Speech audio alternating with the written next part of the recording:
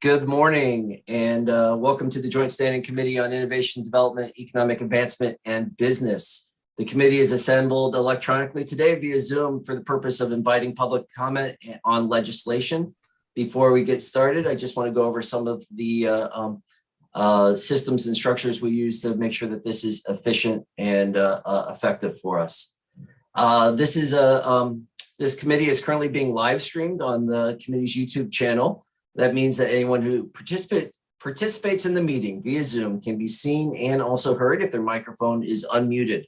People testifying cannot be seen or heard until they are called to speak. And what that looks like is currently anyone who is here to give testimony is in what's called the attendee list on Zoom. You will get promoted into the panelist list, and at that point it goes blank for a little bit, and then you come in. At that point you can be seen and heard. Let's see, it's being live streamed. I think I covered that. We're asking everyone to check on their Zoom identifiers. We're all good on that. We've been doing that long enough. I'll ask everyone to go ahead and introduce themselves. So Representative Geiger, can you start us out? Yes, thank you, Senator Curry. Good morning. My name is Valley Geiger. I'm representative for District 93, Rockland and Owl's Head. Good morning. My name is Representative John Andrews. I represent District 73 in Western Maine. And for anybody paying attention to the chat, it looks like Representative Austin's audio is not working. Just heads up. Thank you very much, Representative Andrews. Was that what your hand was raised for? Yep. Thank you very much. Ms. Clark or Ms. Reed, if you could work with Representative Austin to try to help problem solve that. And let's continue on with introductions. Good morning. Thank you, Mr. Chair. Good morning, everyone. I'm Sarah Pepworth. I represent House District 133, which includes Blue Hill, Brooklyn, Brooksville, Castine, Surrey, and Sedgwick. Good morning. I'm Senator Scott COA, and I represent District 16, which covers Waterville, Winslow, Fairfield, Benton, Albion, Clinton, and Unity Township. Morning, Representative Jack Ducharme, House District 111, representing Solon, Norridgewock, and Madison.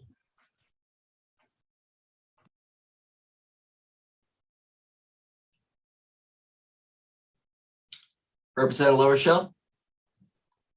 I'm sorry, I thought I was usually after Representative Hassenfuss. I'll go. You might be, I wasn't sure. That's okay, I can do it. Good morning, everyone. Reagan LaRochelle, House District 86, which is part of Augusta. And sorry for going out of order. I'm just used to going after the lovely weather introduction from Representative Austin. But Representative Tavis Hassenfuss, House District 81, Winthrop, Reedfield, and part of Monmouth. And I'll take over the Weather Service information, which is from the Weather Service in Caribou, Caribou, Maine. Good morning, everyone. I'm Sue Bernard. I represent District number 149, and that is Caribou, Westmanland, and New Sweden. And today it's 10 degrees and it is snowing and it's beautiful. Good morning. I am Representative Tiffany Roberts, representing House District 6, which is the majority of North Berwick and South Berwick, and I'm your House Chair. And good morning again, everybody. I'm Senator Chip Curry, and I represent the Senate District 11, which is the 26 rural, coastal, and island communities of Waldo County.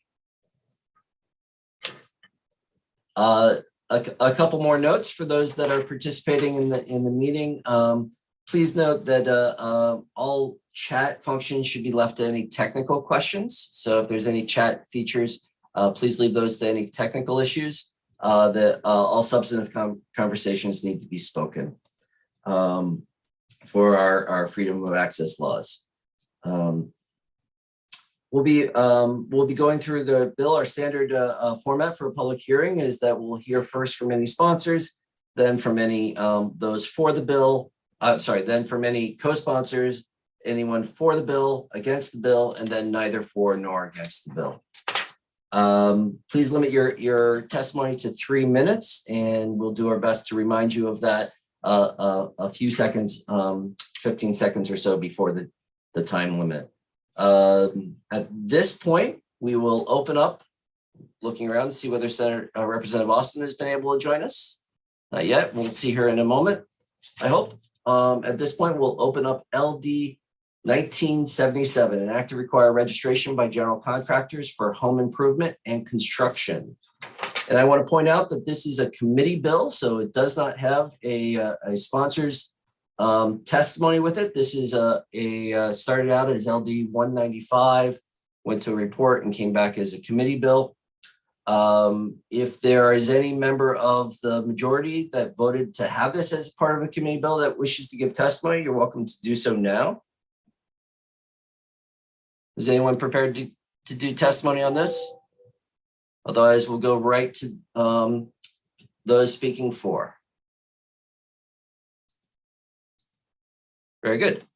Those speaking for the bill, we have is Mr. Tim Wheaton in the attendee list. Ms. Reed, can you promote Mr. Wheaton?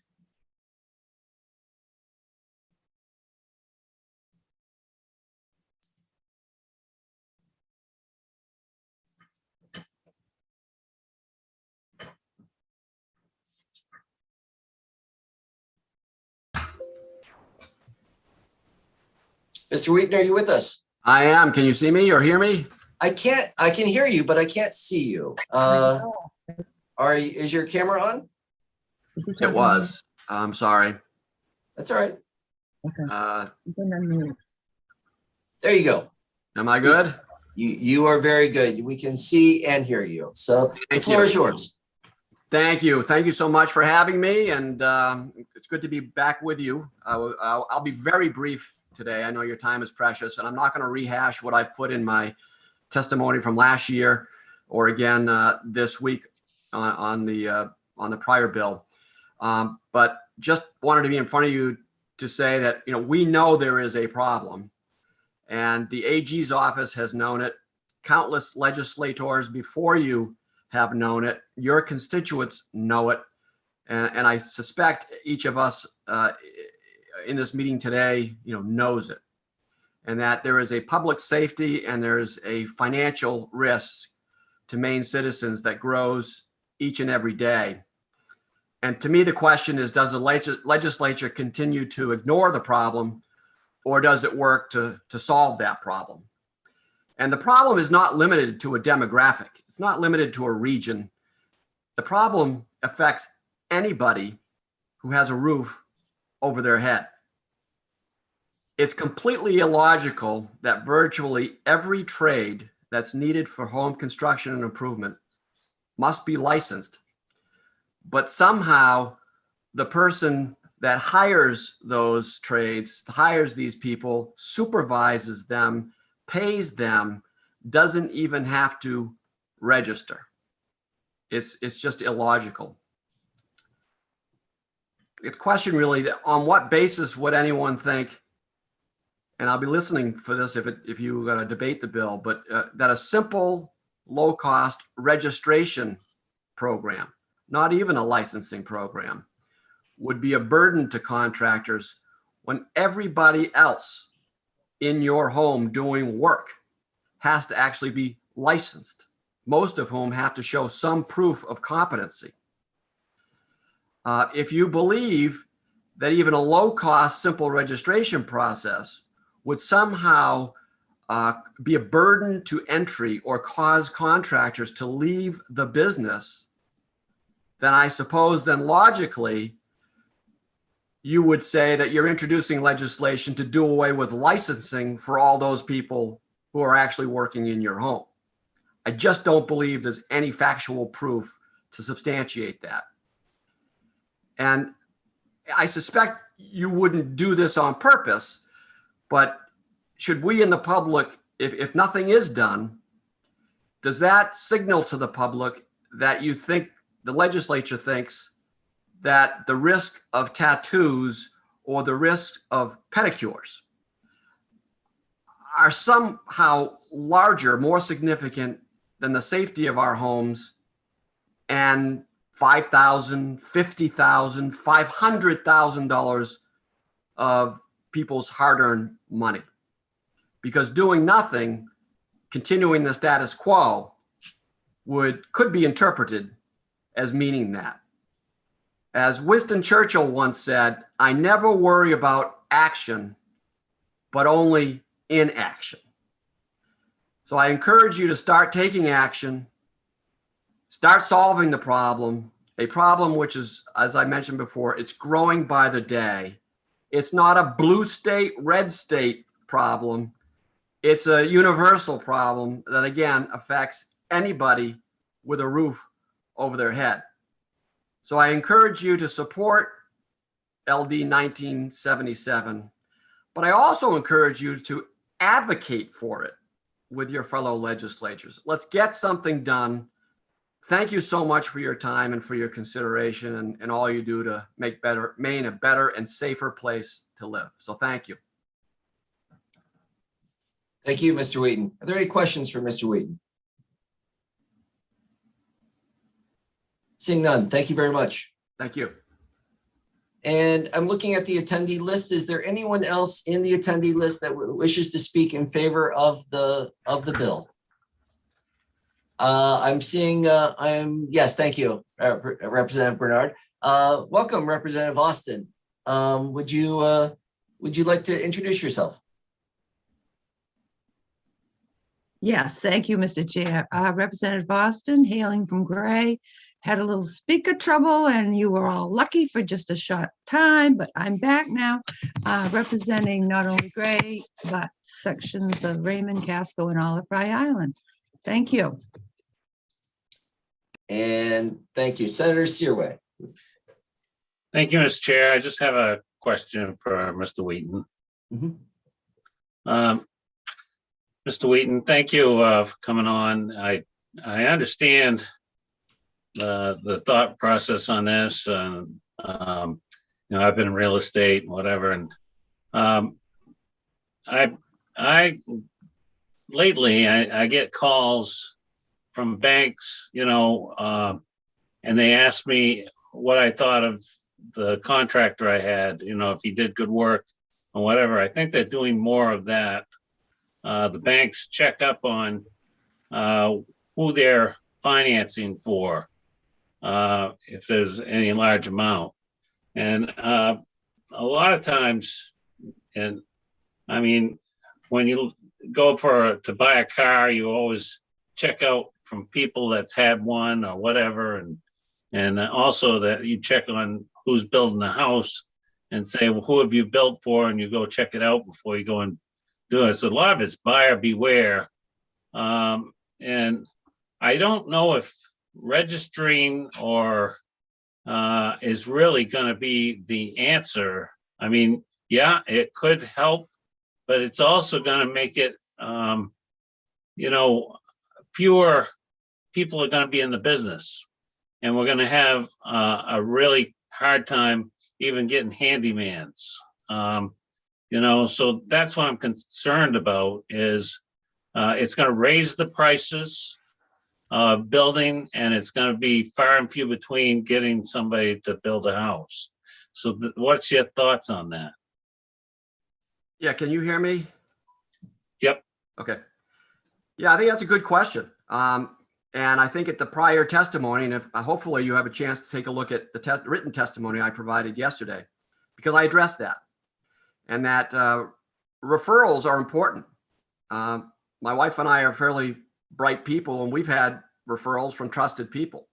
Sometimes they work out. Sometimes they're cherry picked, and you just like in employment, you check referrals, and sometimes they just may not be what you experience as either a supervisor of a new employee or, frankly, as somebody who has a home improvement project. It is not a foolproof system. It's an important step. People ought to do it. We do it. Doesn't necessarily mean you're going to have the same experience as somebody else.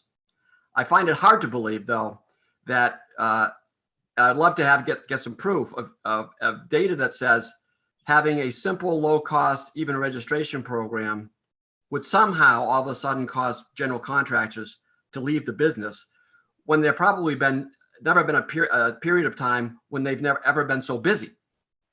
The second thing is I'm not here saying that this is the solution. I thought the solution would be a full licensing program like everybody else that has been in my home doing the work. So to your question, if you think it would be a big burden, and in fact, even handyman would be, precluded from this line of work, it's limited to there's a threshold for the amount of work you do, right? And thousands of dollars. So it's not just small things around a home. But if that's really the concern, then why do you require full licensing for all the other trades in a home? The electricians, you go down to the long list, which I've spelled out in my prior testimony. I think it's I'm a lifelong Republican who likes to, regulation is bad, right? As you're sort of taught, like regulation is bad. In this case, some small regulation is highly responsible. And again, this, as I said in my testimony, I don't think it's a blue or red state type matter. It is not, a Republican Democrat matter.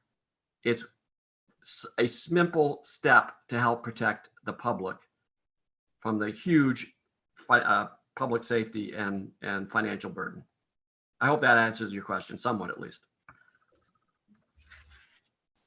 Thank you. Well, it kind of does, but then you said that people cherry pick. And so what would that prevent even registering? How that's going to change things? I'm not sure I understand your question. Well, when they build more quality with one place and then another, you said that they tend to cherry pick or whatever.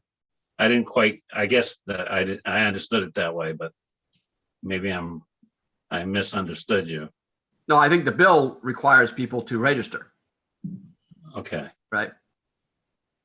The bill doesn't require people with great recommendations to register. The bill requires contractors to register. Right. Okay. Thank you. Chair recognizes Representative Bernard. Thank you very much, Senator Curry. I just want to make sure that I understand. Mr. Wheaton, did you mention, and I have to be honest, I've never built a home, so I'm out in the dark as far as that's concerned anyway, but you mentioned to me that the people who have come into your home, whether they're plumbers or whatever skill set you have had, that they've all been licensed. So my question to you is, what would license or getting closer to a license, registering a general contractor do to improve that? Do you know what I mean? I'm having a disconnect and I just need to understand. Oh, I hear you. That's a great question. And again, ideally, I think we would move forward with a full licensing requirement, but that's not the bill on the table. And that wasn't the bill on the table a year ago with LD 195. But being pragmatic, and the political reality is there's nothing today, nothing, unlike so many other states. So at least a registration process, a requirement, would create the inventory of who is putting themselves forward as a general contractor, showing proof of insurance. And from that standpoint, those who choose not to register, that should be or could be a warning light to a consumer that I don't see you as a registered contractor in the state. Why is that?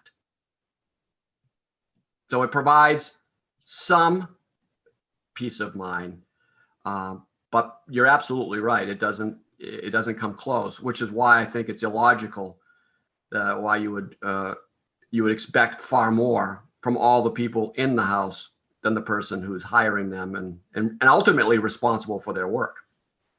So, may I follow up, please? Go ahead. So does that mean, everyone who comes into your home must be licensed, right?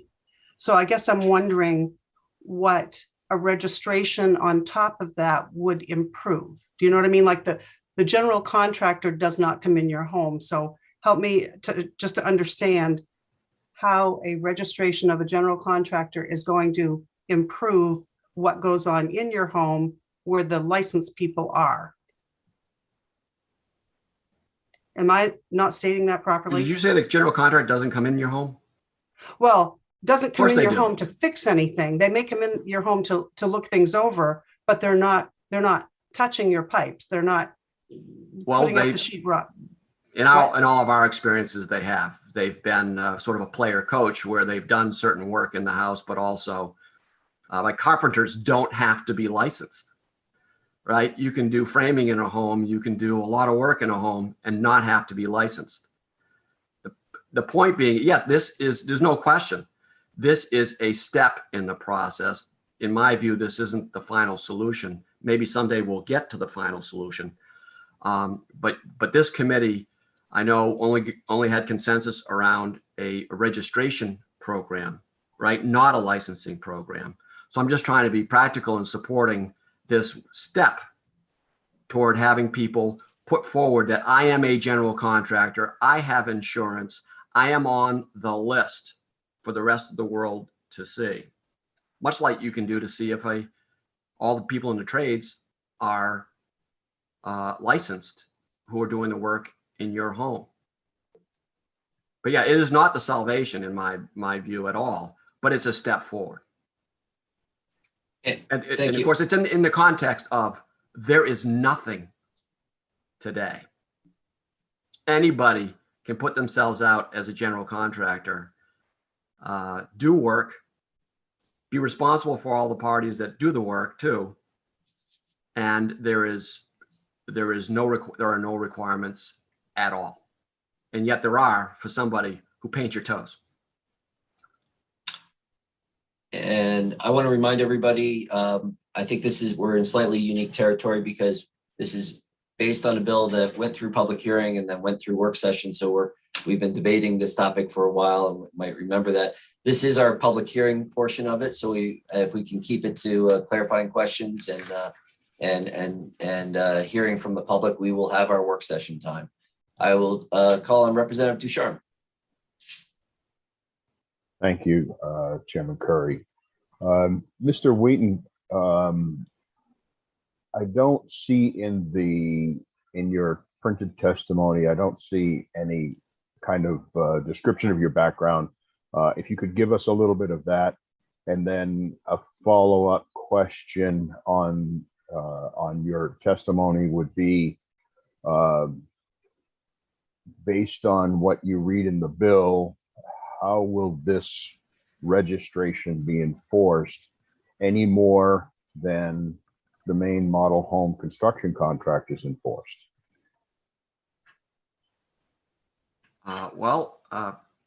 Introduce who I am, if that's important to you.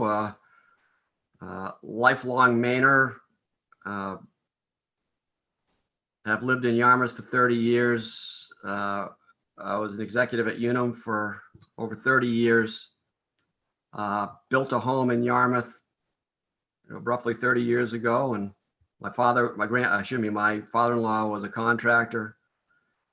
I hail from the city of Lewiston and have been involved now in two significant construction projects, which brings it really home to me. Your question about, again, this bill before you, is a step. It's not, in my view, the solution. I didn't write this bill. I'm just here to support doing something that at least, as I mentioned in my prior comments, is a formal process that general contractors would have to put forward a registration with the state.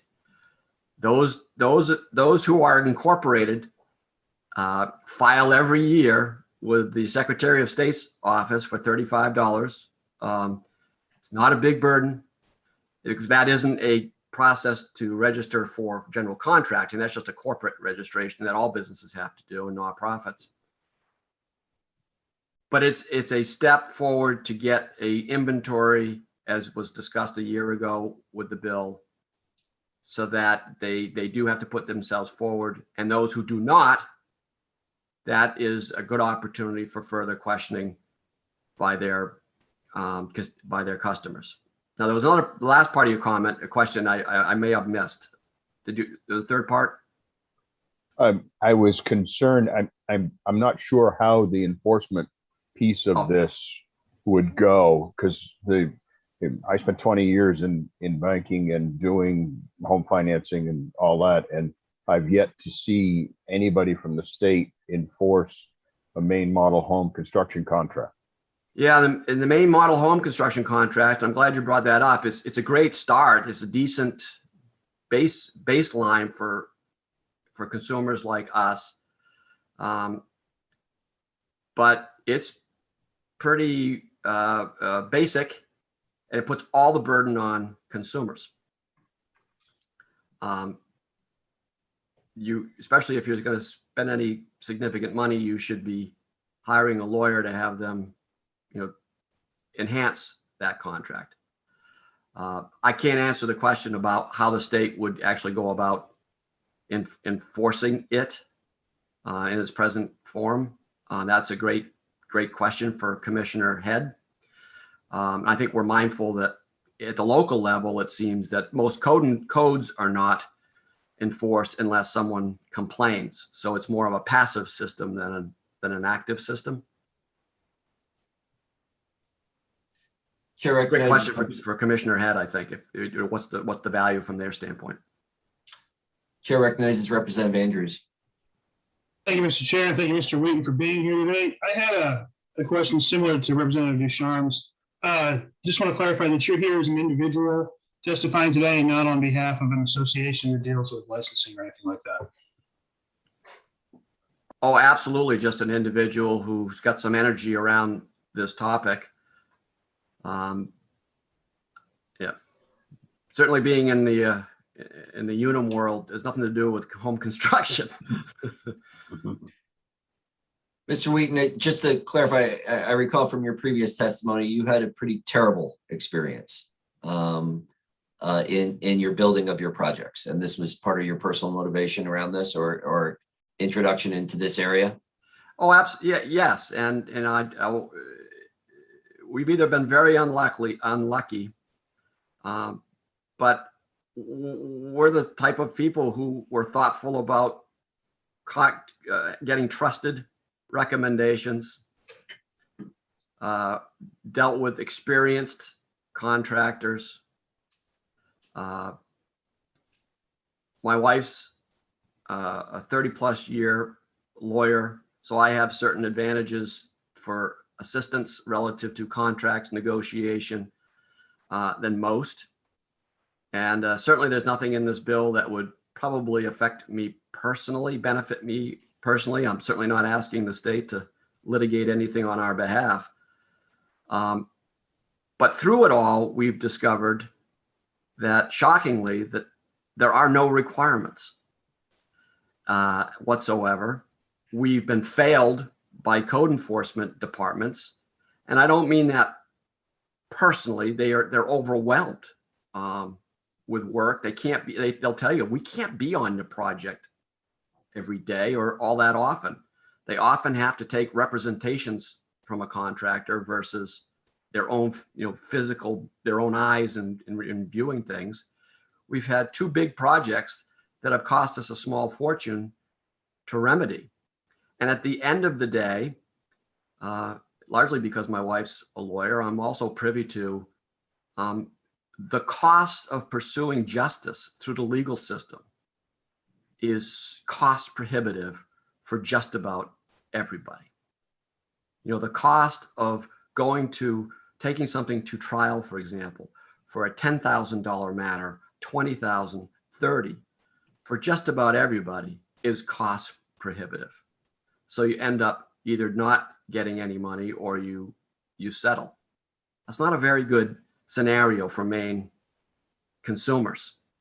And at the end of the day, if somebody has done something very egregious, for multiple parties, state law, unlike other states, there is no recourse in the risk of losing a license. An electrician can lose a license. A barber can lose a license. My wife, the lawyer, can lose her license. That's big incentive for somebody to remain on the straight and narrow and be accountable for their work. We don't have any of those protections in Maine in this day and age. People talk about a housing crisis. There's going to be a lot more houses built, presumably. What safety, what protections are offered under Maine law to all those people who are borrowing 95%, 90%, everything they have in their home, and there's no umbrella, there's no state law to support them in the least? Or I invite you to maybe I've got it all wrong. You tell me where the state has some laws that assist. Chair recognizes Representative Geiger. Thank you, Mr. Chair. Just as a moment of clarification, since there seems to be some confusion. When you hire a general contractor, they are the people who frame your house. They do the carpentry. They hire the general contractor also. He has a whole crew, but he hires subcontractors who are licensed, like the plumber, the electrician, the guy who does your basement, maybe some finish work, the heating component, but the general contractor is actually building your house. But there is no requirement for him to have any kind of background, licensing, education, nothing. Mr. Wheaton, I appreciate you being here today. I also built a house. I also found myself fraudulently cheated of tens of thousands of dollars, for which I quickly discovered there was no recourse. When you call the police, they tell you it's a civil matter. When you call the district attorney's office, you discover these are really hard cases to prove. And so they almost never take a general contractor to court. The guy I'm talking about walked away with hundreds of thousands of other people's money. I too wish for licensing. My question to you is, do you feel like registration at least starts that process, at least allows a consumer to look to see if their general contractor at least was willing to put his name publicly on a list that said he is known for his work? Yeah, if you're asking me, I wish I had just answered the question as you just expressed the question. So yes, you said it very well. It starts the process. It puts something in place. Is it the solution? No, it's part of the solution though. And if you might just humor me for 1 second. I want to be clear. We've also come across some wonderful people along these projects. People who really do take pride in their work, who are honest as the day is long, who have been terrific partners in these projects. Most laws, however, are not created though because of all the wonderful people who do great work or who are law-abiding citizens. Most public policy is because there's enough people who aren't models.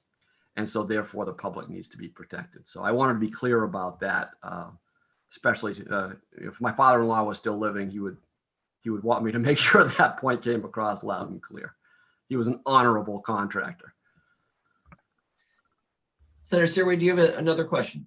Yes, thank you, Mr. Chair. I just I wanted clarity. The general contractor and the carpenter are two different people. A general contractor tends to get everybody, that they need, from what I understand. And then the carpenter, the general contractor can help, but usually the carpenter is the one doing the work. I've been a general contractor twice in my home. I built 2 homes, and would I have to register? And I don't have the background or the experience, but I have the experience in building my home, and I've done very well. It's come out excellent. So I'm just saying that this registry should probably be on the carpenter and not the general contractor. The general contractor isn't the one that's building your house. He's getting all the items that need to be there, or getting the plumber, getting the electrician, setting all those things up, you know, the one that does the insulation, all that. So that's a little different than what you're talking. And I've read books. I've got books yay high, you know, of how, you know, it all works. And it sounds like there's a confusion here of what the general contractor is and the carpenter. What's your thoughts on that? I think you're right in that the terms are not well defined and need to be defined. And I think you brought that example up a year ago.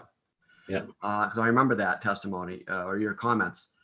There is no one definition in my, you know, given my experience, and that is sometimes you hire a general contractor who is a project manager, who assembles the team and they manage the project. And their value to me is sort of one-stop shopping, in that they have access to people in the trades. They can coordinate with them. They will give them direction. And so it makes it very easy. And they don't necessarily swing a hammer. They don't necessarily pick up a saw, but they are the person who manages the project through completion, make sure everyone's paid, stays on a timeline. Ultimately, your checks in those circumstances typically go to the general contractor, who then turns around and pays the subcontractors. They may be responsible for paying the building supply company, or it may be directly charged to you. We've worked with different people who have different models. That is one model. We've also worked with people who have been on site framing, insulating, sheetrocking, everything associated with being a carpenter, as well as wearing the general contractor hat. Right. So it's sort of the player coach model for those of us, you know, from a sports analogy standpoint, and that then they're not mutually exclusive. You have people who assemble the team. You have people who assemble the team and do some or all or much of the work themselves. In both of those circumstances, the general contractor, and correct me if I'm wrong, general contractor, or the general contractor who's just doing a project management standpoint, or general contractor who's actually doing physical work in your home, neither one has to be registered, licensed, anything. So wouldn't it be more practical to register the carpenter, though, since all the other people are licensed? That's what I'm saying. No, because ultimately, as the homeowner, that contract that we sign, that we use, the model contract, for example, is designed for you having a contract with a person, an entity, and if the general contractor is the one that you have a contract with, and then you have no recourse with that general contractor. The person that you are getting billed every month from, the person that you're writing the checks for, the person that you're negotiating with on everything. In fact, many general contractors don't want you interacting with their subcontractors. And that's where we need some protection, because there is nothing that governs the person that you're writing the checks to and holds the warranty for the work. So if you're your own general contractor, does this preclude that, or does it exempt that? My understanding from your testimony last year was that the group, and I don't want to, insert myself into your group, but was that people were sensitive to, if you are serving as the own general contractor for your own property, then you wouldn't be required, back then it was to be licensed or to register, the voluntary program you were talking about a year ago, because you're not paying yourself to be the general contractor, right? You're not paying yourself and giving yourself a markup, for example, on all of your subcontractors. So therefore, there would be an exemption for somebody who was just doing the project management stamp work for their own, property. Don't think that's the problem that we're here to solve. Thank you. Representative Geiger, did you have a second question? Thank you, Mr. Chair. Right, terms. So because this is an unregulated area, anyone can act as their own general contractor for their own house. But at least in Midcoast, Maine, where I live, unless you are building your own house and acting as your own general contractor, the general contractor that you hire comes with a crew. He may not swing the hammer, but his crew swings the hammer, depending on the size of the general contractor's firm. So they're very much, as Mr. Wheaton said, you're paying your money to them. If they don't pay the subcontractors come after you, and you have no recourse. You can't go to court. You can file a civil suit. Having lost tens of thousands of dollars, you can then file a civil suit, pay more in lawyers' fees in the hopes of getting it back and often proving unable to do so. Would you say that's correct, Mr. Wheaton? I think that's correct. Are there any other questions for Mr. Wheaton? Seeing none? Thank you very much. Thank you. Representative Bernard, you just showed up on my screen again. Representative Bernard. You're muted. Yeah, one or the other is going to be wrong. Sorry about that. My video was down, my hand was up, but I just had one more question for Mr. Wheaton, if he's still there. Sorry about that, Mr. Wheaton. Just so that I can understand again, this is a clarifying question. Do you believe that if there had been a $35 registration fee, and so that I'm guessing almost anybody could pay that $35 and be on that list, would that have taken care of the problem that you had? In other words, would that registration have helped you take care of the problem that you faced? And I think it's a terrible thing when people are rooked. It doesn't matter from what way or whatever, but if someone is not being treated fairly, that's wrong. And so I asked the question, if this particular bill, this particular registration would have helped. Yeah, I think that's a great question. And again, that $35, that's a whole separate, corporate registration responsibility every year that's separate from, construction, of course. It's just a corporate requirement of the Secretary of State's office. It would have helped, would not have prevented, it likely would not have prevented what we experienced, but it may have, in that if you have to register and therefore there is a library, a repository of general contractors that's maintained, that also includes information about grievances, feedback from, if there's a list of violations,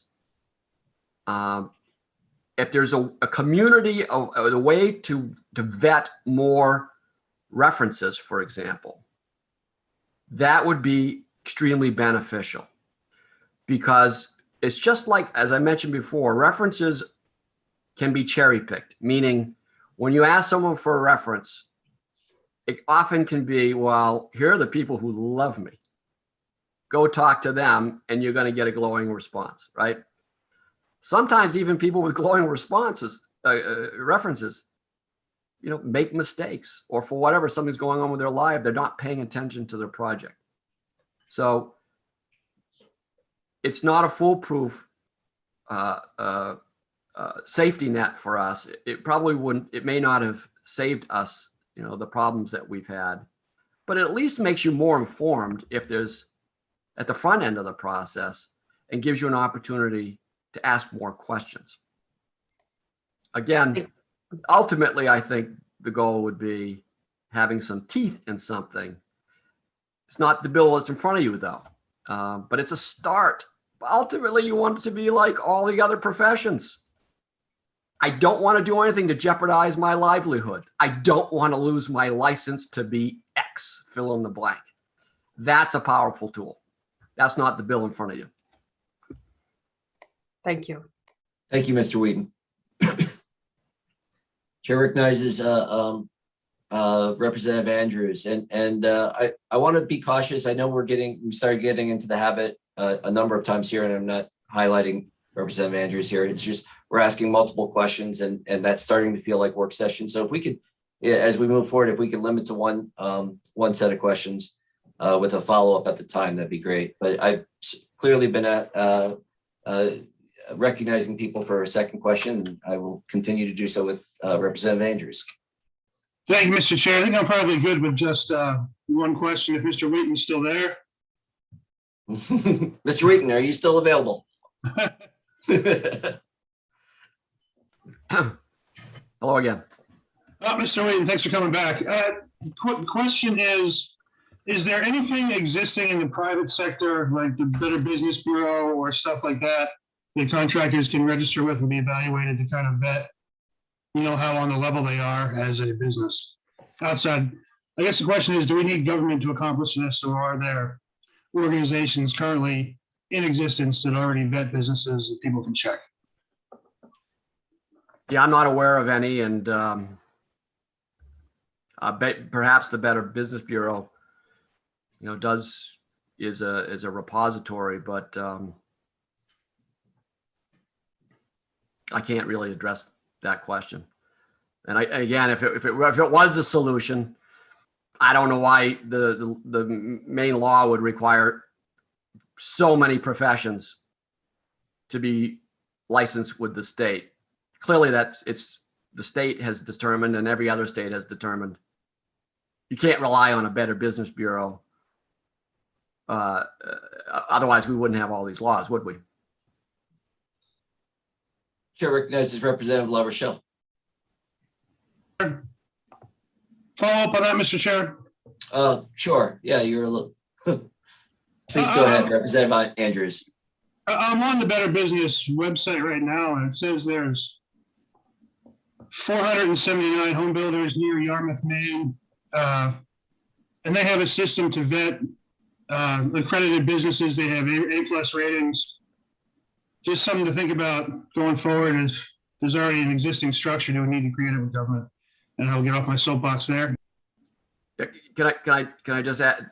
I'll just remind you that we did go through and had a trusted recommendation. Representative LaRochelle.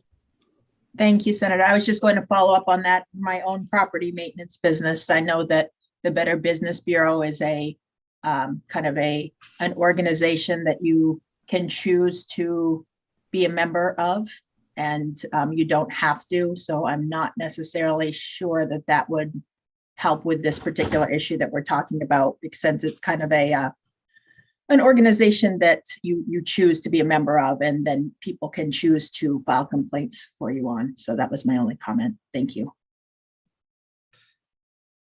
Thank you. And I think that wraps up all of our questions with Mr. Wheaton. Thank you very much. I'll ask Ms. Reed to go ahead and promote Suzanne Gandy.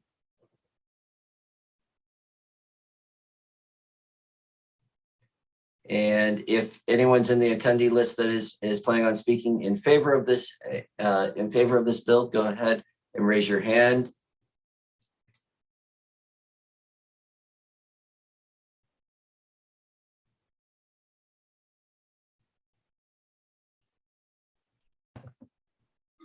I did raise my hand. Yes, Ms. Gandy, if you could, are you planning on turning on your camera? I can. I would have preferred. It's entirely up to you. If you don't I'll want turn to, it you don't on. need to. I was just waiting, I couldn't tell that you gotten through the portal from the attendee to the list. Is it on? I don't know if it's on yet or not. It is not at this point. Okay. But if you'd like to go ahead and give your oops. testimony, you're welcome to do so. Okay, yeah. There, it's- there it's you on are. We now. can see Yes, you it is. now. Well, I don't know if Mr. Wheaton is still on or if he managed to leave, but I would have rather remained anonymous, but I feel like it's important that I share with you and the members of the committee that I am the poster child. And if I didn't know better, I would think Mr. Wheaton had lived my nightmare with me, because I think between he and Ms. Geiger, they spoke everything that I've been through. And I want you to know I'm an experienced person. I've done remodels. I've done a lot of, I've done renovations, but I built a house and I chose a builder. And to Mr., and I don't have to see his name down, but the person who was talking about the general contractor's position, many people choose a builder and they expect them to do the work of a general contractor. I feel like I took every precaution along with my architect, designer, working as my agent. I took every precaution and every precaution I could to certify this person and people and subs who worked with me. I am living a nightmare. I'm facing financial ruin, but I am litigating this because I don't want this to happen to another person with this contractor or any other contractor. I didn't realize it was $35. If you're just asking for $35, would you like to know how much money this man has embezzled from me? But the background information would have been very useful for not only him, but all of his subs. As a result of faulty construction and criminal behavior, within 2 months, I had a major flood that necessitated in remediation of rebuilding my house 2 months later. I'm still in that rebuild. And this comes down to background.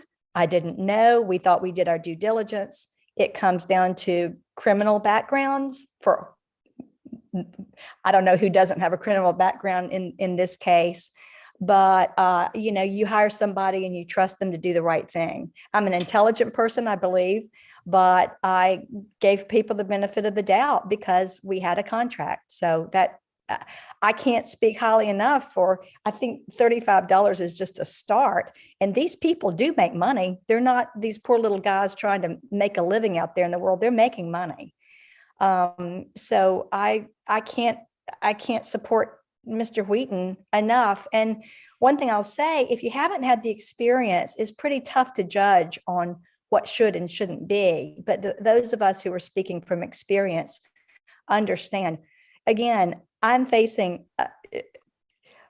unbelievable damage, both physically and financially as a result of this. And it has to do with trust and interview.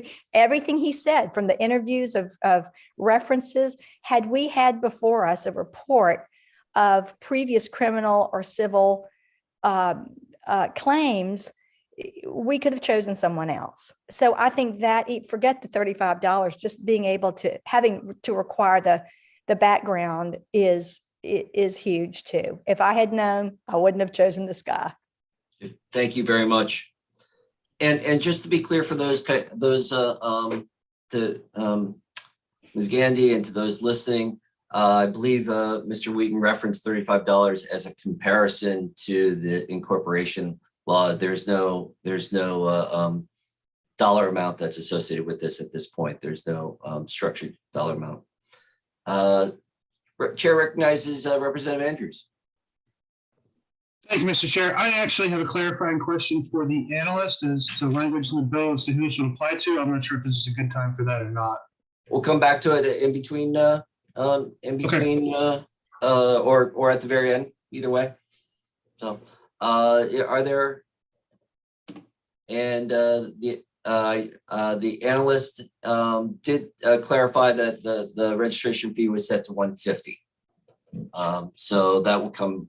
So as we're talking the same language, and that will come back as well. All Are there any other questions for Ms. Gandy? Seeing none, thank you very much. At this point, is there anyone else who wishes to speak in favor of the bill who is in the attendee list? We'll do a quick scan. And now if you could raise your hand, if you're in the attendee list, if you wish to speak against the bill. I see Representative Stekis. If we can promote Joel Stekis.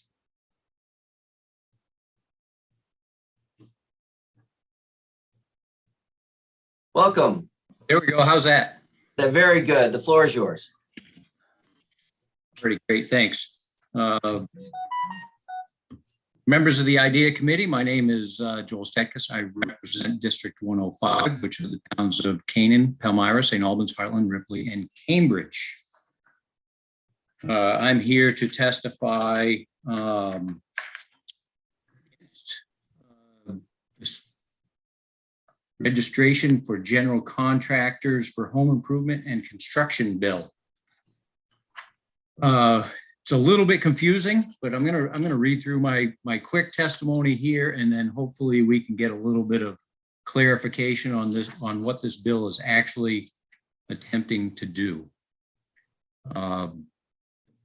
So let's be clear and honest about what this bill is. It is contractor licensing disguised as contractor registration. All a person needs to do is simply set side by side the requirements of this so-called registration and an actual professional license application for, say, a plumber or a forester, land surveyor, or dozens of other professions. So on this bill, under the requirements of the bill, it starts off with an applicant must include name, address, birth date, social security number, and other personal information, exactly like you would see on any professional licensing application.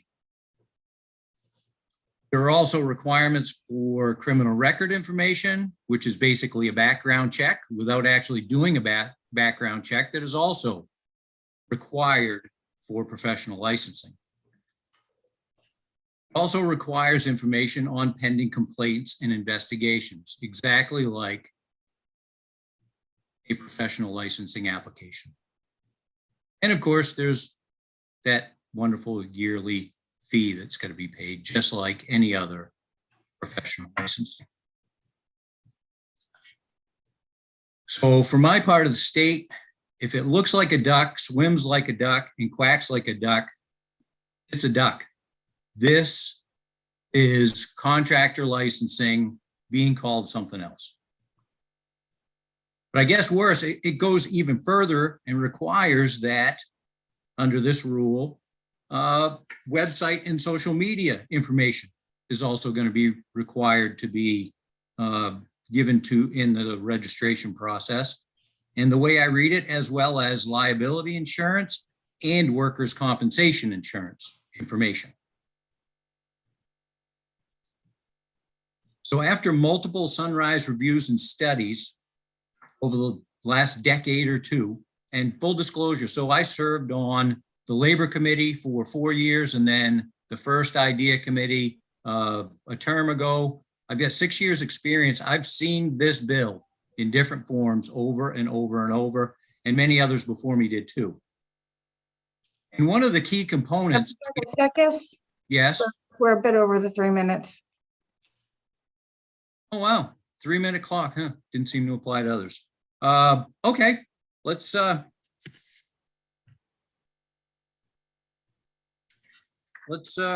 be happy to answer questions. How's that? Thank you very much. Chair recognizes Representative Andrews. Thank you, Mr. Chair. Thank you for being here, Representative Stekis. I was curious, with your experience on these committees and living in the contractor world, do you think that this bill has the potential to increase costs, both overhead and operating for contractors in our state when there's already a crunch to find them? So, you know, there's no question. I mean, there's a huge difference. And this bill, like any other bill that we deal with, is a one size fits all. This is going to affect every part of the state, not just certain parts.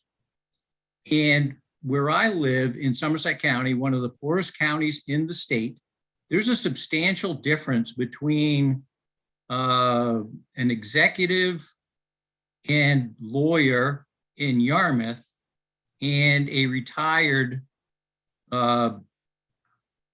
husband and wife here in Somerset County. There's a huge difference there.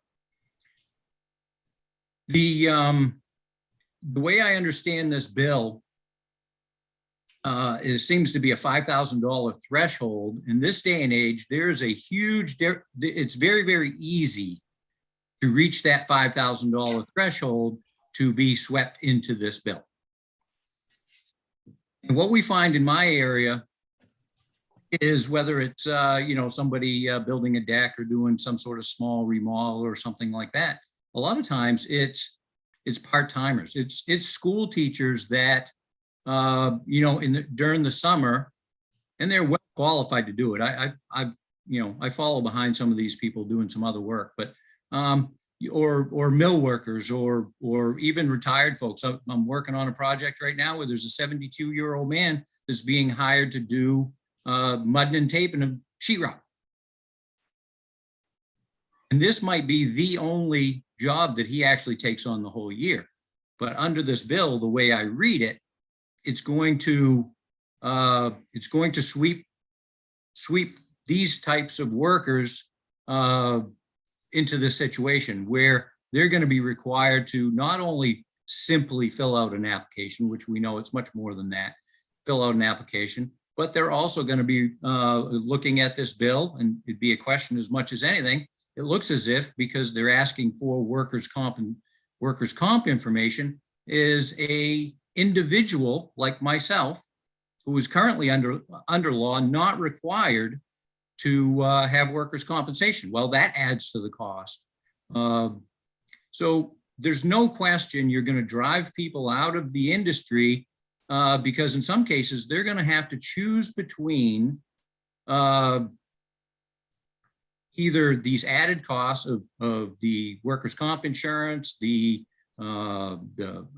red tape of the application process, or becoming a criminal.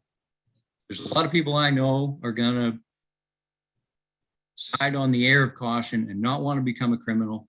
And when they're asking, their neighbor asks them to do a project, they're going to say, no, thank you. So definitely going to be raising prices. And the other thing is the availability. Chair recognizes Representative. Can I ask a quick follow-up? Sure. Do you think that the existing code enforcement structure in municipalities is an adequate check and balance on all of this?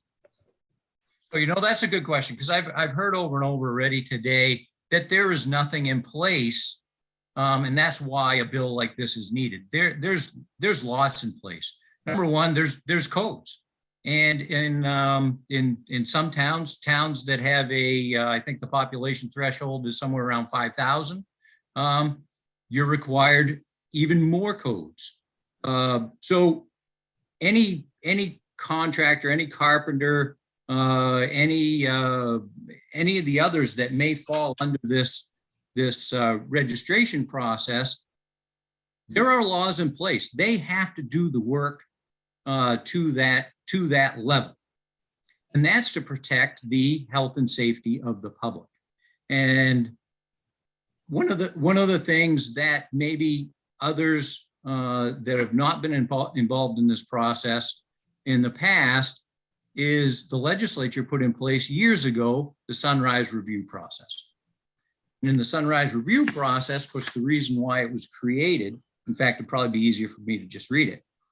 The Maine legislature established the Sunrise Review process to determine whether a proposed regulation or expansion of regulation or a certain profession or occupation is necessary to protect the health and safety and welfare of the public. The rationale underlying Sunrise Review is that the state of Maine should only impose regulation when necessary to protect Maine people from harm, and then to impose only a minimum level of regulation to ensure public health and safety. A sunrise review is also seeks to identify the potential impact of proposed regulation on the availability and cost of services to consumers. Again, the availability and the cost of services to consumers. So we need to weigh that. State regulation through licensing should not be used to create unnecessary barriers of entry to a profession that could limit consumer access to services or increase their cost or for other economic purposes. This absolutely does that. In fact, this bill in my neck of the woods would actually create more hazardous conditions for a lot of the people that are looking for help these days. To reach the threshold of $5,000, one of the things I've had to do quite a lot, unfortunately, over the last couple of years because of nursing home crisis and things like that, is going into somebody's home and making it handicap accessible. Okay, so to just do a handicap shower and grab rails and doors and all the things that you need to do to keep these people actually safe, it easily surpasses that $5,000 threshold. So with this bill, okay, there's going to be less people like me that are willing to do this work, and it's going to cost more money. So an elderly couple or a family that needs this work done is going to have a more difficult time finding a contractor to do it. Okay, right now, I am completely scheduled for this coming year. If somebody wants to hire me, they're going to have to wait a year or more. You have to ask yourself, would it be better to be able to have the availability of a contractor to make these places, these homes safe for older folks, or do we want to delay it for months or years and have them have a terrible accident? Okay, or do we want to price some of these people out of even doing it at all and just letting it go until somebody has a terrible accident? This, again, this is a one size fits all approach. This is going to affect different parts of the state under this rule. Chair recognizes Representative Roberts. Thank you, Mr. Chair.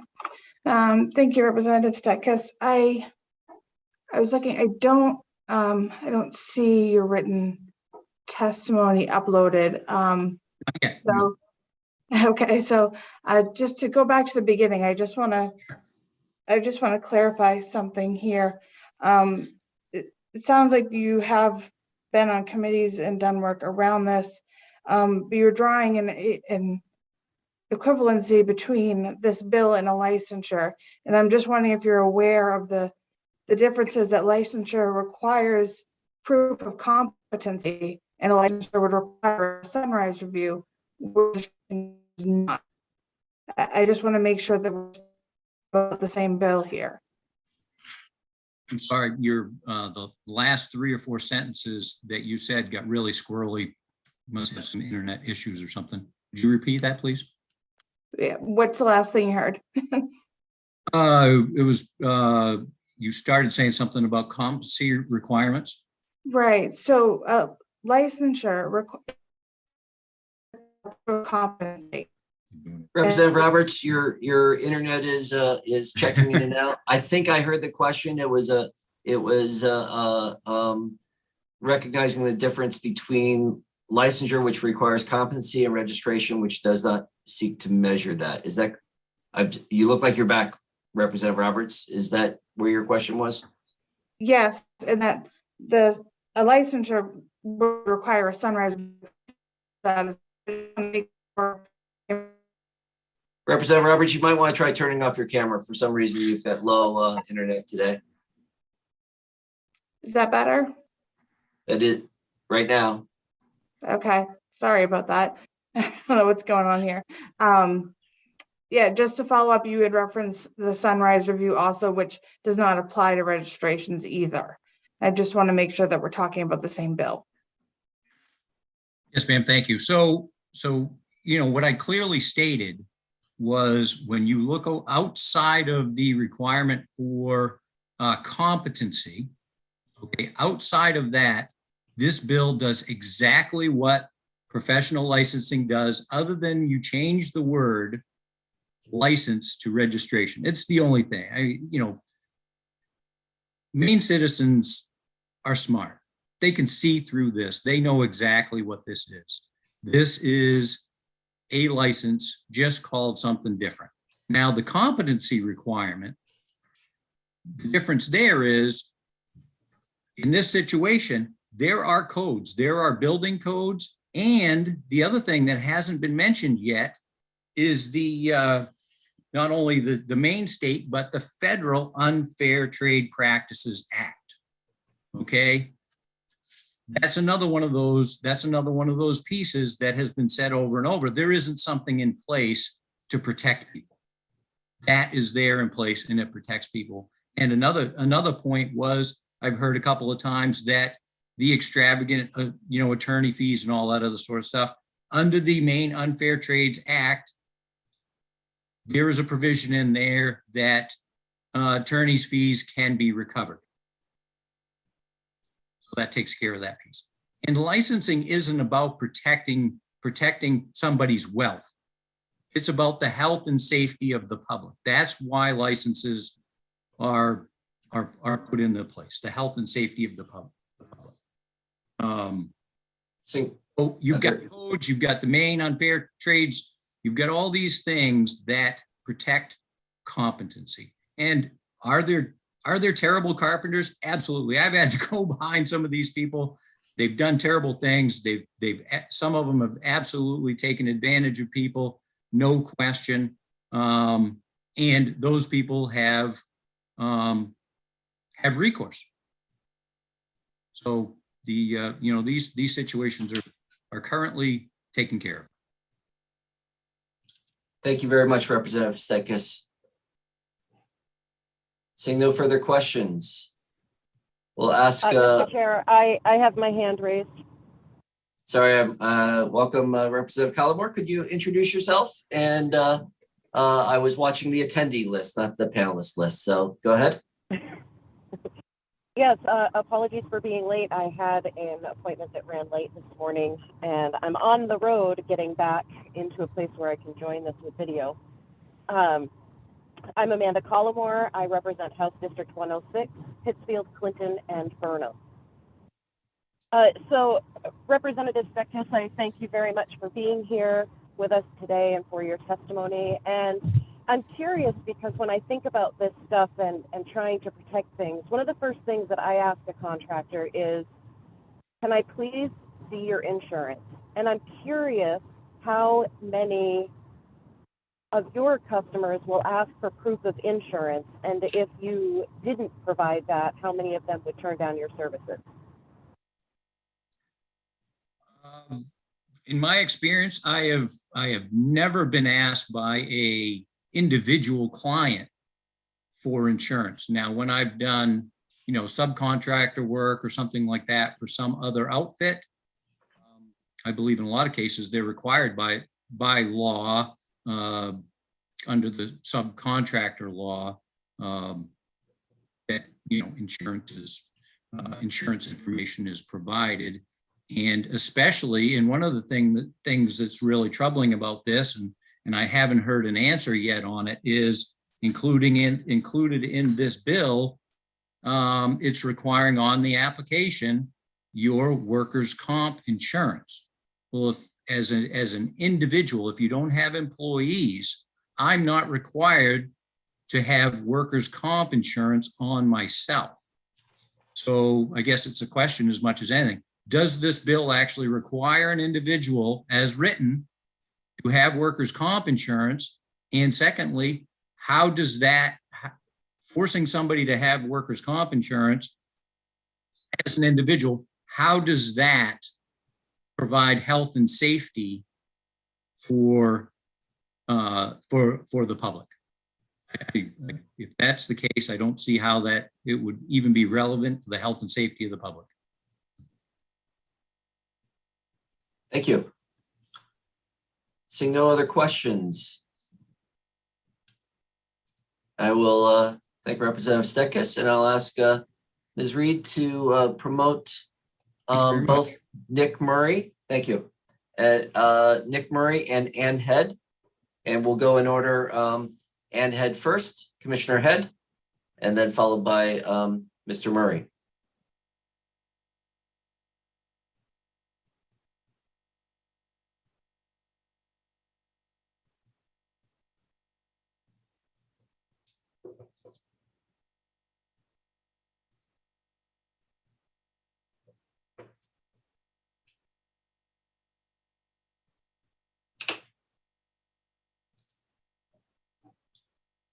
Welcome, Commissioner Head. Are you with us?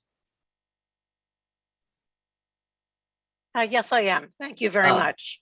Welcome. The floor is yours. Thank you. Thank you very much. Senator Curry, Representative Roberts, and members of the IDEA Committee, my name is Ann Head. I am here today to speak in opposition to LD 1977 on behalf of the administration. Although the department prepared a draft document for a residential general contractor registration program, we did so in response to the committee's directive in Resolve number 76. I wanted to speak to you today, not so much on the document itself, because we did attempt to be guided by the words in the resolve itself. I'm more interested in talking about some policy issues that I find very troubling at this point.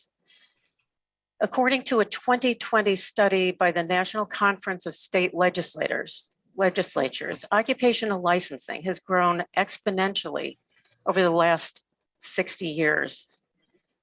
60 years ago, only 5% of the workforce was required to obtain an occupational license to work in their chosen professions. Today, that is nearly 25% of the US workforce as being regulated by the government. To put it differently, we've moved from 1 in 20 jobs regulated by the state to almost 1 in 4. Occupational licensing laws across states do create barriers for individuals looking to enter the labor market, and they make it harder for workers to relocate across state lines. Certain groups, including military spouses and families, immigrants with work authorization, people with criminal records, and unemployed and dislocated workers, are affected disproportionately by the requirements and variations in professional licensing. These are the very groups that the legislature in Maine has continually expressed great interest in having the department modify its licensing statutes and rules to incorporate them into the workforce. This committee has often discussed the importance of expanding Maine's workforce to better support Maine's economy. Increasing regulatory barriers negatively impacts that goal. In recent years, the call for professional and occupational licensing reform to reduce regulatory barriers have become increasingly bipartisan. Historically, calls for regulatory reform and license reduction has tended to come from the parties that believe in less government. However, both the Obama and Biden administrations joined in a call to reduce regulatory barriers as opposed to increasing them. Most recently in July, President Biden issued an executive order entitled Promoting Competition in the American Economy, in which he encouraged the FTC to ban unnecessary occupational licensing restrictions that impede economic mobility. So while there are increasing partisan calls to reduce, bipartisan calls to reduce unnecessary licensing restrictions, there are competing efforts in Maine to create new licensing programs, particularly those focused on construction and the building industry. At a time when home prices are increasing exponentially and labor is difficult to find and expensive, the administration does not believe that it would be a prudent public policy to make it more difficult and costly for the citizens of Maine to build and remodel their homes. For these reasons, I respectfully oppose the bill, and I thank you for the opportunity to comment. Thank you, Commissioner Head. A previous speaker noted that we don't license financial people to save people's wealth. Representative Steckes previously, is that, do we have licensors that that are protecting people's wealth? I just wanted to check on that. I think that what licensing is imposed to do is to protect public welfare and safety. That includes a wide variety of kinds of harm, including financial harm. So that's how I would answer the question. Thank you. Thank you. Chair recognizes Representative Geiger. Thank you, Mr. Chair. Commissioner Head, I'm puzzled by your testimony. As I am following the news, and recently there was an article that the Attorney General has noted an ever increasing number of complaints about builders, contractors, fraud. He has, when you go to the website of the Attorney General, you see in bold letters, Maine, unlike most states, does not regulate general contractors. You're on your own. I'm baffled about how you compare this to the problem of bad haircuts or other licensing. Are you looking at a wholesale review of those licenses and removing them? Because this one, it seems to me, rises to the very issue of licensing, and in this case, just registration, about the health and safety and welfare of Maine people. Do you not see an increasing problem? My role is not to identify increasing problems, number one. Second, this issue has been discussed for many, many years, and every legislature has addressed various issues that come within the context of building contractors and their work. It is not my decision to determine whether there is a problem or not. I think there's no question that people may run into someone who says they can do something and it doesn't happen. And that's a matter for an attorney to prove fraud. That's what I hear today. And I don't doubt that it's devastating. But the purpose of licensure is to establish minimum standards, not competency standards, but minimum standards for certain professions. Now, I want to point out that most of the licensing programs in my office were established long before the Sunrise Review Act was put into place. So to compare cosmetologists to any other profession, I would say if they were up for Sunrise Review today, the result might be different, but I can't change any of that. What I will say is that the Sunrise Review Act has been used successfully to determine whether the legislature is comfortable licensing a new program or not. So I'm not sure how else to answer your question. That's where I stand. I'm in the middle. I'm working with the committee to address the issue that has been raised in this legislative session. Thank you, Commissioner. Chair recognizes Representative Andrews. Thank you, Mr. Chair. I just wanted to thank you for being here today. I really appreciated your testimony. I thought it was very thoughtful and spot on. Could you expand a little bit about how you were saying that licensure isn't necessarily a cure-all for sloppy work? The licensing programs for professions that are regulated.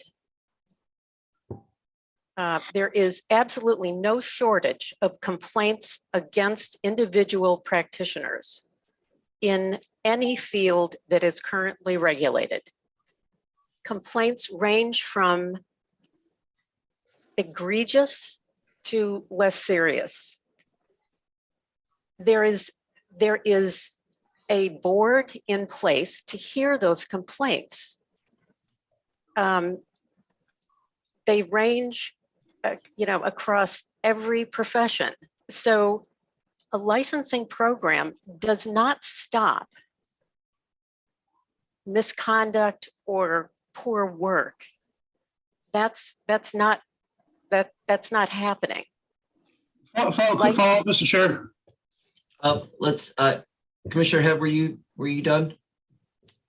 I was just going to say that it does give the public a forum for having complaints dealt with by a particular licensing board. But I think that the reality is very few boards revoke licenses. So I'm not sure that having a licensing program will stop any of the activity that we've heard about today. So if there is an issue of fraud, a licensing board is not going to be able to deal with that kind of issue. So that's all I wanted to say. Thank you. And Representative Andrews, I'll come back to your follow-up, but I do want to, it feels like we're getting us off of the bill. And so our relevance to the bill is becoming a question because we're talking about licensing but this bill is not about licensing. This bill is a registration. And so I'd like us to keep to the bill before us. And if you want to discuss it's in order to talk about the difference between registration and licensing, but I think for us to be going down a path of talking all about licensing is off the subject of this bill. Representative Andrews. Thank you, Mr. Chair. I'll pivot to a question to follow up directly about the bill. On page 1, it says home improvement means any of the following other than incidental work. And then it goes on to define incidental work such as landscaping, interior painting, floor finishes, etc. Am I to understand that those are exempted work sectors from this bill? I can't answer that question. These were considered exclusions in a draft that has been changed by, I assume, the revisor's office as they looked at the draft. So I'm not sure I can say one way or the other if it's the same thing. It's incidental, but it doesn't say it's excluded. Gotcha. Mr. Chair, is that something we can have the analysts look into for the work session, please? Absolutely. Thank you. Thank you. Chair recognizes Representative Austin. Thank you, Mr. Chair. Ms. Head, thank you for being with us. And I thank you for your historical journey on what this committee has been through. The reason I'm asking for you to state this per the chairman's caution, regulation / licensing is constituted, I think you have used a phrase over and over to us for years. And you may have touched on that lightly when you first started speaking to us. But normally, what is the mission of regulating and licensing for the public's sake? It's a short, it's a short phrase. I don't expect an awful lot, a big paragraph, but I think you have said it over and over and over the years. So you might help us. I mean, I think the words are simple. The purpose of licensing is to protect the public from the harm that could be imposed on them by a licensee. And every licensee faces at some point a challenge to the work that is being done, and that's perfectly okay. If there is a complaint against a licensee, it goes to another body for determination of whether there is truth to the complaint. I think what you're asking me is what constitutes the public health, safety, and welfare. It depends on the profession. If it's a health-related licensee, then obviously the person has to be cognizant of how they can harm a patient. I'm not sure that I can provide any better comment for you. I think there are lots of reasons why you shouldn't license a profession. Mr. Chair, can we call a point of order here on the subject again? So, can you wrap up your comments, Ms. Head, and then I'm going to ask you. I'll follow up with a question after, and then we'll go to Mr. Ducharme. Could you complete your? Could you repeat? Finish your comments, please. I think I've finished. Thank you. So let's address the issue straight on then. And Representative Ducharme, I'll come back to you in a moment. Can you address the difference between registration and license?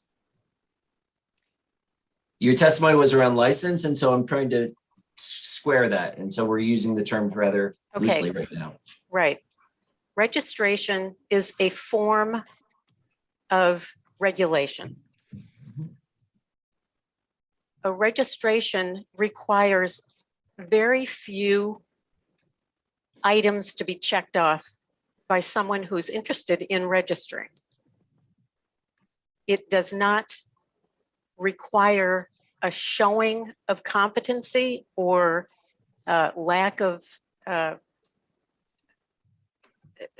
anything other than criminal background. It is simply a sign-up sheet for people who would like to continue doing what they're doing. This bill is a classic registration, which in it does not have enforcement other than the requirement that you comply with the Unfair Trade Practices Act, and if you violate that, you are subject to some kind of action by the Attorney General's office. There is no board attached. There is simply a sign-up sheet, and that's really the difference between a licensure program with educational requirements, exams, background work. So it is different in many ways from a registration, but it does require action on the registrant's part to say, this is who I am. Thank you very much. Representative Austin, did you have a follow-up while I interrupt? I was in between it. Thank you. Please go ahead. Thank you very much, Mr. Chair. The reason I asked that of Ms. Head is because we have repeatedly heard that this is a step forward. This is the first step. So I think when you hear that over and over, then you start to evaluate the policy piece before you as to where you think you really want this to end up. So that's my comment on that. Ms. Head, can you, and I hope I'm not expecting or putting too much on you right at the moment, but how do you have an idea of how many of the licensures over the past, I'm going to say 14 to 16 years, have been revisited and had more work done to them to actually allow more to enter the profession.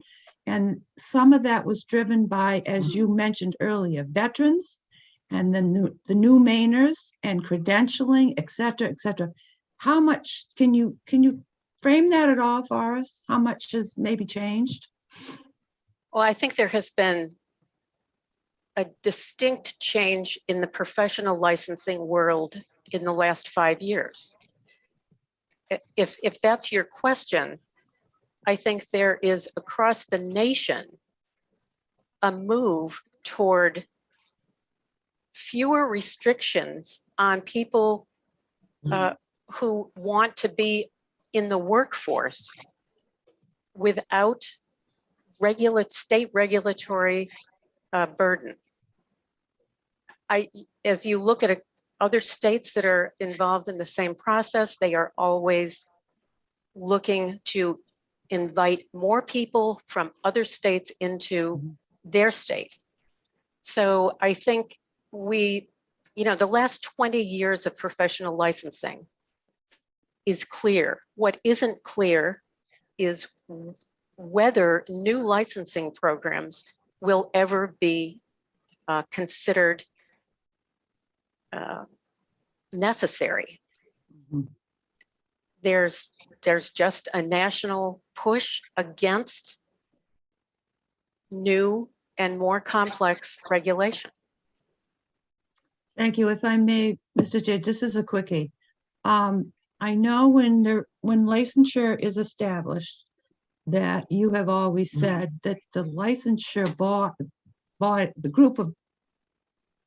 the body that's being licensed has to be responsible for the cost of having that board licensed.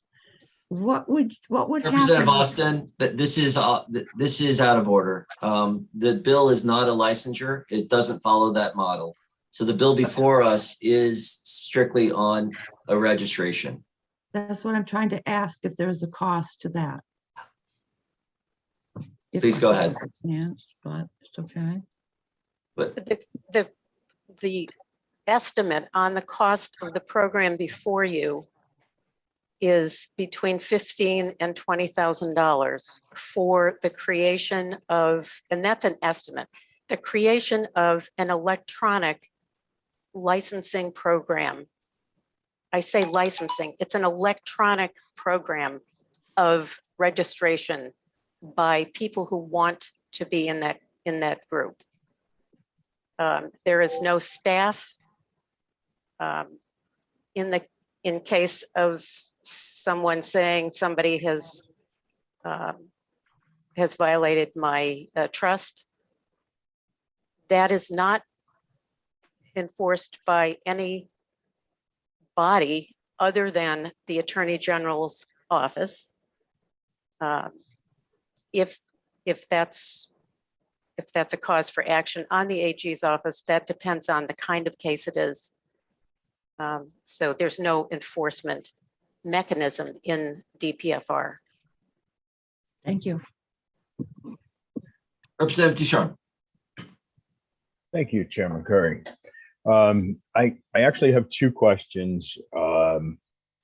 In 10 MRSA, Chapter 219A requires that any home construction work, whether it is new construction or remodeling, that exceeds $3,000 must have a written contract containing certain information, which is pretty well spelled out in the chapter of law. It also requires that change orders must be in writing, and any revisions of contract prices be in that. And the chapter clearly says that these contracts are mandatory unless parties specifically agree to ignore them altogether. In that particular piece of law, the chapter, it says that this would be, those are governed by Maine Unfair Trade Practices, which is very similar to the language in this bill 1977 under the penalties. But I'm not sure how those two would play together. It seems like, you know, the registration piece that we have says 5,000. The Maine home construction contract, which is law, says 3,000. Are we creating a dichotomy here that's going to be an issue? And if so, we'd need to clarify that. And the second part of that is, who enforces Maine Unfair Trade Practices? The Maine Unfair Trade Practice Act gives the Attorney General's office a hook onto a case that is reported to it. And that gives them the opportunity to go to court or to issue some kind of determination on that particular case. I'm confused about the first part of your question about the difference between the 3,000 and the 5,000. I can't answer that question.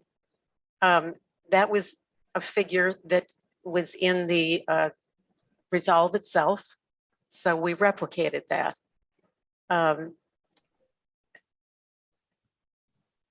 Today, you are absolutely correct that that provision in Title 10 is mandatory. But when people report that they haven't been satisfied with the work and you ask, did you have a written contract? The answer is sometimes no. So I think public information about the system of informing yourself about the pros and cons of entering into any arrangement where your personal finances are at risk. I think the public has a responsibility, and you can disagree with me, and I know Mr. Wheaton would, that there are certain cases that are simply, you're not able to get satisfaction. That is not the role of the registration program. It is simply a way of informing the public. And I'm not endorsing any particular model here. I'm just saying it does give the public more information.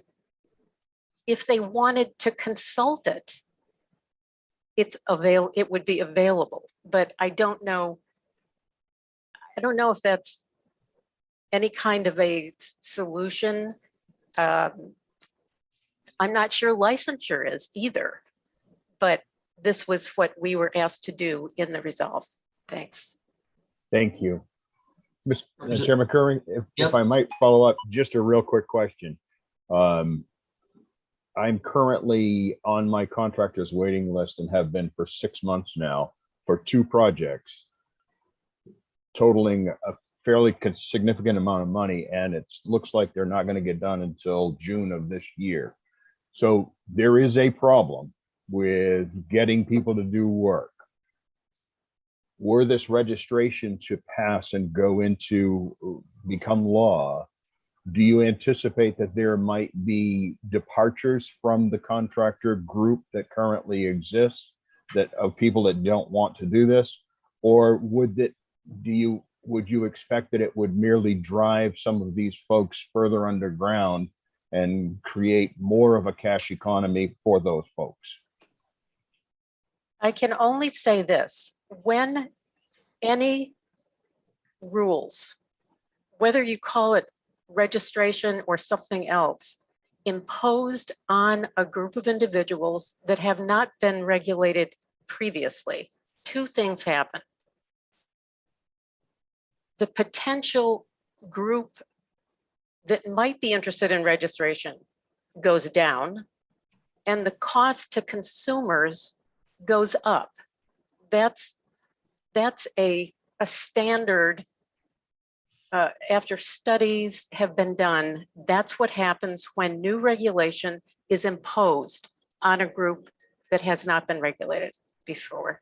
So that's my view, and I'm sure others have another view, but that's what happens generally. Thank you. Representative Andrews, you have a follow-up question? A question about one of the sections of the bill, Mr. Chair. So Commissioner Head, thanks for your time again. Under the application section of this bill, there's a provision for what's pretty much like a 10-year background check for certain crimes. And I'm wondering if that could ever be expanded, or if you think that this bill could hinder, somebody with a record who has done their time, wants to rebuild their life. Could this potentially hinder them from joining the trades to earn a living, support their family, and kind of get to a better place? Thank you. Oh, I don't think there's any question about that. Any record of criminal activity that is reported will certainly have an impact on that person's ability to receive offers of work.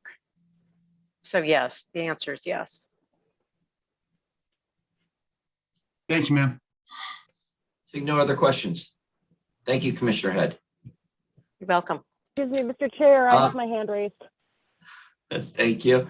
And I see, go ahead, Representative Collmore. Thank you, Mr. Chair. Commissioner Head, thank you so much for being here. I really appreciate all of the work from your office. One of the questions I have, because we keep going back and forth between the term registration and licensure, do we have any other trade program that impacts, whether it be financial or construction or anything like that, that's under registration that we could compare this to in Maine that you know of? There is no other program similar to that, no. Okay, thank you. Do you know if there are any other states that use registration instead of licensure for things like this? I can't say for sure. I know that having done the research many times, there are states that do not have a state licensing program. They license trades at the municipal level. But in Maine, I'm not aware of any program similar to what is in the bill. Thank you. Mr. Chair, could we please have Ms. Olson look into that for both in Maine and out of Maine to see if we have programs we could compare it to? Ms. Olson, did you hear that request? Yeah, great, thank you. Chair recognizes Senator Searway. Thank you, Mr. Chair. Commissioner Head, just trying to clarify this too. Last year I built a fence and I priced it with other fence companies and contractors to put it together, and they were going to charge me $13,000 for just 2 sections of 300 and some odd feet long. I did it for $2,500, and then the neighbor saw it and loved it, so they wanted me to help them build one there. Would this affect me trying to build that section? Would I have to sign up and register and all that and get this, pay this workman's comp thing and all that to help them? Well, first of all, under this proposal, you're not required to get workers' comp or insurance liabilities insurance, but the program just asks you if you have it, if you have any. Yeah. Whether you as whether you're acting as a general contractor for your neighbor, is that what you're proposing? Yeah, yeah. If it went over 5,000, then yes. If it did not, in an annual period, then you would not. That's okay. Thank you. I hope I understood your question. Yeah, no, you're right. You're right. Yeah. Thank you very much. And I see no other questions. Thank you, Commissioner Head. Thank you. And Mr. Murray, welcome. Good morning. Good morning. You have the floor. Thank you, Senator Curry, Representative Roberts, distinguished members of the Committee on Innovation, Development, Economic Advancement, and Business. My name is Nick Murray. I'm a policy analyst with Maine Policy Institute. We're a nonpartisan nonprofit dedicated to protecting individual liberty and economic freedom in Maine. As longtime supporters of sensible occupational licensing reform and regulatory reform, we oppose this bill, LD 1977, and we commend Commissioner Head for highlighting the need for common sense reform and for the importance of shying away from more unnecessary licensing that could hurt working people. Unnecessary and burdensome regulation like this will no doubt raise costs for homeowners and builders, as was confirmed, I think, by multiple parts of testimony. It's going to restrict the labor pool of potential contractors. It's going to generally increase prices. And I think this, for a legislature that's committed to tackling the problem of affordable housing in Maine, really would move the state in the wrong direction. We need more building and more development. And so this is just simply bad economic policy, especially under record inflation. It's really hard to accumulate the capital and materials to build today anyway.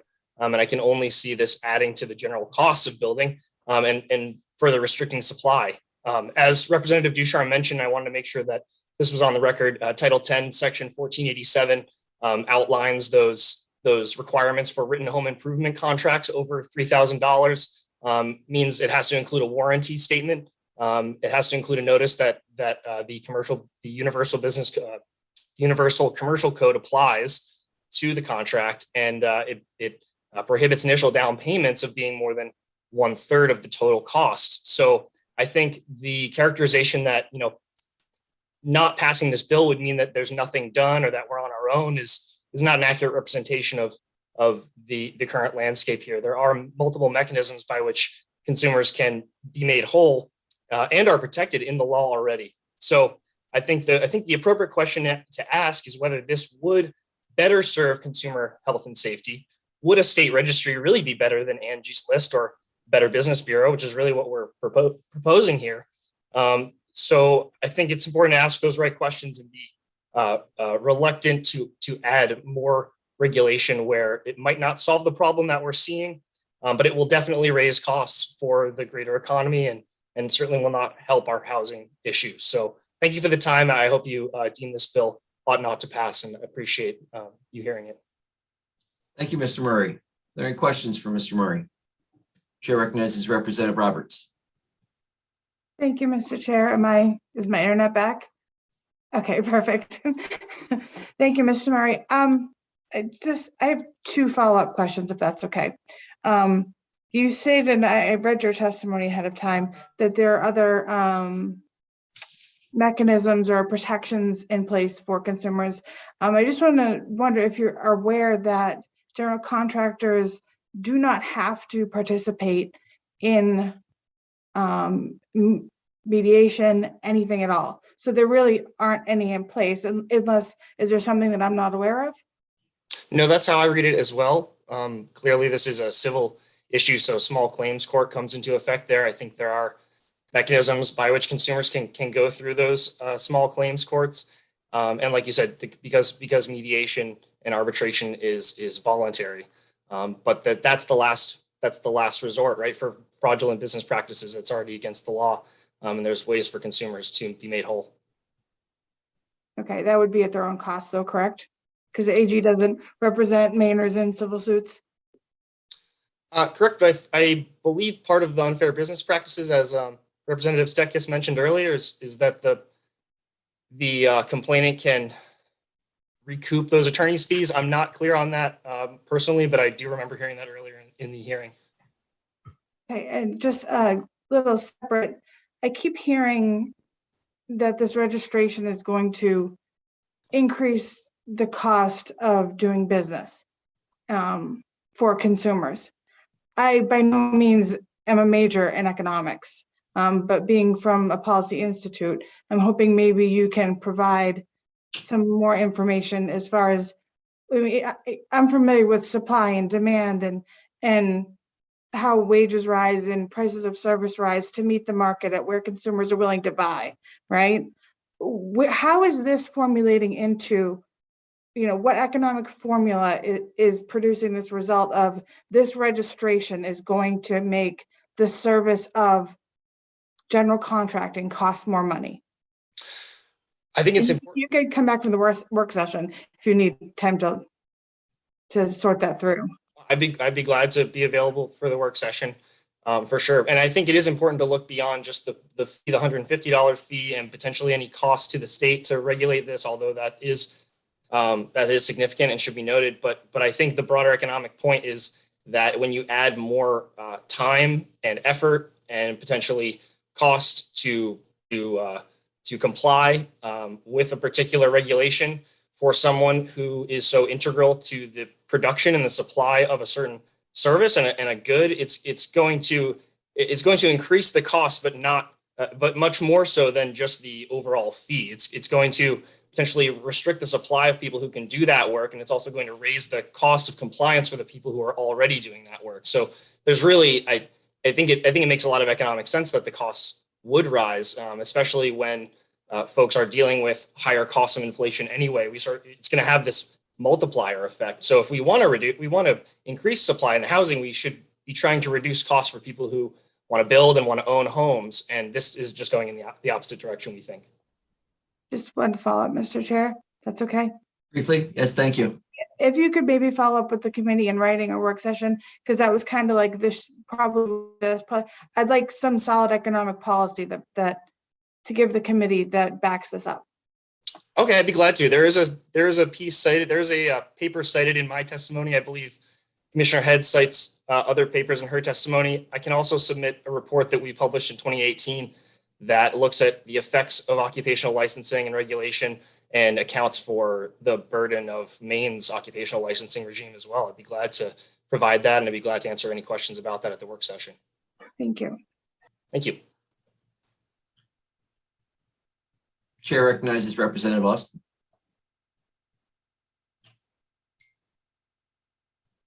Representative Austin, you're muted. Thank you, Mr. Chair. Mr. Murray, thank you for being with us. In the past, when some of our professions, I'm thinking of landscaping, maybe some of the engineering, came in and said they wanted to have the licensure because of obvious, to me at the time, I think some of it is to prove their value. It's a value added commodity to them to be able to say they're licensed. Would you say, one, am I correct on that? And number two, what I also found or gathered over time is that as more and more came into the field, again, I think that they use the newer, younger set entering into the workforce in that particular slot. They thought that, again, adding that licensure gave them a step up on the ladder. In other words, the credentialing was more valuable and did add the value added fact of increased, and actually ended up increasing their costs of doing their service. Can you, that's really, it came to me so quickly, I didn't really formulate that well, but I wanted to talk to you while you're here. So thank you. Sure. No, thank you for that question. No, I think I have two kind of thoughts on that. And I think you're right. A license similarly to other sort of voluntary certifications would add to the value that a particular tradesperson could provide to a customer. I think it's different when we look at voluntary association certification, professional organizations, professional associations, those are voluntary. Those are not subject to all people in the state. So those are less likely to raise overall costs because everyone has to comply with them. But it does provide a licensed, or it does provide a particular tradesperson to show that they are certified in a particular way and show value. But I also think that's a double-edged sword because we're talking about, this is raising the price of a particular service. Not that folks shouldn't feel comfortable with and confident that they are hiring someone who knows what they're doing. But there are so many other mechanisms to get there, including insurance, including third-party, voluntary professional certification and things of that nature before we need to get to this sort of registration state licensing regime. And so just to pivot off that, when you mentioned the engineers coming in and folks who are already in the industry lobbying for certain licenses, I think that's indicative of the protective effect that current incumbent businesses and business owners have in the market when because of licensure. So it allows them to suppress competitors in certain ways. And I think that should be a red flag for this committee when folks in a particular industry come and lobby for more regulation on that industry, because you're not seeing the entrepreneurs who might be left behind or might be pushed out of a potential industry because of a new regulation that folks who are already in the industry have lobbied for. So I think that's also part of it. It does raise the price. So the incumbent industry actors are already benefiting and would benefit more from a higher price in their particular industry. So that's probably just a general warning that I would provide there. And that's probably why you see folks already in a particular industry come and lobby for more regulation on the occupational licensing side. Thank you very much. Thank you. Seeing no other questions. Thank you, Mr. Murray. Thanks. And looking at the attendee list, are there, please raise your hand if there's anyone who hasn't given testimony already who's wishing to speak against. And Ms. Reed, if you could promote Matthew Marks.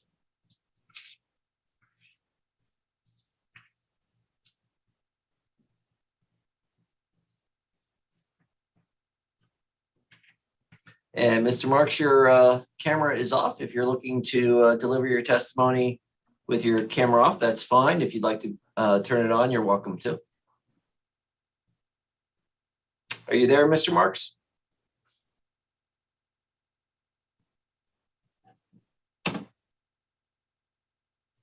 Wait just a moment in case he is in process.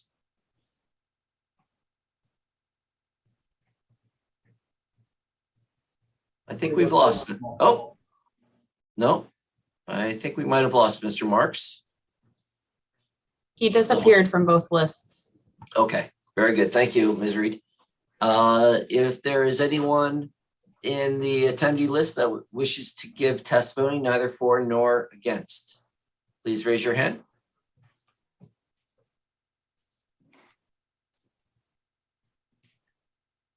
And let's see here.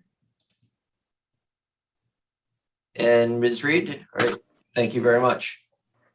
And hi, is it Christian?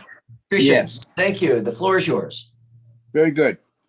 I'm Kyle Christian, builder of Model of Saco, Maine, representing the Home Builders Model Association of Maine.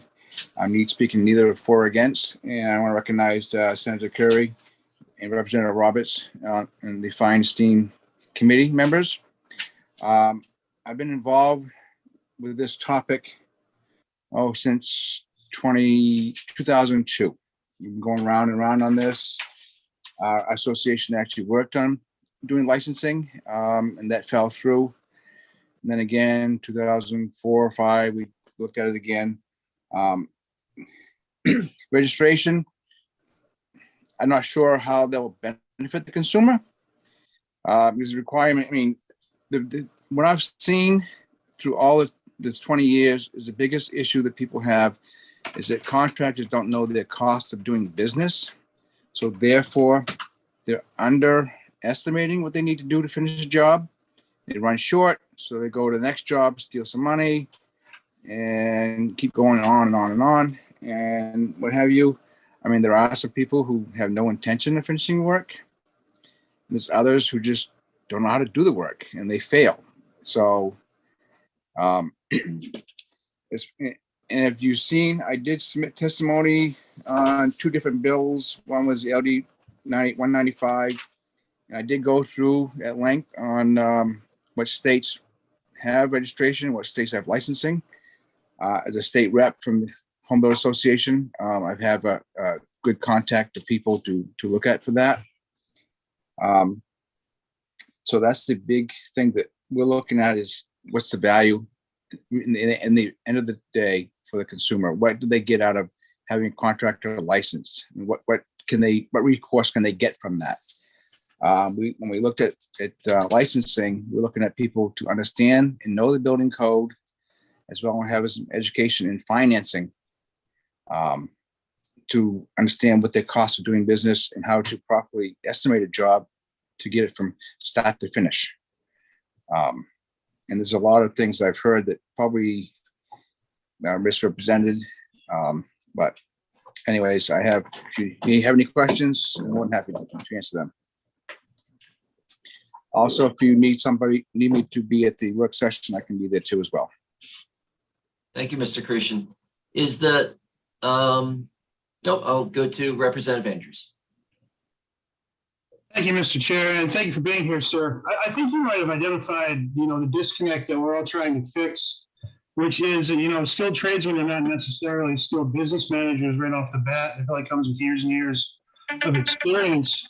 So I'm curious if there are any private sector groups or associations that offer, free or low-cost business management courses, finance courses like you were speaking of. Because maybe if we can get people coached up on that, the whole situation will be better off. We do. Actually, I hold designations as a certified graduate builder, certified aging place specialist, as well as a green specialist, professional.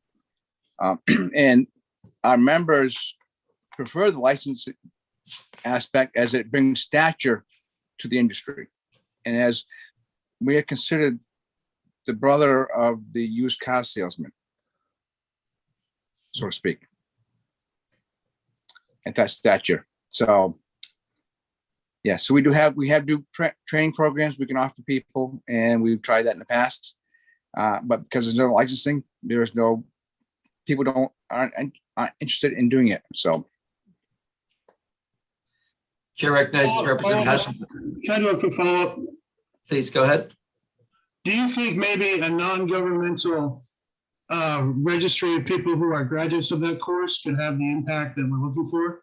If people could Yes, there are some states that do that. In order for them to be members, they have to have a designation or apply and get a designation with a certain amount of time, and to show proof of insurance with a general, as well in general liability and workers' comp.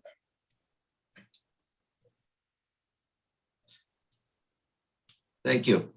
Chair recognizes Representative Hassenfuss. Thank you, Mr. Chair. My question is, you mentioned some of the problems that you see with the contractors. One is that, they don't know how to do the estimate, or maybe they are doing a job that they don't know how to finish. Can you just kind of give me some examples of the biggest problems that you see, and then maybe your suggested fixes on how we could improve? Yeah, I mean, a lot of the times we lose a job to consumer, it's because they underestimated what their costs are, and they haven't done quite the right estimate. Talk to their trades to find out what their trades costs are, and implement that, or to add enough markup to cover their overhead. I mean, it's one thing to get your wages, but it's another thing to cover your operating costs, your business. You got to put fuel in the truck, you can pay your insurances for your vehicles and your general liability, take care of your staff requirements. In fact, that for every, you figure a carpenter makes $20, you got to figure $20 more on top of that to cover their insurances, workers' comp, unemployment insurance, and what have you. So The registration as it is now does not have any education requirements for that. So the consumer, the contractor, he pays a fee as long as he can skate underneath there and do all the requirements to get on the list. He's good. He can screw up a few and he might be able to skate by that as well.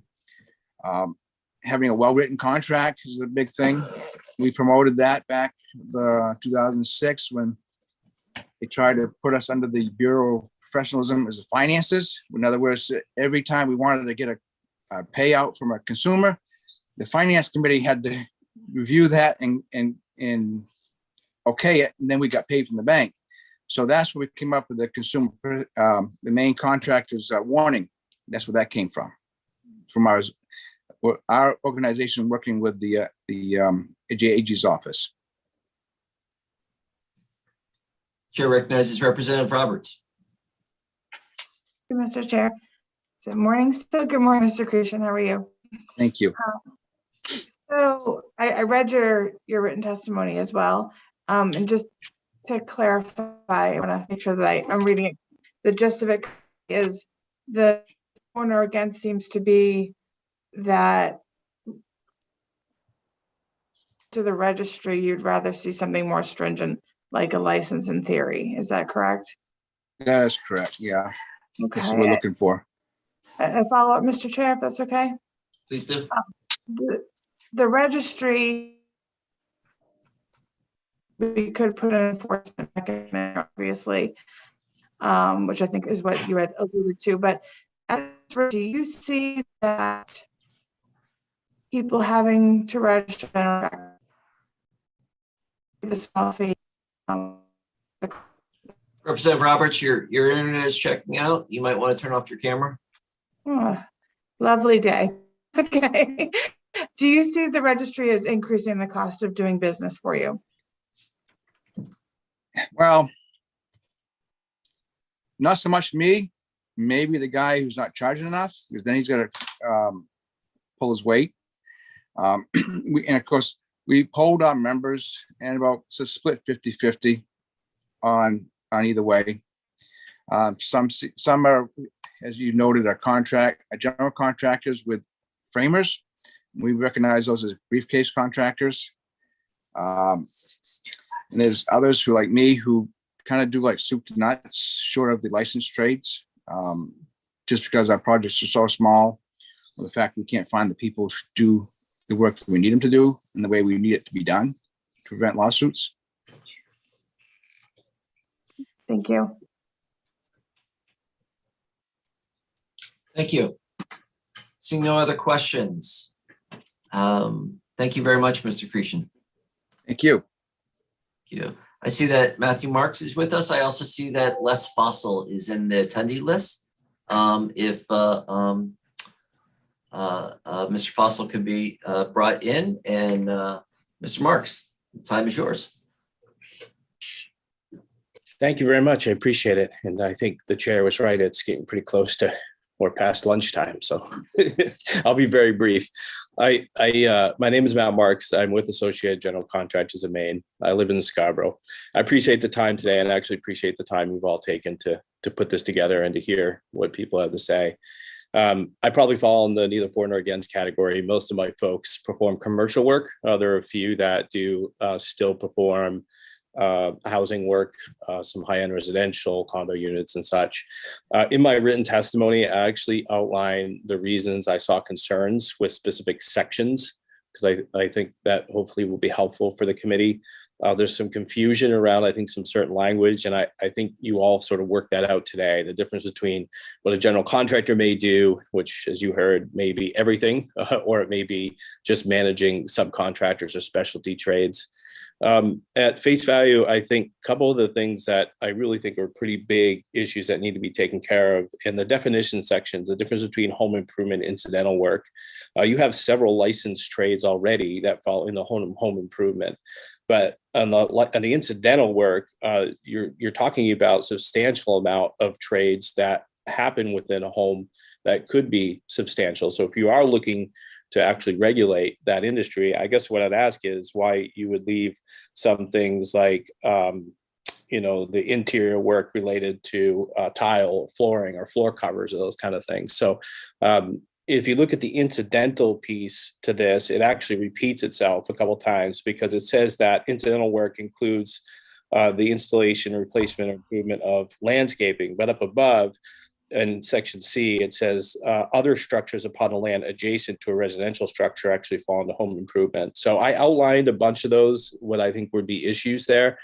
Overall, I think one of the toughest challenges with this is that, you have a lot of sole proprietors, quote unquote, independent contractors that work in the home building industry that will do specifically framing, and they may work for themselves, that may be hired by somebody else. They're not going to fall under this registration the way I read it most of the time. They could on occasion. The other pieces that I highlighted too, and I know that the commissioner addressed, for example, workers' comp, I think a couple challenges that you may see here is, while that may not be checked by the actual agency upon a registration, if this is going to be enforced by the Attorney General's office at some point, if it is, then these kind of things could really important. And I think the language is important. And so I included in there some of the things that you've asked for, including even the social media piece, which I understand the intent is to try to see if there were complaints or issues listed on a Facebook page or Instagram page. But that seems unusual to me because there's differences. Is it a personal request you're asking for, or is it a professional request?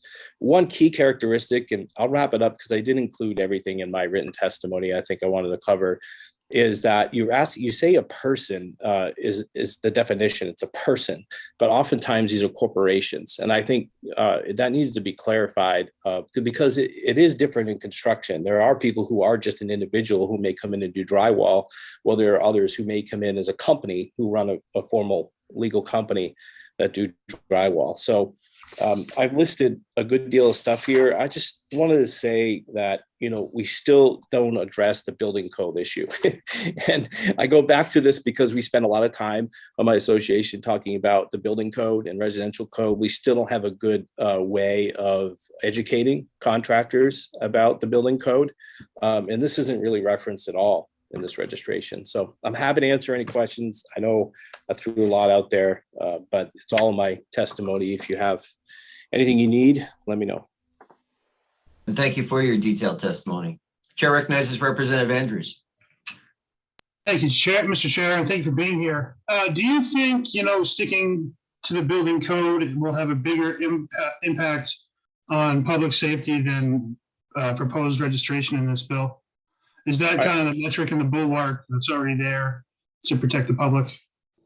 I do. The building code is really important, but I think one of the other things that I put in here is that you all may want to look at Consumer Affairs Division and that contract language certainly should be changed, but also perhaps adding some teeth to the enforcement piece, which seems like that's the biggest problem to me.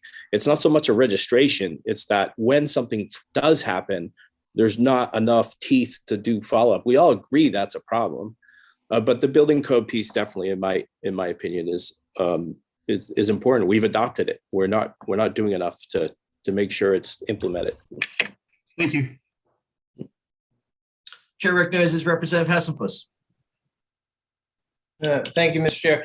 Mr. Marks, can you speak more to that last point about enforcement mechanisms when the Title 10, the contract requirement language and those sorts of things, and sort of the litigation process, and whether or not that really works or protects the public as well as it could? Yeah, I mean, I think the intention as well. I think what you heard from Mr. Cretion, that their association values bringing and raising the professionalism. But I think, to me, this committee as a starting point, that seems to be the landing place, because even if you have the registration, you're still asking the Unfair Trade Practices Act to be enforced. And I think there's a missing gap there. You might be able to figure out who these people are in some cases. It's still not going to prevent you from having that person next door who says they can build your deck or they can do X, Y, Z from jumping over there and then having to deal with that challenge later if the deck's uneven or even if it's faulty. I think to me, that's where this should really start, with that and the building code. The registration piece, I understand I understand the intent, but I don't think it does what you intend. Thank you. Seeing no other questions. Thank you, Mr. Marks.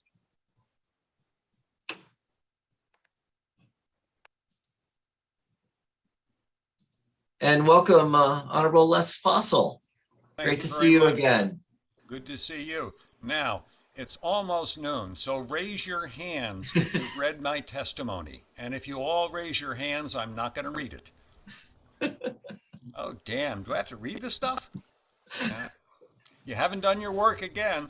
Hi, Sue. Good to see you again. And this is the announcement that I'm going to appear next year probably and harass you guys.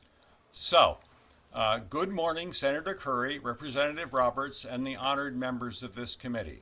My name is Les Fossil. I served in the 123rd and 4th. I also have 47 years experience as a general contractor in the building trades, but I only work on existing houses. Currently, we have a contracted backlog of 18 months or more with 15 employees and over 150 years of combined experience. We guarantee our work permanently against defects of workmanship and materials. We pay a living wage. I earn the lowest wage of any of them. I'm speaking neither for nor against this because I don't think this bill, as it's currently written, will solve the very real problems in the building industry today. As some carpenters think they can solve any problem with a hammer, there are some legislators who think they can solve any problem with a law. That is simply not true in the real world. Some points. Any group of people has about the same percentage of members who are dishonest, contractors and customers alike. I have been cheated out of hundreds of thousands of dollars by crooked customers. Nobody is interested in that one.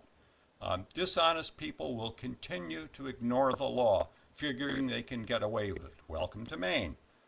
If we pass a law, then it needs to reward both the honest homeowner and the honest contractor.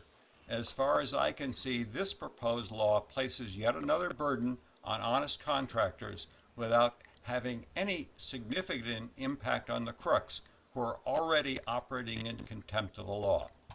This is a problem I've thought about for decades.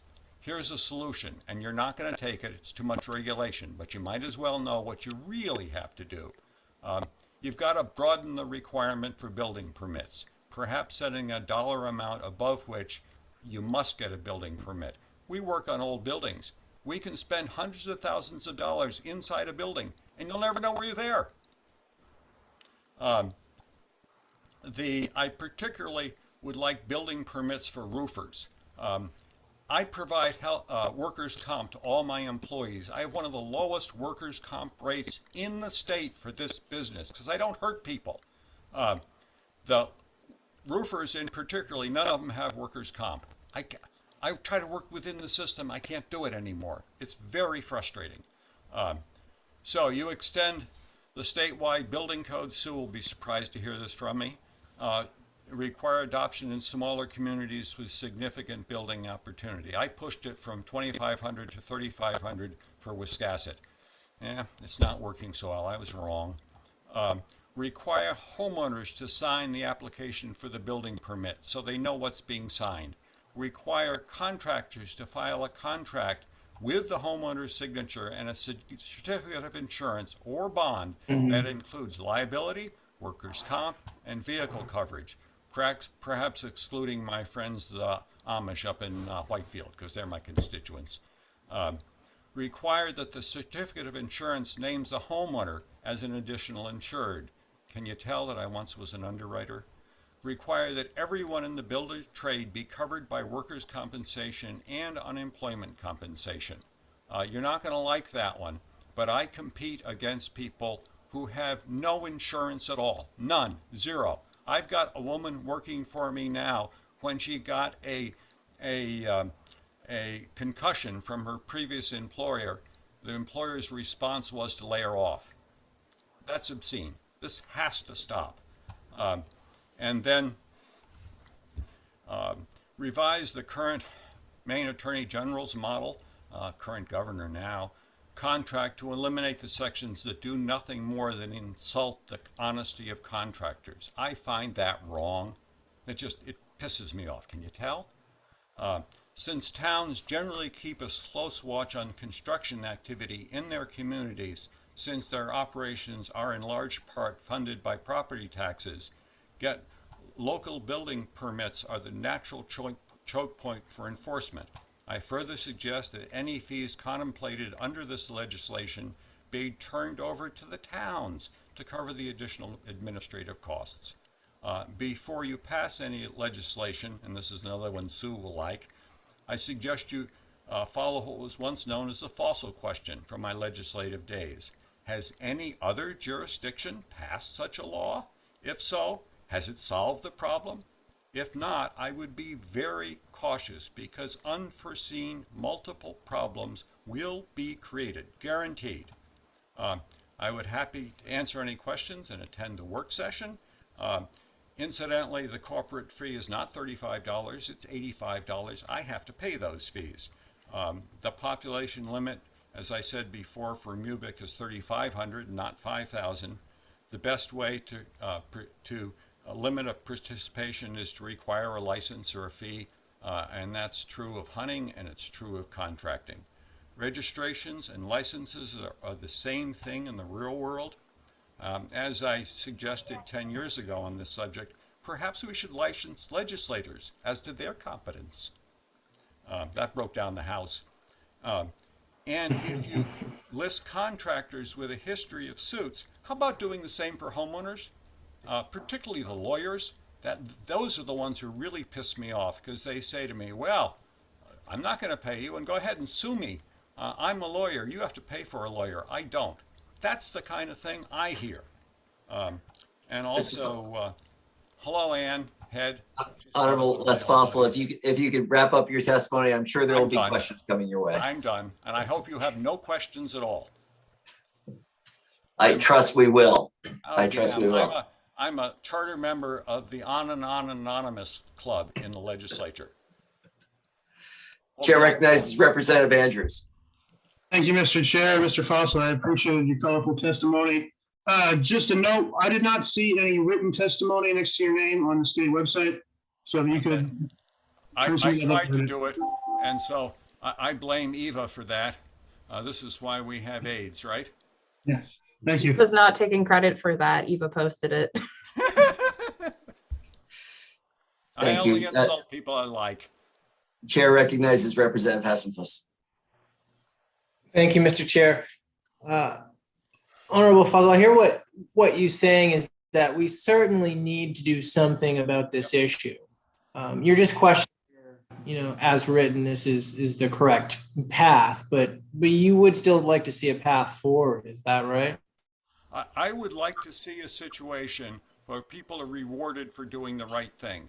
Today, I'm one of the larger contractors in this state, and that's by employees because I actually pay guys workers' comp. What's really happening today is you got a contractor who has a subcontractor, who has a subcontractor. Talk to Ann on this one, and all claim to be independent contractors, and that's a lie. That's just a lie. So I only pay 8%. Well, if you include unemployment compensation, I only pay 10% more for the privilege of being honorable. But how about paying people, instead of charging me to be honorable, how about paying me to be honorable? I am literally the lowest paid employee in my company.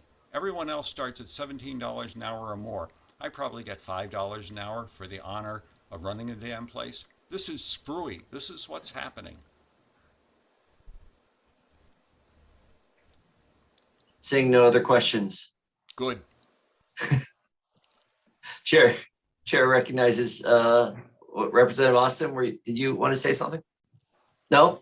I thought you were moving to say something. I guess I was tempted. He tempted me. I can't help it. You said the unintended consequences. That is a good question, and we often do ask that. Have you got you've given some really great, way across the board testimony, but is there one in particular?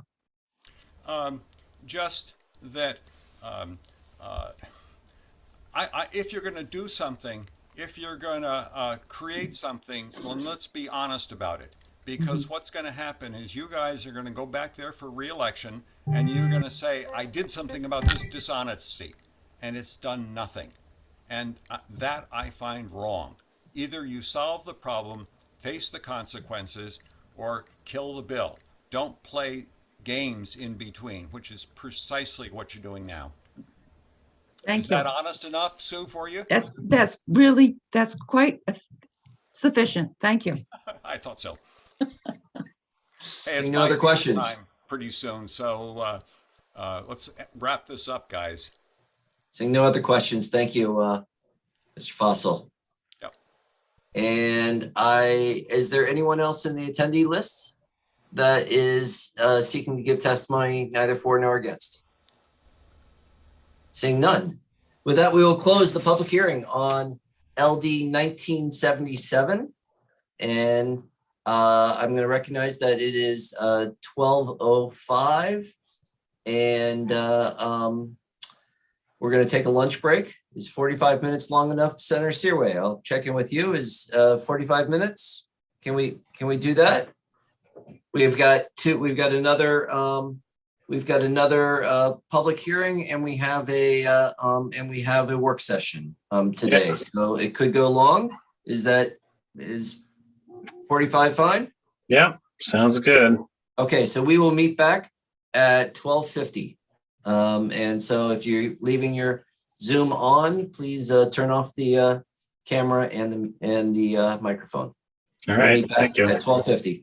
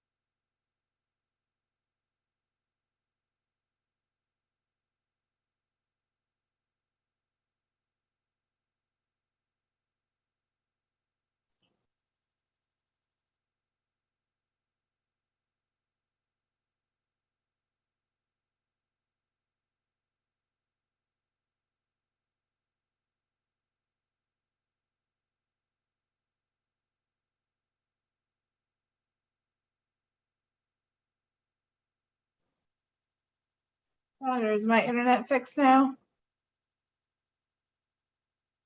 I can hear you. Okay, yay. I'll just put it out there for when you're having internet issues. If you change your audio to your phone audio, even if your video is having issues, we'll hear you verbally.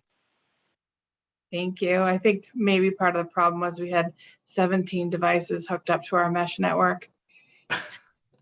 Yes, I'm sure that was an issue.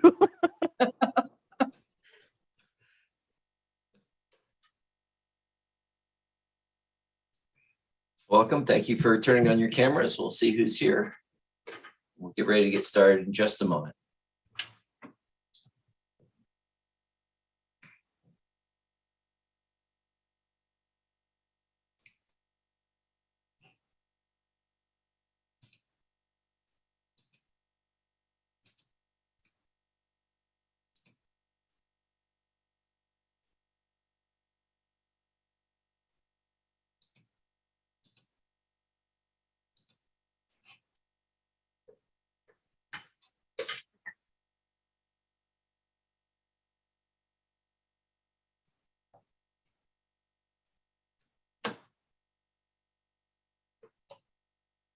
We are 2 minutes past our scheduled start time, so I'm going to begin and trust that people will be joining us.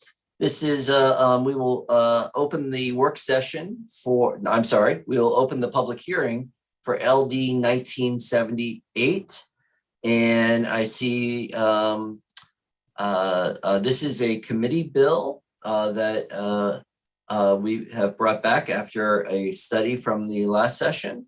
And I see that Senate President shifting over. See in the, no, he's in the attendee list. Ms. Reed, if you could shift over, Senate President Jackson.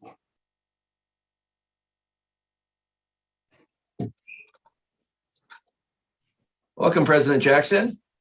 We are starting the public hearing on LD 1978. Well, thank you, Senator Curry and Representative Roberts, distinguished members of the Joint Standing Committee on Innovation Development and Economic Advancement in Business. My name is Troy Jackson, and I represent the good people of Northern Mercer County and Senator Squan. I'm here today in support of LD 1978, an act to promote home ownership by reducing education debt. In Maine, access to affordable housing has reached a crisis point. Whether it's purchasing a new home or finding a decent apartment near work, childcare, and family, the lack of affordable housing is a problem across the state, including up my way in rural Aroostook County.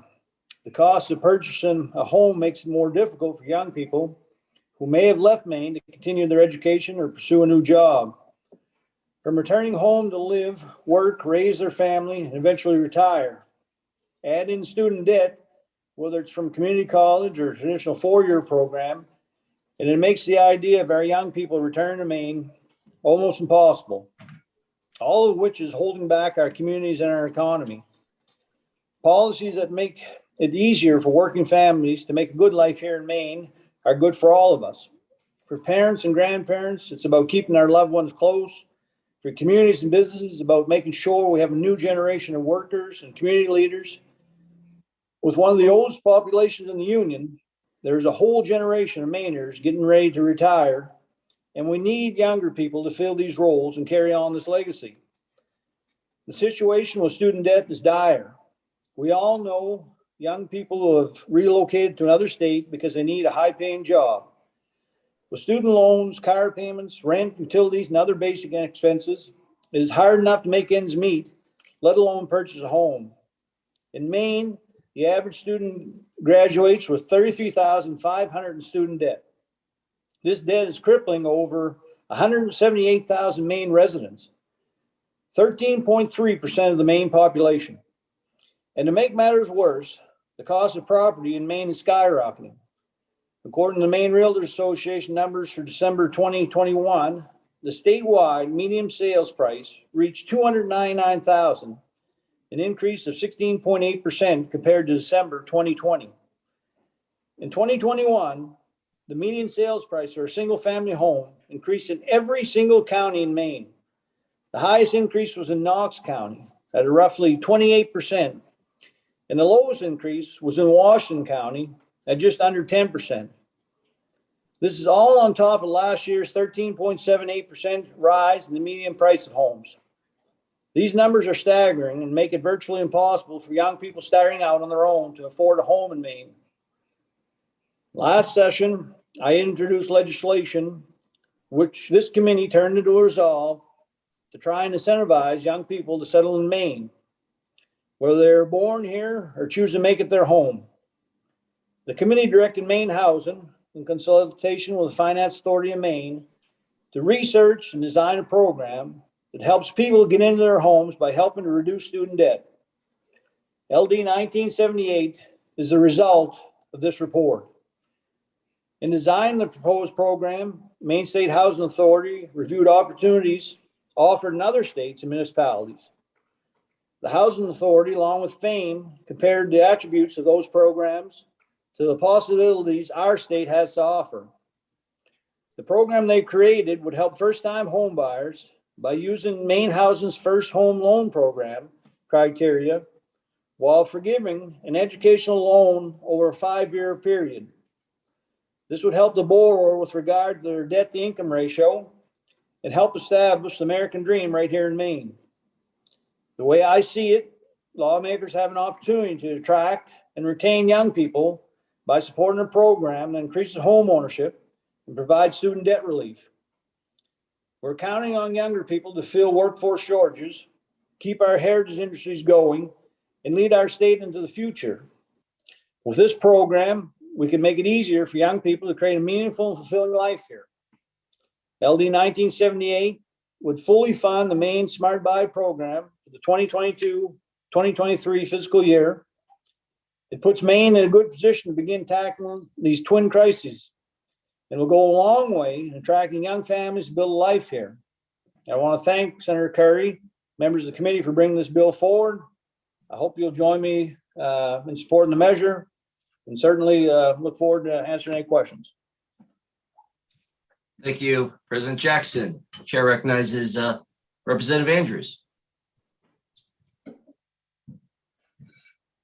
Thank you, Mr. Chair, and thank you, Mr. President, for being here.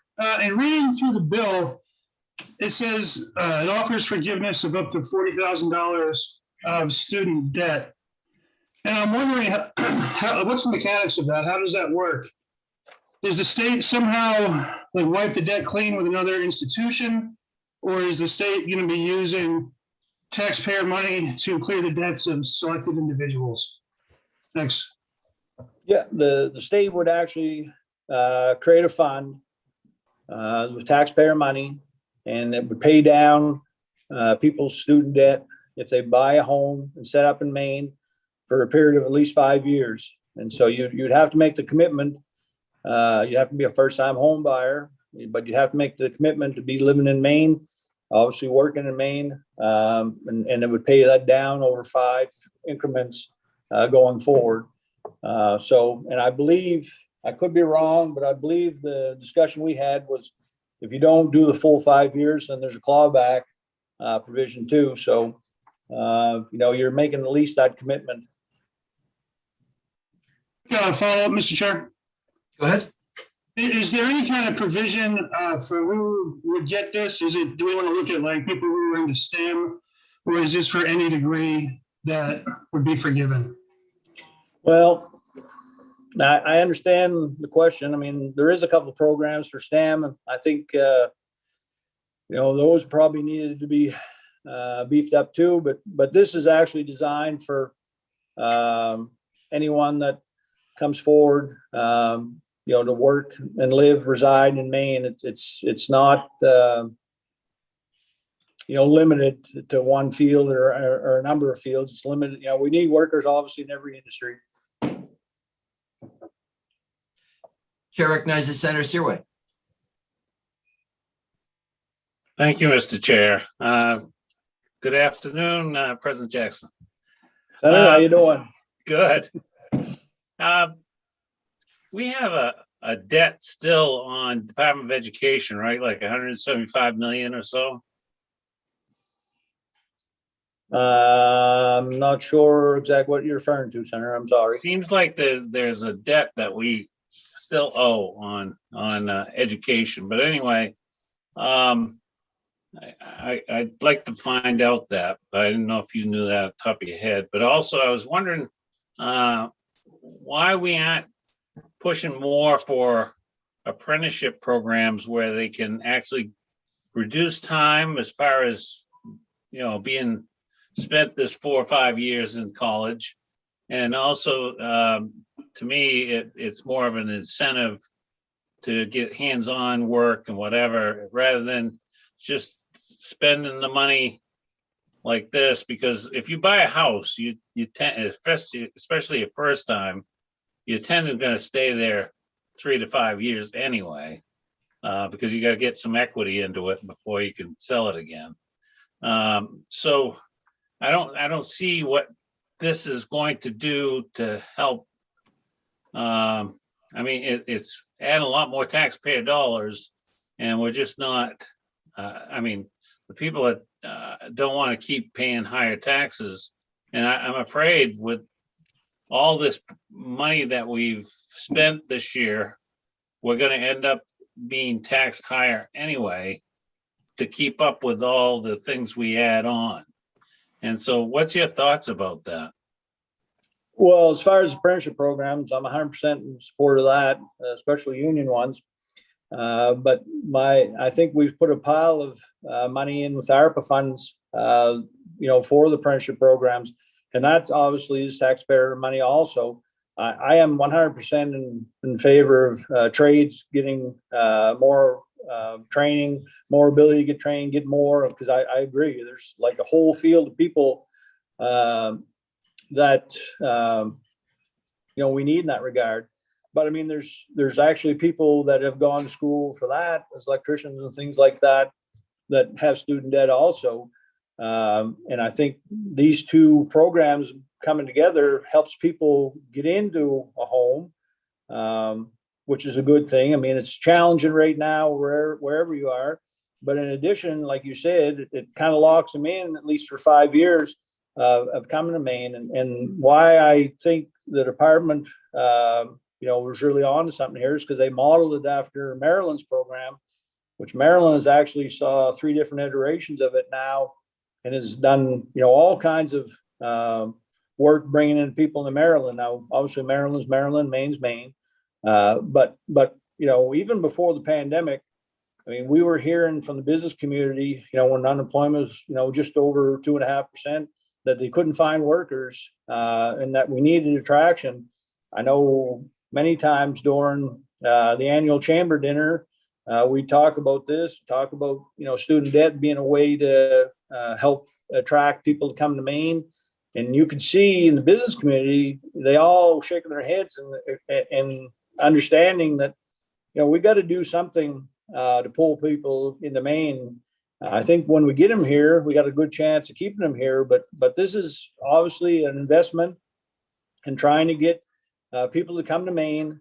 I don't think it's a waste in the fact that we know we're locking them in for 5 years, and they obviously have to be working during that period.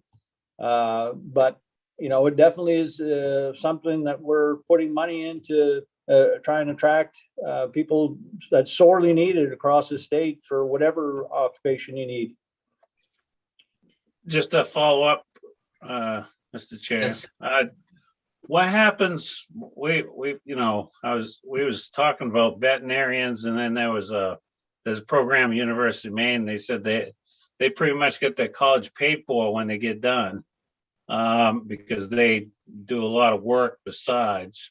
And what happens in that situation if the person's a first-time home buyer, but yet they have no debt? And does this take that incentive away to work while you're going to college? Well, I don't think it'd be work while you're going to college. It'd be after you've gotten your degree. So if you've got your college debt paid off as a veterinarian, or you know, doctor scholarship program or something like that, or some federally approved repayment program, that's great. That's great for them. But unfortunately, we have a lot of occupations, like you referred to in the trades, that there isn't a repayment program or, anything like that. So I think this would capture a lot of these other occupations that, for whatever reason, we haven't gotten Congress to do the same thing that they've done for other professions. Yeah, thank you. Yeah. Representative Cullimore. Thank you. I'm glad to be on video now. I've settled in the office at the State House. I have two questions, Mr. President, for you. The first question is, under this bill and how you see it, are these individuals required to have a 2 or 4 year degree? Because people like me, I have currently over $50,000 in debt. I'm still finishing my bachelor's degree. And so I'm curious how you have envisioned that when you were first proposing this. Well, first off, I'm sorry that you have, seriously, I don't know how many people I've talked to in that position. It's just incredible. And some people will try and, slough it off like it's the student, but I mean, it's just extremely costly now for so many people. But anyways, I don't know that I actually considered that. I'm not really sure if the department did either. I certainly understand, where you are, and if there's a way to, or people in that situation, a way to capture that. I think the idea was that you were able to come and work in Maine in the field that, you've gotten your degree in. Certain, it wasn't for people to continue to be going to school, getting their student debt down. It was to try and attract people that are actually going to start working in Maine. So I'm not saying that it's not something that shouldn't be looked at. The committee chose to amend it. I understand.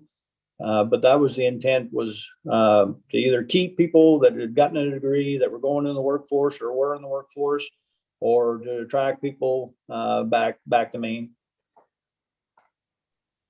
Thank you. And just to be clear, I've been working on my degree since 2002. And I am an active member, even while in the legislature, working 40 hours a week at minimum for my job. Sure. So Yeah. I'm still contributing to the workforce. And this was a question from my constituents, which is why I brought it up. The second question that I have is, first I read this quote and it'll follow up with a question. So Mike Rowe, who I'm sure we're all very familiar with, has stated, "I know guys who worked hard to get a construction operation running. Some had to take out a loan on a big old diesel truck. Why would we forgive the cost of a degree, but not the cost of a lease payment? For some reason, we think a tool that looks like a diploma is somehow more important than a big piece of metal in the driveway that allows the guy to build the homes that you are in." And so my question to follow up with that would be, why is paying off student loan debt more important to our workforce than helping business owners who will build more homes with their debt? Yeah, that's obviously a great question, but I think that's part of the problem, is pitting some people against others. And Representative Cullimore, I certainly would never say anything about you trying to get your degree at the time or anything like that. I mean, that was not my point. It was just the point that it was for people that actually had finished. And I can say that I'm actually out in the outer part of my office, because I got another Zoom meeting going on inside where Representative Evans is working on a tax incentive for the logging industry to hire new people to get them in the industry. We've given tax incentives for parts, sales tax exemptions to the construction, to the logging industry. I mean, up and down the tax code, there's times that we tried to help industries out. This is just an attempt to try and attract more people to Maine. It's not saying that this one is better or this one should be, lesser than or anything like that. we need more people working in all these industries. Doesn't matter if it's construction, doesn't matter if it's forestry, doesn't matter if it's healthcare. And how are we going to get them here? This is a way that Maryland actually attracted a lot of people to come to their state. I think it has great merit for relatively low cost, but I would never stack one up against any other industry or anything like that. I mean, it's one other way that we've been trying to do something to attract people to come to Maine and work here. Thank you. Chair recognizes Representative Hassenfuss. Thank you, Mr. Chair. And Mr. President, I think you may have answered my question with your the end of your previous answer there. But I was wondering if you had thought about any targeted fields that would be given priority, because as you're likely aware, the funds will run out pretty quick, and I didn't know if it's just going to be on a first come first served basis, or if your intent was to establish some sort of hierarchy or priorities. Honestly, I didn't think of trying to limit it or anything like that. Obviously, there's a number in there of $10 million. Obviously, it can go higher, it can go lower. I think what we just heard is the problem is that, some people will be pitted against other people when we need everyone. So while it may not be as robust as I would like or we would like, I think it's an opportunity to try it going forward. And, like I said, if you look at, I think there's 2 states that are doing something like this, but if you look at those states, they've kept replenishing it because they felt that it was so worthy of the actual amount of people that was bringing in. So I wouldn't want to be the one that says it's only for these people or these people. I mean, every occupation in my mind is important. So. Chair recognizes Representative Geiger. Thank you, Mr. Chair. Thank you, President Jackson, for bringing this bill forward. My question for you, I love the premise of it. We are the oldest state in the nation, getting older every minute, losing more and more young people. We have low wages. We now have unbelievably high real estate. I am from Knox County, so I can certainly second what you said earlier. So my question about the home loan, though, was given the low wages in Maine, do you think this home loan will help people actually qualify? In Knox County, $350,000 is the median price of a house. And so we're talking about $70,000 needed just for the down payment, and that doesn't include what your debt to income ratio is. And yet our median income is $50,000 a year. And so I love the idea of this program. I just don't know that the numbers will work in too many places in Maine, and just welcome your thoughts on that. Maybe that's how we get more people to Bristol County. I don't know. Yeah.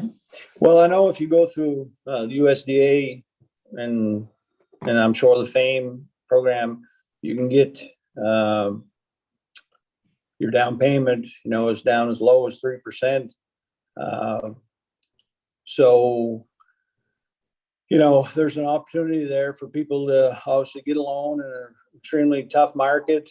And while obviously that doesn't put, that increases their payment because they don't have as big of a down payment. But if that's, what they would choose to go forward for, on the back end, like I said, they're cutting down some of their student debt. So that's an advantage. I mean, it may not work for every person. Some people may want to do it quicker and things like that, or, be in an occupation that, they're being paid a lot more, so it won't work. But I think for a lot of people that don't have a lot starting out, have gotten a degree in a field, are looking to set up, their career, this could be a way that Maine attracts people either to stay, to come back, or maybe come to Maine for the first time and operate here. Thank you. Representative Collmore, you had a second question? Yes, it was something that I was trying to remember to have asked the last time and forgot it. I was curious if one of the things that might be considered is, so one of the studies that's out there is the where people go to college typically will be where they end up residing, because they build foundations while they're there for their 4 to 5 years. And I wonder if maybe $10 million investment in lowering tuition might actually bring more people in and be more excited about potentially buying a home in Maine, because they have less debt coming out of college and then it doesn't have to be paid for. And I wondered your thoughts on that. Well, I don't know that, I mean, I guess in my mind, I definitely could see people that went to college in a certain place having an opportunity to stay there, or feeling like they might want to stay there. But, you know, I don't know, you know, we got 2 colleges in Aroostook County, and, you know, people come, I think they enjoy it and stuff like that, but oftentimes after they leave. And so I don't really know if that's the point, that, you know, people stay there. But as far as putting more money into tuition, I think that's what obviously the governor announced in her State of the State. So I'm obviously in favor of that too. I just think that if you're going to get a person to agree to buy a house, you know, there's probably a better chance that they're going to stay and work and contribute to the state of Maine than actually saying, if you go to college here, you know, that they're going to stay. I just think that, you know, home ownership is much more of a grounding force for people. Representative Andrews, did you have another question? I did, Mr. Chair. Go ahead. Thank you. Mr. President, I'm just curious if there is anything to prevent a person from, you know, graduating, moving here, participating in this program for 5 years, getting $40,000 worth of debt knocked off of their college loans, and then selling the house for a profit when they move to a different state. Is there any kind of protection so nobody can game the system with this bill? Currently there isn't, but obviously the committee could choose to do that. I mean, it's you guys' bill, obviously.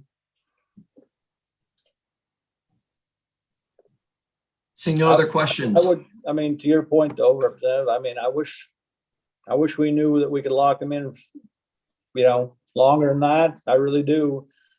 I don't know if there's a great way to do that or not, but I mean, whatever the committee come up with, I'm sure, you know, would be something I'd be interested in. I mean, for whatever it's worth. Yeah. Are there any other questions? Seeing none. Thank you very much, President Jackson. Thank you. I appreciate your time today.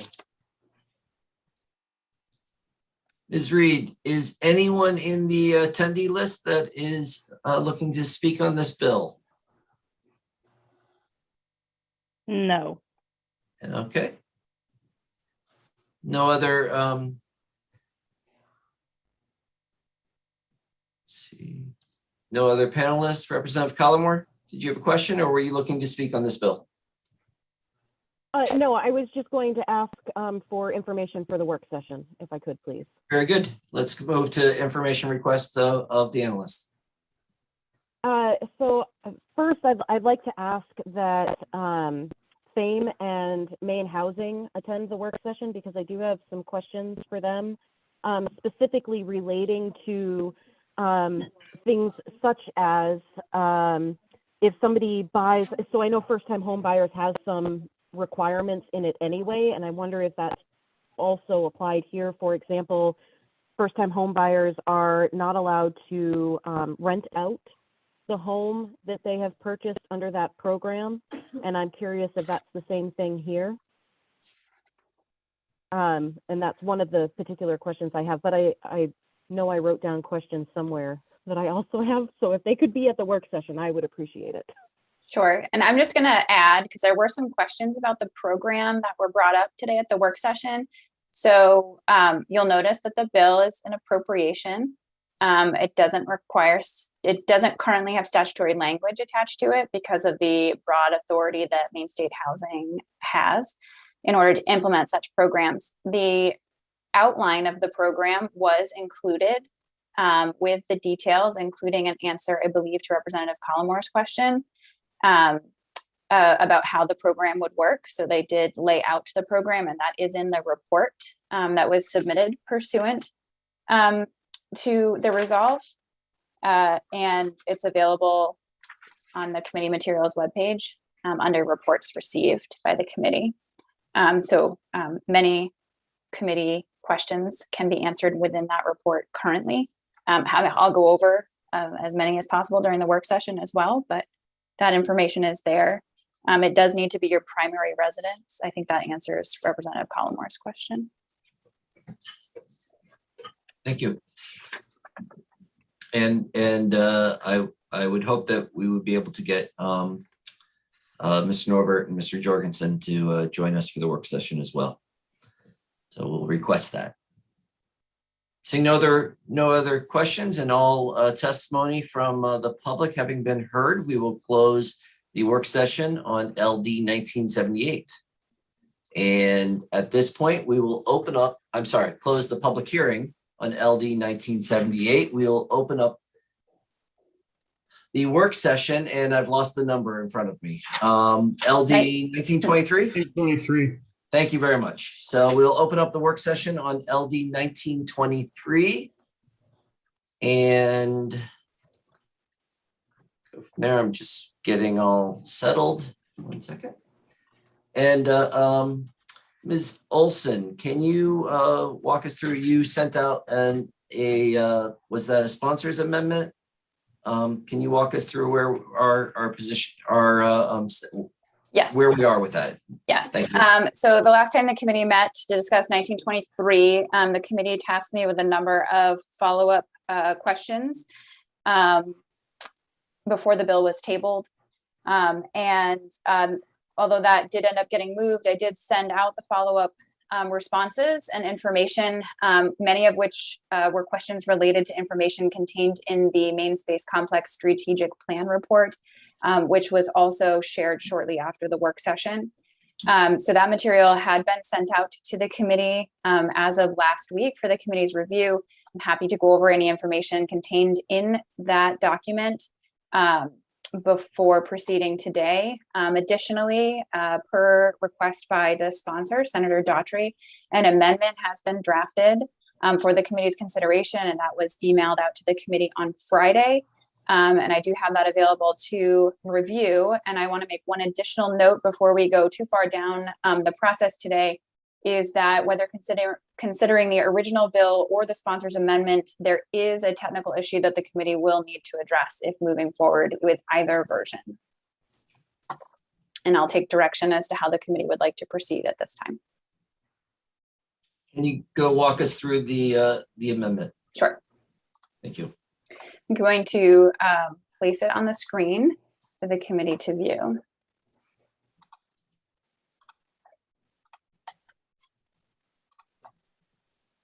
So I'll mention that this sponsor amendment does include the original amendment put forward by the sponsor as well. And I know that might not be as immediately obvious as it's drafted.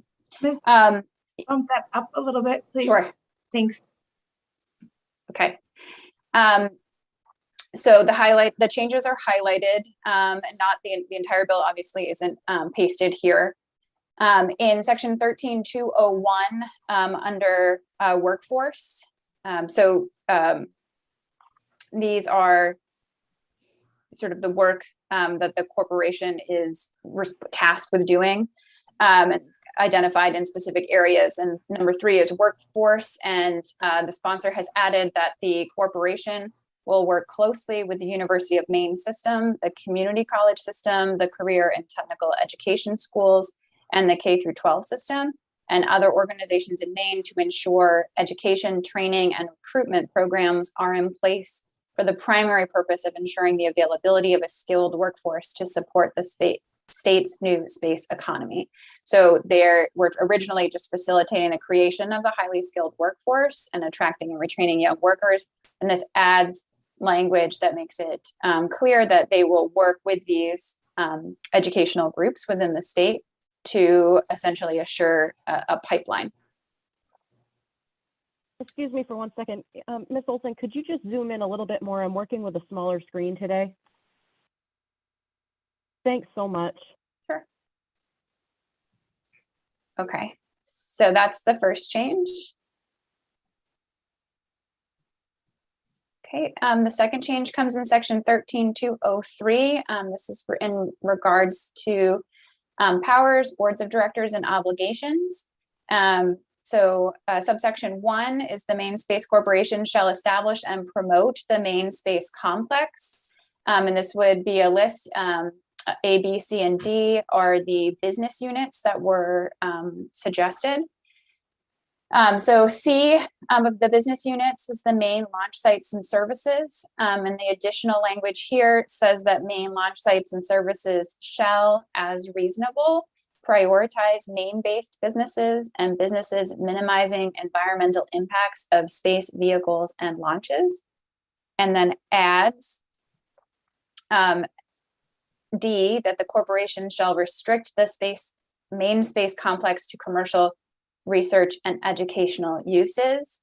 And I will just add that this actually should probably not be a D, but just its own independent paragraph as a technical note. And I'll admit I drafted that, so that's on me.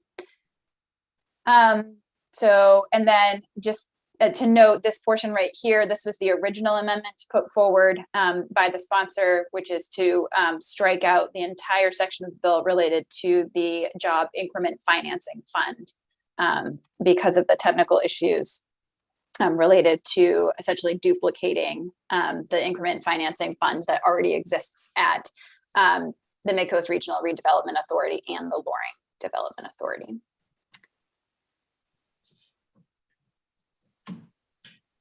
So that's the amendment as put forward. Thank you, Ms. Olson. I want to note that the amendment sponsor, proposed sponsor is in attendance, I believe. Let me double check here. Yeah. And so I want to go first to questions for Ms. Olson, or if you'd like to wait until you hear from Senator Daughtry, either way is fine. Representative Geiger. Thank you, Mr. Chair. This may be a question that Ms. Olson can't answer and Senator Daughtry can, I'm not sure. I'm just trying to figure out where D comes from and what's behind it. I'm just wondering why we're framing something when this is something new, a new field, and we don't know what opportunities there may be to bring jobs to Maine with this new field. So where's that limit of 3 things coming from? If you could tell me. Why don't we bring in? What is that avoiding? That sounds like a question for the amendment sponsor. I don't want to put Ms. Olson in a place of beyond area, unless Ms. Olson was that a question you, okay. We're going to invite Senator Daughtry in.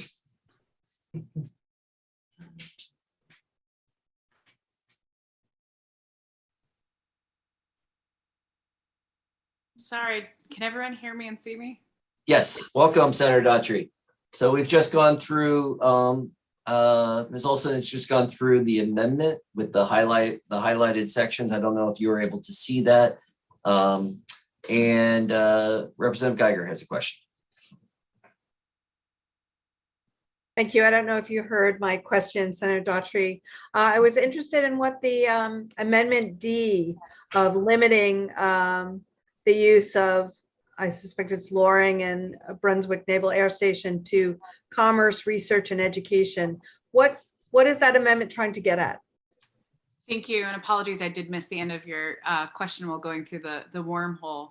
That actually came out of a comment that Senator Searway had made about some concerns that he had received about potential military usage. But honestly, I think it was just trying to reiterate what we've said from the beginning, that, you know, the goal of this is about, you know, research, but I would be amenable to the committee if they'd like to strike that portion or rework it at all. I was just trying to respond to questions raised by all of you.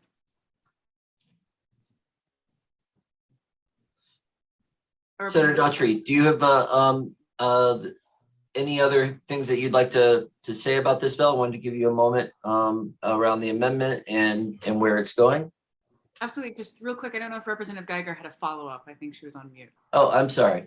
I did. Representative And maybe it's to the whole committee. So these were former military institutions, and we're not wanting the military to come back to Maine. Is that what we're trying to say? I'm just confused by the amendment and why we would want to exclude the military from returning to either of these bases as part of space exploration. If I can jump in, Mr. Please, I think that was a question. So yes. Absolutely. Representative Geiger, I think I agree on sort of, the kicking it back to the committee. I can say as the bill sponsor, I don't think we necessarily need this language, but I want to be clear. I know there's a lot of different discussions about different spaceports and different areas of the country and different models. And, there's great lessons to be learned from, and we have a proud military history here in the state of Maine. But what we're discussing here isn't those models in other states, and it isn't necessarily our past. It's about our, new space economy and a lot of the potential we have to grow here. So, feel free to strip out portion D, absolutely fine with that. Just, trying to, work back and forth. But I think, it's a really exciting place to be able to do some really cutting edge research. So I guess that's a defer to all of you on that, but I'm happy to answer any other questions about the rest of the amendment. Representative Cullimore. Thanks. I just wanted to reply to Representative Geiger's question, if I could. And I think part of it comes from, at least what I'm hearing from my constituents, is they want to ensure that it can't be used for military stuff. And I think that that's what this amendment and the questions from Senator Searway came from, was we have constituents reaching out to us, and he and I share area. We have constituents reaching out to us who really don't want it used for military purposes. And I know that once something is federal, it's really hard to prevent that from happening, but that is a concern that I am hearing from my constituents.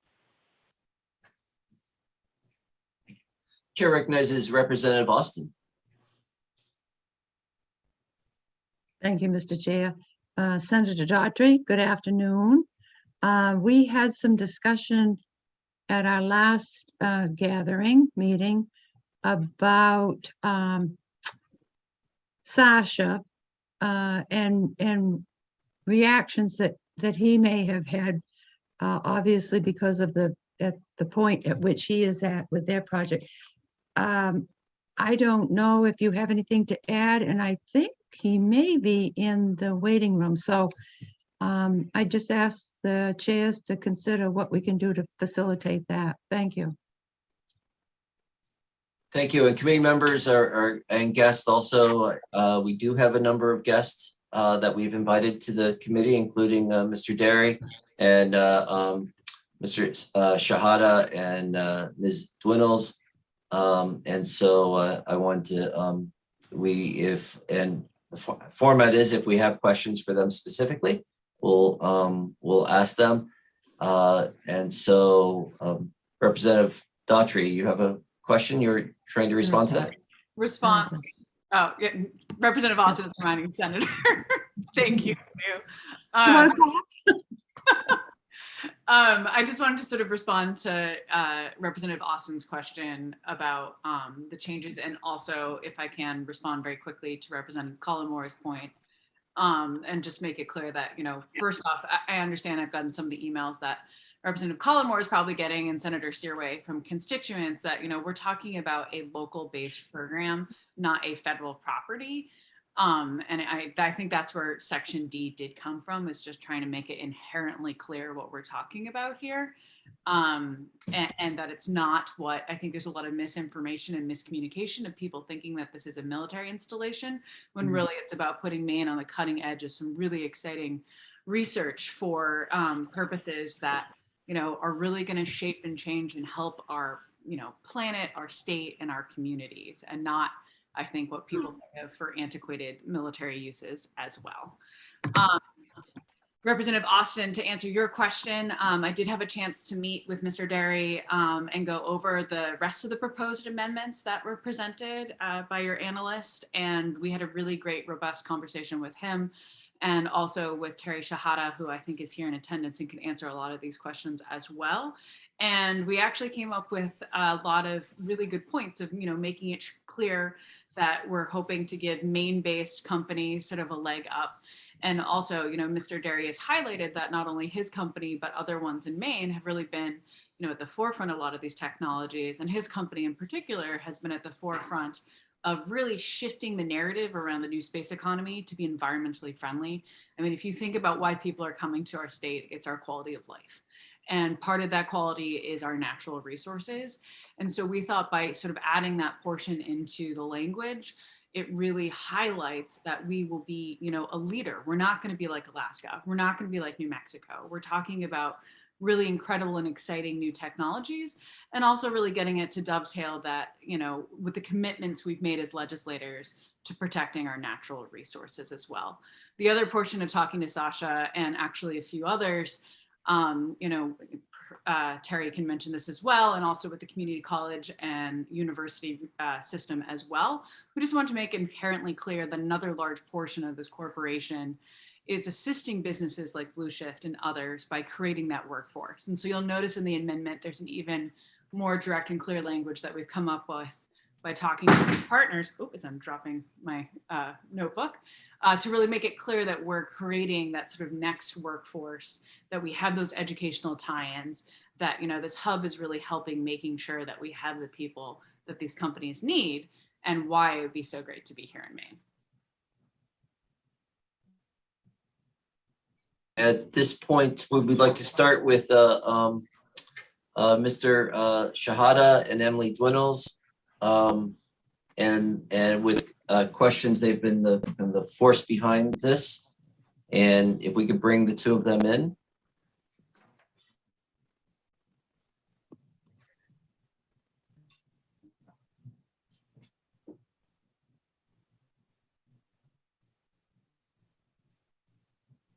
Welcome, and if you'd like to turn on your screens. Welcome, and I asked you both to come in because I wasn't sure who would be the best person to ask the question. I know you've been working on this together for a while now. My question is this appears to be, this is coming from an industry request to move the industry forward.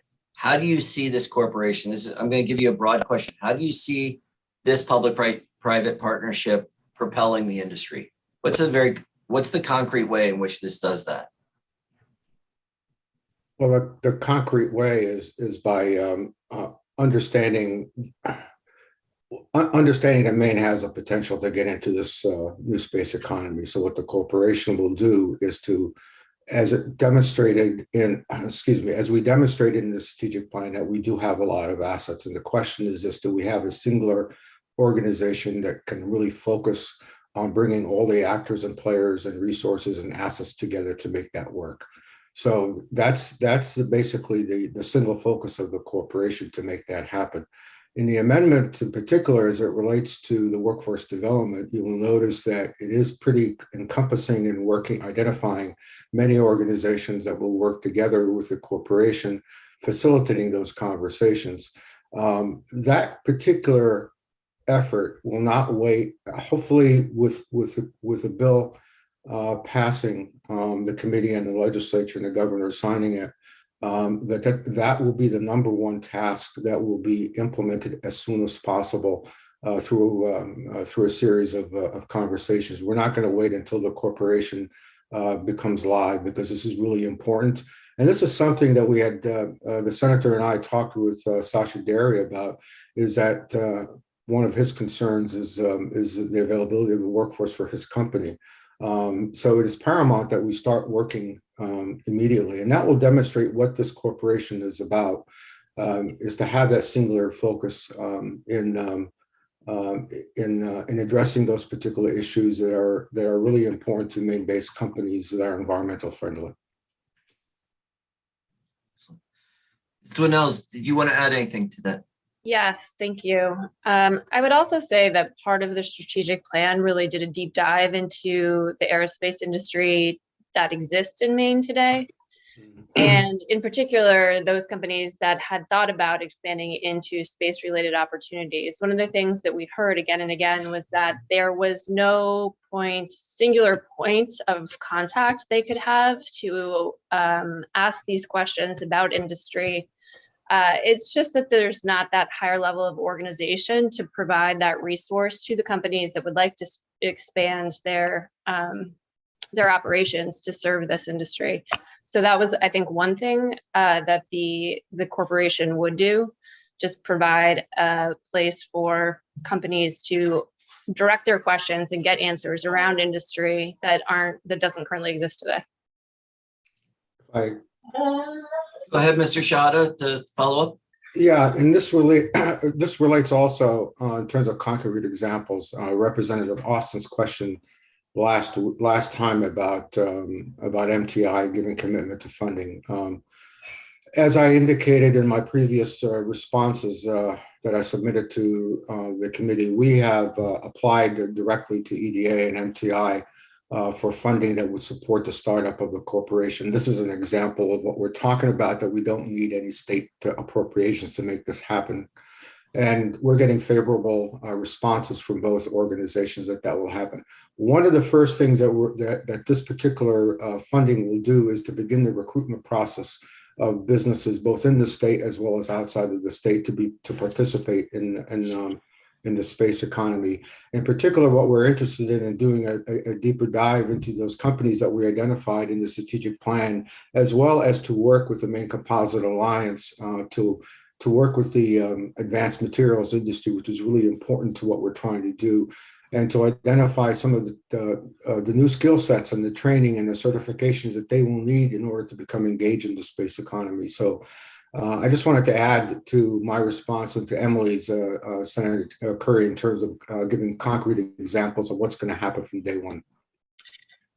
I just have one small thing to add to that, is that one of the things we also did as part of the strategic plan was talk to industry stakeholders and companies outside of Maine. And the thing that we found, both at looking at what kind of private business incentives we had in Maine, which weren't competitive with other space leading states, was that they were extremely interested in two things: the workforce and how they could potentially hire from the graduates coming out of both Maine schools and regional schools, but also our advanced materials and composite industry. That was one thing they're really interested in and saw as a benefit for locating in the state. So there's, that's additional rationale to why we're pursuing that as next steps. Thank you. Representative Andrews. Thank you, Mr. Chair. Just more of a procedure question. I see that Sasha Derry is in the attendees. Is there a reason he's not being let into this conversation? Not yet. I'm just getting ready to bring him in. So as soon as we have questions directly for him, we'll bring him right in. Well, So I'd love to hear him speak about his workforce needs, since Sure. he's kind of on the ground with it. Sure.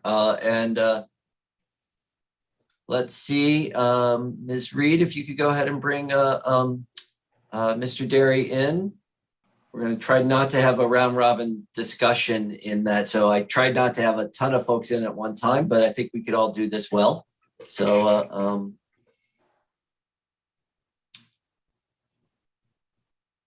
Representative Andrews, did you have a question? Wait a minute. I don't think he's in yet.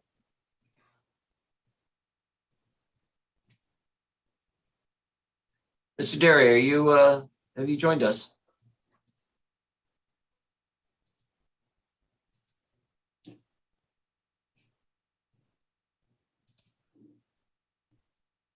I don't see him in the attendees. He might be. I see him in the panelist list. Mr. Derry, are you with us?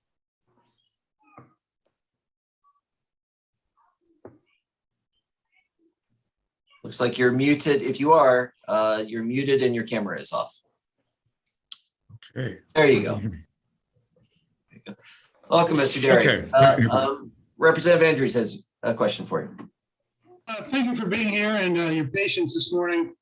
I keep hearing workforce needs mentioned, and I just was wondering if you could kind of expand on that, since how you're kind of already on the ground doing it a little bit, and how you think this bill could potentially help you if it's needed, or even if it's not needed. I'd love to hear your thoughts. Thank you. Yeah, thank you. Thanks very much to the whole IDEA committee. I appreciate this. Thank you, Representative Andrews, for asking the question. Yeah, so, you know, the state of Maine, we do an excellent job. It was interesting to kind of be part of this whole conversation about attracting people back to Maine, or attracting people to Maine. But you know, Maine also does a really good job of exporting its graduates. You know, it's what I refer to as our best export is people from the state leaving the state and never coming back, or not coming back for decades. So within our particular industry, the aerospace industry, and specifically the new space, and well, in our case, the rocket industry, there are many talents that we need that aren't located with people currently in the state.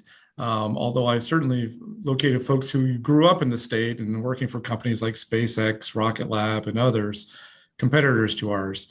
So indeed, we are in need of attracting some of these very capable people who have had experiences in Florida, Texas, New Zealand, California, and bringing them back. I certainly welcome any efforts, whatever shape or form they are, at finding ways to get these folks back. I'm a particular advocate of lowering the barrier of entry to Maine and the cost of people bringing families to Maine in the way of grants or subsidies to private industries that would encourage people coming from other states with specific talents coming to Maine. So I don't know the specifics of what the proposed organization would do to attract these talents, but in general, we definitely need to bring in some very specific talents to support our company, and I suspect any company who plans to operate in the new space industry. And then, I'm sorry, Representative Andrews, I think I answered half your questions, or at least. Was there more question? You did. That's good enough for now. Thank you. Okay. Thank you. Mr. Derry, are you in support of the formation of this corporation? In general terms, I am. I think I'm in support of the concept of it. Welcoming, my understanding of the corporation is that it would liaise between federal funds and other funds, which could be allocated into creating the new space industry, or I should say, fomenting or growing the new space industry within Maine. Fermenting is probably the wrong thing since we're not in the beer industry. So from that standpoint, I very much supported in our particular situation, you know, in terms of actual launch location and the launch facilities, that's something that we're pursuing separately from what this corporation will be doing. I'm encouraged by the fact that there is a priority being put on supporting Maine companies. And I would hope companies that maybe there aren't Maine companies, but we're asking them, just like MTI asked Blue Shift to ultimately move to Maine to get funding. I would hope that we would ask the same thing of other new space industries or new space companies to move to Maine to qualify for any sort of funds. But I also think it's tantamount to who we are as Mainers, that when we're pushing forward in the new space industry, we do this in a clean, environmentally respectful way. I think it's part and parcel of who we are, much the way that Maddie proposed it, part and parcel of who we are, of the love of our beautiful state, and we want to keep it that way. Of course, I'm proud of what we're doing at Blue Shift and being the first company in the world to have launched a rocket using a completely non-toxic and carbon neutral fuel. There are other companies that are moving in that general direction. I think we want to encourage them to move to Maine. This is the wave of the future.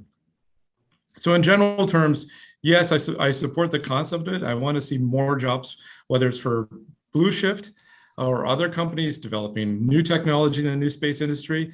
This is a quickly growing industry. Just our small little segment of the industry to launch these tiny satellites up into space is going to be $28 billion over the next decade. The rest of the industry is many billions of dollars more. And I think we want to generate and accelerate our growth in that industry as soon as possible and bring those talents to Maine, encourage graduates in the UMaine system and other colleges to stay put, or at least come on back to Maine, much like I did. Thank you. Were there other questions for Mr. Derry? Representative Austin. I know I could stand some elevation, but thank you. Sasha, good to see you. I guess because you were probably really the first, and then Terry with you, but to introduce our committee to the whole new wide open world and space. And so I just want to be, I'm feeling a little protective because we've had a lot of good experience with you. Is there anything in this language and the new language that's been added? Is there anything there that would in any way take away from where you are right now in the moving forward? You've given a really great answer to Representative Andrews, but I just want to be sure that we are not entertaining with you and then all of a sudden the dance card is getting a little fuller, and I don't want to shirk anything that of our enthusiasm that we've had for you in the Rocket area. How's Great. that? Well, thank you very much. Is that too long? Is that way too long-winded? Not for me. I've been accused. Everybody's going to say yes. I've been accused of being voluble. I had to learn what that word meant, but apparently it's long-winded. So I hear you. I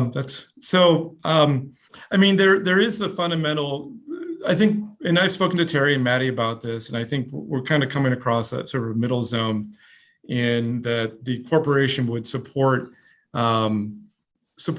put a priority on supporting Maine businesses, whether it's seeking funds from the federal government or elsewhere.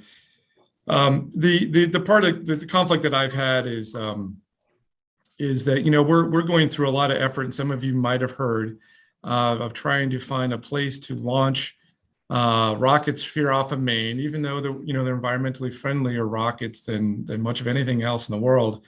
And there's a lot of efforts that we're putting into doing this. And, certainly part of to be absolutely straightforward, part of my fear is that we'll go through all this effort and all this expense, and then a separate launch port will be created that supports the more traditional rockets that are, using, refined kerosene as their propellants and such. And then we'll sort of invite our biggest competition into the state after we've kind of bludgeoned our noses to launch the new space industry in here.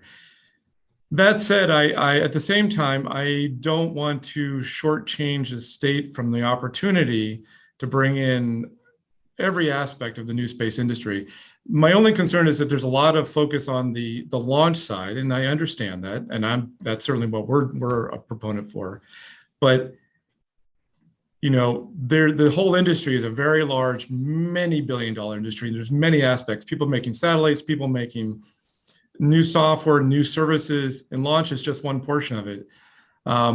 So that's really my only concern, Sue, is that are we creating something that's going to compete with a main company that's trying to develop a launch site? The goodwill of my conversations with Maddie and with Terry Shahada and others is that no, the idea is to work cooperatively, but those are words, and there's nothing formally in paper that guarantees that. But in general, I think we want the students, the professionals, we want this industry to grow in Maine one way or another. End of statement. Well, I appreciate that. That's a very candid and honest response, and I really respect and appreciate that. And I guess what I would just say is we have heard it, and we will hope to look to the other partners moving forward, that we stay within that, sort of medium ground that you've sort of contoured off for. So thank you very much.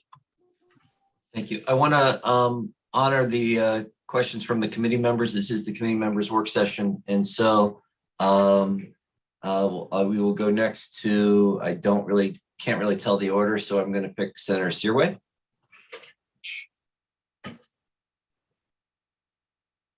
Senator Searway, you're muted.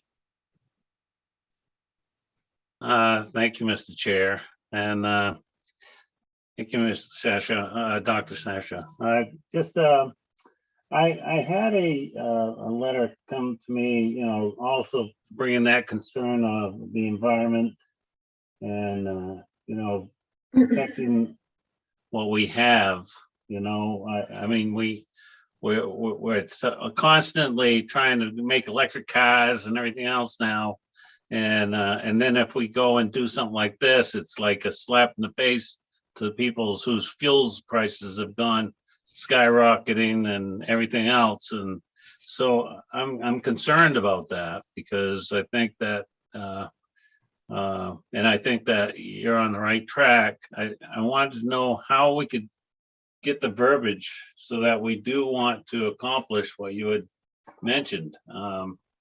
Because I think that's going to be important when it comes to voting for this. I think that I really would like to see, you know, environmental safe type systems.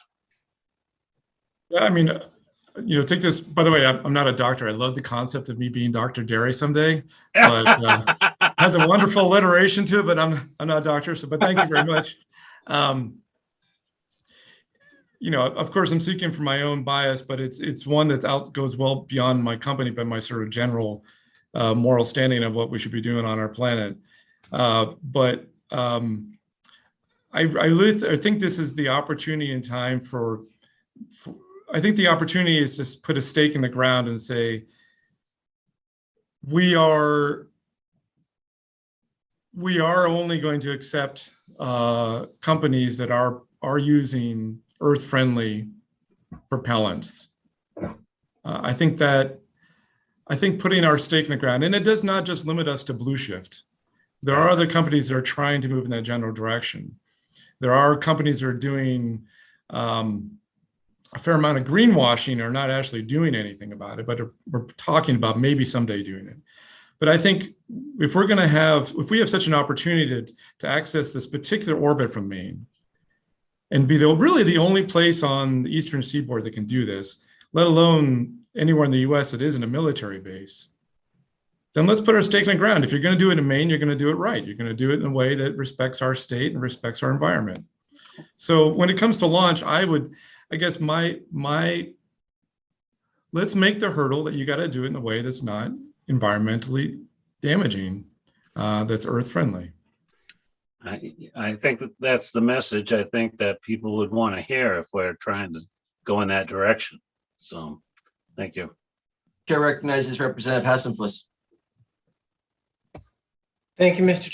Chair. I was just wondering if Dr. Shahada could speak for a brief moment about the other aspects. I know a lot of our discussion has been geared around the launch site, and I certainly sympathize with the comment of saying, you know, if you want to do it right, do it environmentally friendly.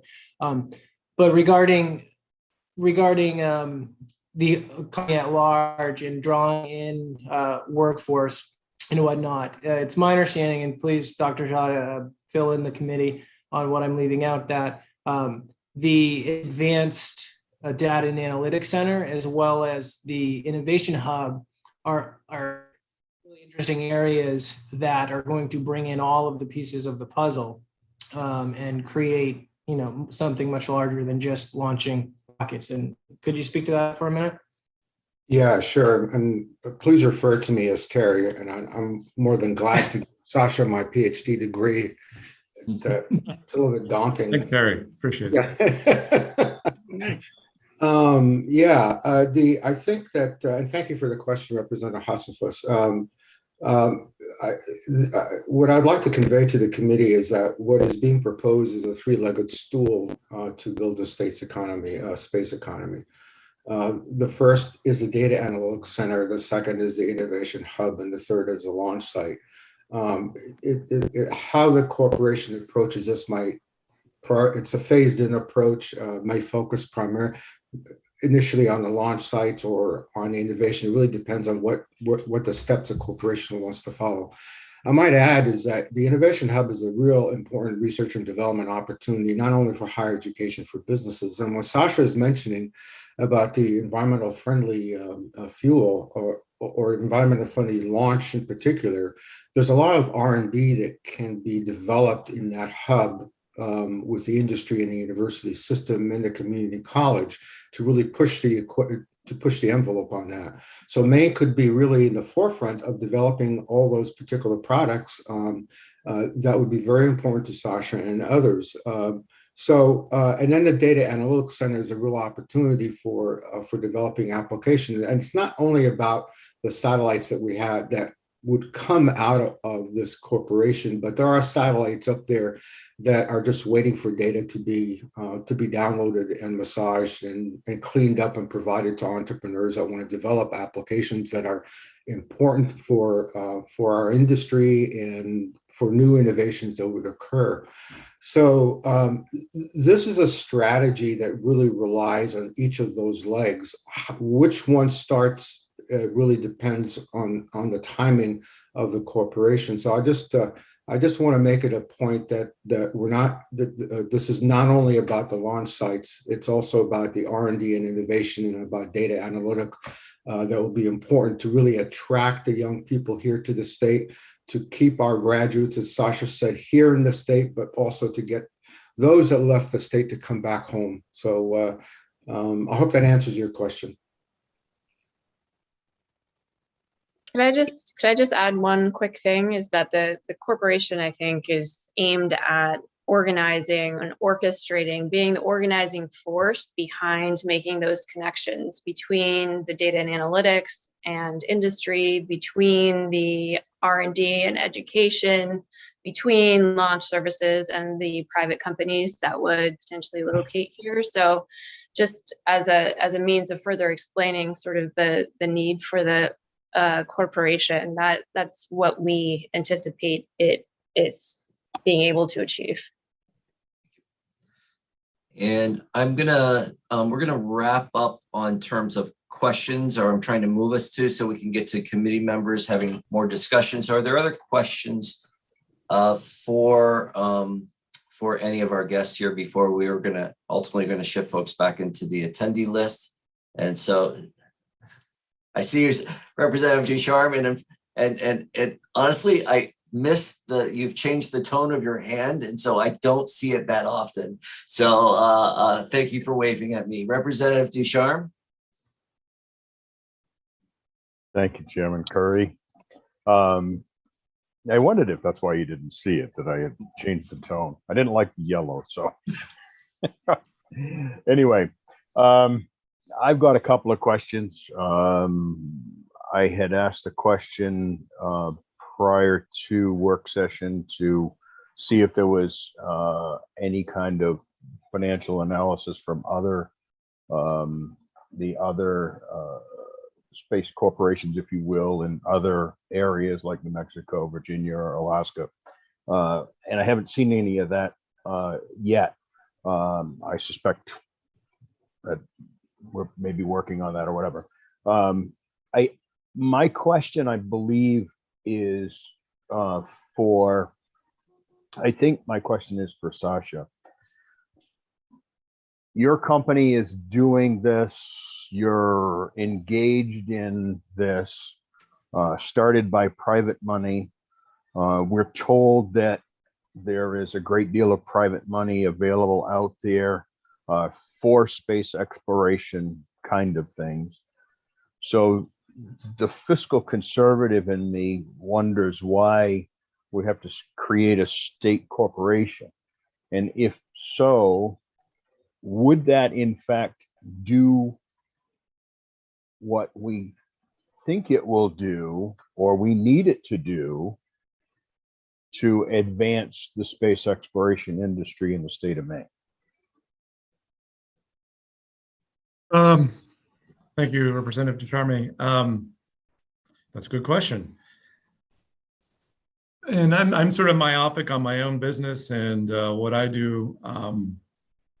I think from from the standpoint of getting talented individuals back to Maine or to Maine in the first place, if we can come up with attractive methodologies to do that, which this organization, I think that the benefit of this corporation potentially is that it's focused on a very specific industry, in this case, the new space industry.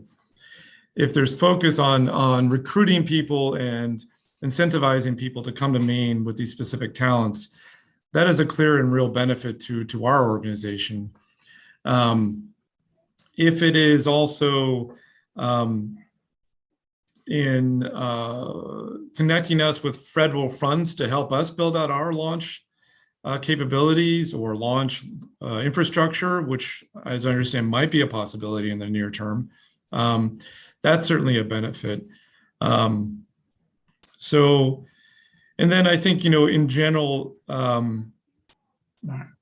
connecting Maine students with federal funding for the space sciences and accelerating their growth and access to that, I think, is really important.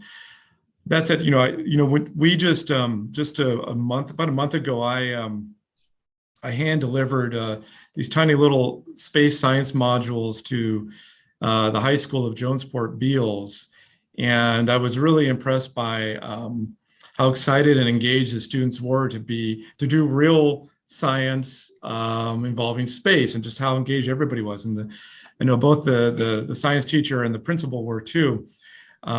Part of my understanding of this corporation and indeed the Terry Shahada's other organization, Maine Space Grant Consortium, is to help connect Maine students across the state with funding, federal funding, educational funding, to allow them to get into to do science experiments just like this.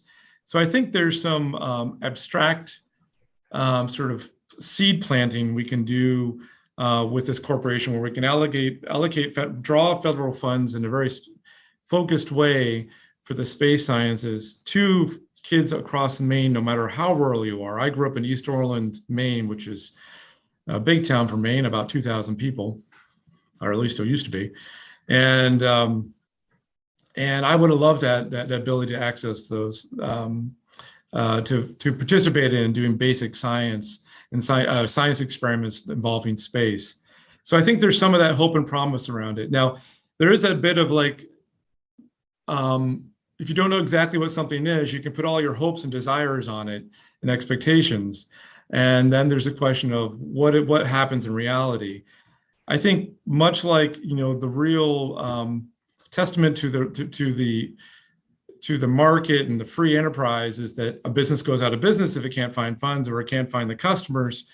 I think one of the questions becomes, what is the metrics by which this corporation should continue to exist? Is it fulfilling fulfilling what it set out to do? Is 5 to 10 years from now, is the corporation providing students in Maine more access to STEM?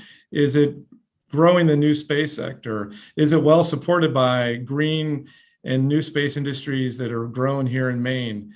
I think when we create something that's going to be a public-private entity, there should also be an accountability 1, 2, 5, 10 years from now. It shouldn't exist just because it once was born, and should always be funded because of that. There should be some level of accountability, and there should be some feedback from both industry and the state on whether those initial goals of the corporation are being met. I don't know if that's in the bill as it stands now, the proposed bill, but I think there has to be that feedback loop. Is this serving its purpose? Is it truly bringing new talent to Maine? Is it truly growing the new space industry in Maine? Is it truly growing our students in the STEM sciences, in the STEM fields within Maine?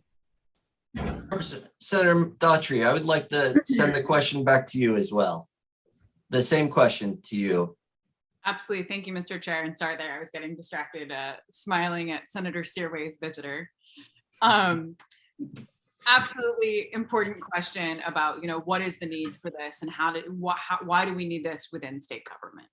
I think Sasha's done an excellent job of describing a lot of the different opportunities, and so has Dr. Shahada, of being able to sort of really hone in on how this can coordinate, organize, draw down those federal grants, but more importantly, sort of serve as the advocate and the advisor, really rooting for all of these different agencies. And if you think about many of the different sort of quasi-public-private entities that report back to this committee, there's amazing, examples already that we all see really thrive and flourish, whether it's a place like Fame that is able to really coordinate being, the financial hub for so many different businesses, as well as dealing with our higher ed and, dealing with student debt and going from there. So we also have places like Midcoast Redevelopment Authority, that is working to coordinate, bringing, really being an incubator, advocating for the redevelopment of the Brunswick Landing. It's the same thing when you're looking at Loring, what they're doing with their sort of public-private partnership.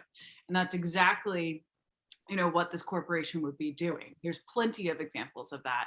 And I know I brought this up to the committee before, but it's, very much like what they have in North Carolina of Research Triangle Park, of, this corporation is sort of the center of the triangle, or the three-legged stool, as Terry was saying, that they're pulling in together all the different parts to get them to work and be able to get folks like Sasha to be able to succeed. And, for me, this isn't, an either or. It's, it doesn't, Sasha's going to be going out and getting his launch pad, hopefully, fingers, crossed, he'll find a perfect place to be able to literally excel his business into their next stages in future. But, this corporation has, and if you look through the bill, if you look through all the language, it has nothing that, would stop or get in the way of that. In fact, if anything, it would work to help that situation and make sure that, if Sasha's looking for X, Y, and Z, that he can pick up the phone and have that coordinating force that, Emily mentioned. Maybe Sasha is looking for a graduate with experience in, just going to throw this out because I don't work in this industry, underwater basket weaving. So he picks up the phone and is able to check in with the corporation, and they hear that that's something that the industry is missing. Or maybe they're talking to, some of the folks that we have in York County working on this, and they're hearing they're really missing people who have, really, specific electrical engineering background. So then the corporation can turn around and be like, okay, let's see what we can find. How can we serve to be the resource to find those people, those entities? And the other reason of having that state connection is just like it is with those other entities like Mira and Fame, of being able to have that report back to this committee, that jurisdiction, to be able to, keep an eye on it. And also so that, it's a little bit easier on the federal level of having that federal grant when it is this type of corporation. And additionally, I think, anything that deals with aerospace, it's best to have it, with the tie-in to the state government to work as an advocate. I hope that sort of answers your question. Thank you very much. At this point, are there any other questions for our guests? I'm going to ask them to, I'm going to have them shift over into the attendee list. Senator Searway, you have another question. Yes, I don't know if it should be, I guess, to Sasha. Thank you, Mr. Chair. I was just wondering how, there was an article, and I don't know if it was true. Sometimes you don't believe everything you hear, but there was like 40 satellites fell. And what's the failure rate, and also what's the risk to the community on those satellites? Yeah, so I think you're referring to SpaceX put up is putting up Starlink satellites. We actually use Starlink here, which I'm embarrassed to say is true, for broadband services because it's pretty daggone competitive compared to cable. What happened there was some very, very large, small satellites, much larger than we'd ever actually be able to put up. Because of pressure from the sun, solar pressure, and some sunspot activity caused them to get deactivated and basically burn up in the atmosphere. So fundamentally, there's no danger. They burn up in the atmosphere, unlike like a space station coming down, which is much larger and can be much more of a potential issue. These are very small satellites. I'm going to pull up. I really should have a satellite, but I keep pulling out my Kleenex box But the satellites we're putting up there are, as small as this. And let me just put up, they would very easily burn up in the atmosphere well before they ever reach Earth. And the ones that SpaceX is putting up are bigger than our whole rocket is capable of putting up. A single one of their small satellites is bigger than our whole rocket would be able to put up. So ours are really nano satellites, and theirs are on the what's called micro satellites. So it's much larger. Still, they would burn up in the atmosphere and not pose any threat to humans. Thank you. I just didn't know. I figured I'd Oh, ask sure. the Yeah. experts. There's a lot of misunderstandings. So I appreciate you asking. Mr. Chair, real quick, can I just add something? Go ahead. Thank you. I just wanted to add Senator Searway. I'm not quite sure if I answered this before, and I was just checking my notes. When you had the environmental concerns in your question just now, I think that's exactly why, if you look at the amendment, that we put that language in collaboration with Sasha and others to make sure that we are keeping in mind all of those aspects. And that's where this amendment came from. And honestly, as someone who's very concerned about the impact of anything, even bigger, than rockets, you mentioned the electric cars as well. I'm concerned about everything and its impact on our beautiful state. I think, Maine is really leading the way on that. And that's why we wanted to put that amendment language in there. I also wanted to, and I do see Rachel's hand is up. I think Representative Descharme, she did get some information to the committee on that question as well. And just before we jump off, I just wanted to add the last thing and poor Sasha and Terry have heard me make this comparison a lot of different times. I know some of you know that outside of the legislature, I work in the beer industry and I'm a brewer. And I sort of think of, in a way, everything we're discussing here actually has a little bit of an analogy, as crazy as that may sound. But for all breweries, we have our Brewers Guild, and it is our advocate. And it's exactly what this corporation sort of would be. That when you're just getting started and you're trying to figure out where to go, you have the guild. The guild has your back. Your guild is, connecting you with other brewers to be able to collaborate and learn from, or get equipment, or be able to, look out for PR opportunities or grants. It would be the same thing for the corporation. And I really think that's the really big asset. But do want to urge everyone, please check the amendment. All of us can get you more information. And I do want to give kudos to Rachel for her wonderful work on the amendment and for bringing together, I know this is not an easy bill, it's a long bill, and it's got a lot of different information. So I just wanted to say a huge thank you to Rachel as well. And I don't know if there's. I'm gonna close off discussion at this point. I'm gonna ask the committee really needs to hear from each other at this point, and that's the purpose of the work session. And so I will ask Ms. Reed to move everyone that's not a member back into the attendee list.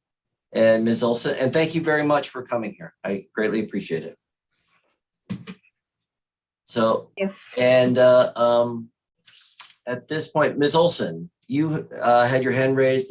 Was there a technical question that you wanted to answer? No, I just wanted to remind the committee that Ms. Olson, are you there?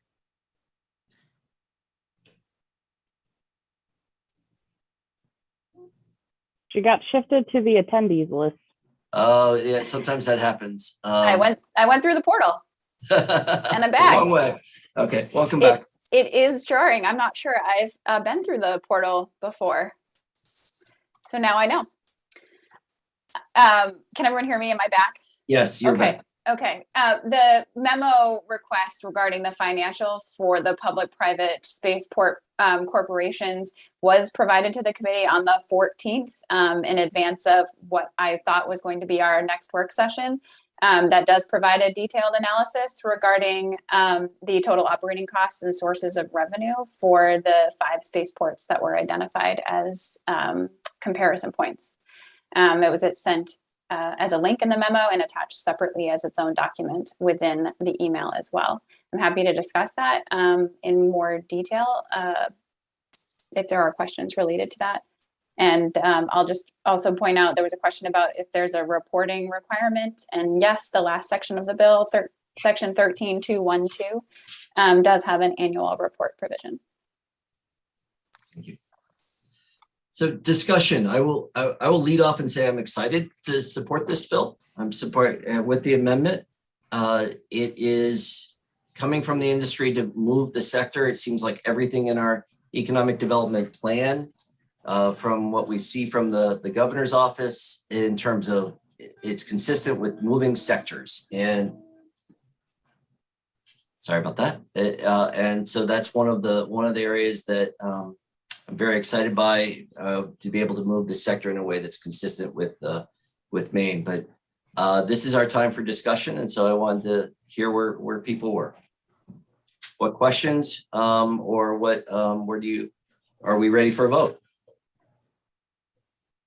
Ms. Olson, you had a question, or you had to bring Yep. something up. Sorry, I should have said that, yes, there is a technical issue that the committee needs to consider. And if this would be the time, I would like to share it with the committee so that it can be a part of your discussion. Great, thank you, please. Okay, so I brought this up in the bill analysis, and so but I did pull it out kind of separately as well. I mentioned before, and it's been mentioned by others, the piece of legislation in front of you, the bill in front of you, is modeled after other legislation regarding I think it's a direct sort of copy and lift from the Maine Coast Regional Redevelopment Authority. And I think as a result of that, there is an error that the committee should, there is an error and the committee needs to be aware of it and decide how they would like to proceed. I'm going to share my screen so that, because I know the committee probably doesn't have the bill right in front of them. And so I put it together a document so you can see the two sections side by side. As this bill is written, section 13203 that establishes the Maine Space Corporation powers, board of directors, and obligations. Subsection 4. Ms. Olson, can you increase the? I can, although you'll lose the side-by-side nature of the document if I do that. I realize it may be small, but That's still working on my screen. That's okay, still well, working it's just side by more side. of this information off the screen that you will lose Okay. as I shift it. But so it establishes the board of directors, and it has these ex officio members, but then those who are not ex officio members. They are appointed by the governor, subject to confirmation by the Senate, and they have to include individuals or representatives of organizations that are in a position to advance the purposes and goals of the corporation and are able to have a significant impact on improving the state's space economy infrastructure. And those include, and I've highlighted the areas where I think there is the greatest conflict, has to include a representative of a business in the state with fewer than 25 employees involved in the aerospace industry and one with 25 or more employees involved in the aerospace industry. And then to a lesser extent, a representative of a nonprofit research organization in the state that uses satellite-based data. And finally, a business that's involved in innovation and research and development in satellite development and manufacturing, data and analytics or launch services. So the board is made up of members who have a direct, one can assume, financial interest in the work of the corporation and any contracts that the corporation may enter into. And it appears as written that they have the ability to make decisions that will directly or indirectly impact their own companies, in particular, paragraph 1 and 2. But if you were then to go to section 13208, interest of public officials, directors, or employees, you'll notice that a member of the board of directors may not acquire or hold a direct or indirect financial or personal interest in a corporation activity, corporation property, or a contract or proposed contract in connection with a corporation activity. And that to do so, to have such an interest would be a Class E crime. I feel that there's probably a direct conflict in being a representative of the industry. That I mean, I'm not an expert, but it seems to read that one could assume that a member who works in the aerospace industry would have a direct or indirect financial or personal interest in one of these three activities. So the question really is, what is the intent of the board as it's set up? But as it's written, I believe you'd end up with board members who would most likely end up committing a Class C crime.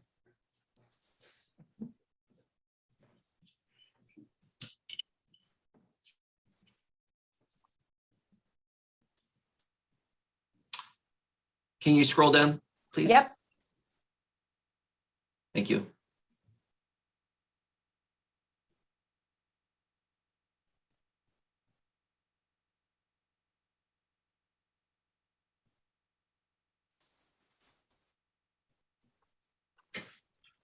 Chair recognizes Representative Andrews. Thank you, Mr. Chair. I know, speaking for myself, I could use more time to digest everything we've heard today. And also, our House lead is not here, so I'd also like time to catch her up to speed and get her input, which I value very much. So I'm going to be making a motion to table and revisit this after we've had time to do that and talk to Sue. Thank you. Is there a second? I'll second that.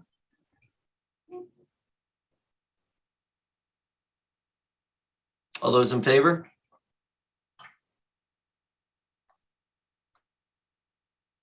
Do we need to call the roll? Let's call a roll on that.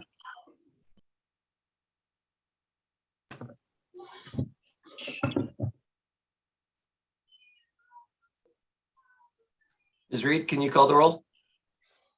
Representative Geiger, No. Representative Andrews, Yes. Representative Pebworth, I might be favorable to tabling later in today's session, but not at this time, so I'm a no.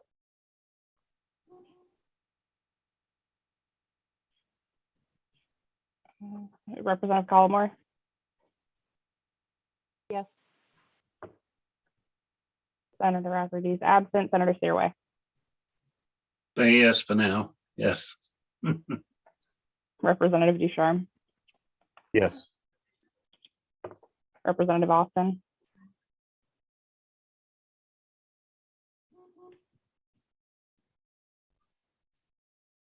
Representative Austin, are you here?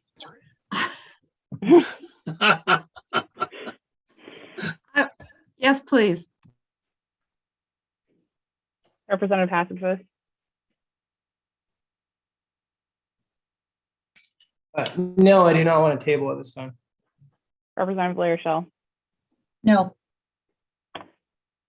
Representative Bernard is absent, Representative Roberts, No. and Senator Curry. No. With 4 in support of the 5 in support of the motion and 6 in opposition to the motion fails. Chair recognizes Representative Hassenfuss. Thank you, Mr. Chair. Rachel, thank you for that. I certainly appreciate that. I remember looking at that at one point, and I can certainly see the advantage to have both, knowing that we can't have both in there. And I'm just wondering if any of the panelists that or the guests that we've had who can sort of clarify the industry for me so that I can better understand who could be appointed to the board that would not have a financial interest in the decisions of the board, but yet still have that inner work knowledge of the of the business world that lives in.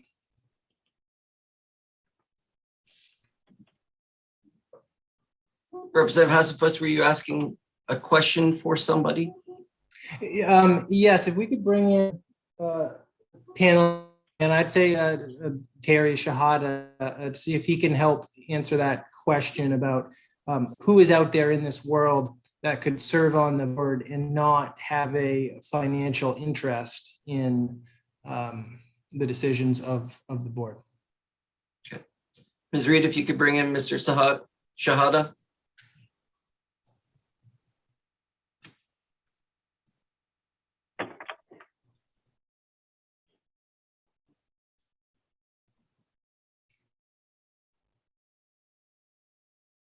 Here I am.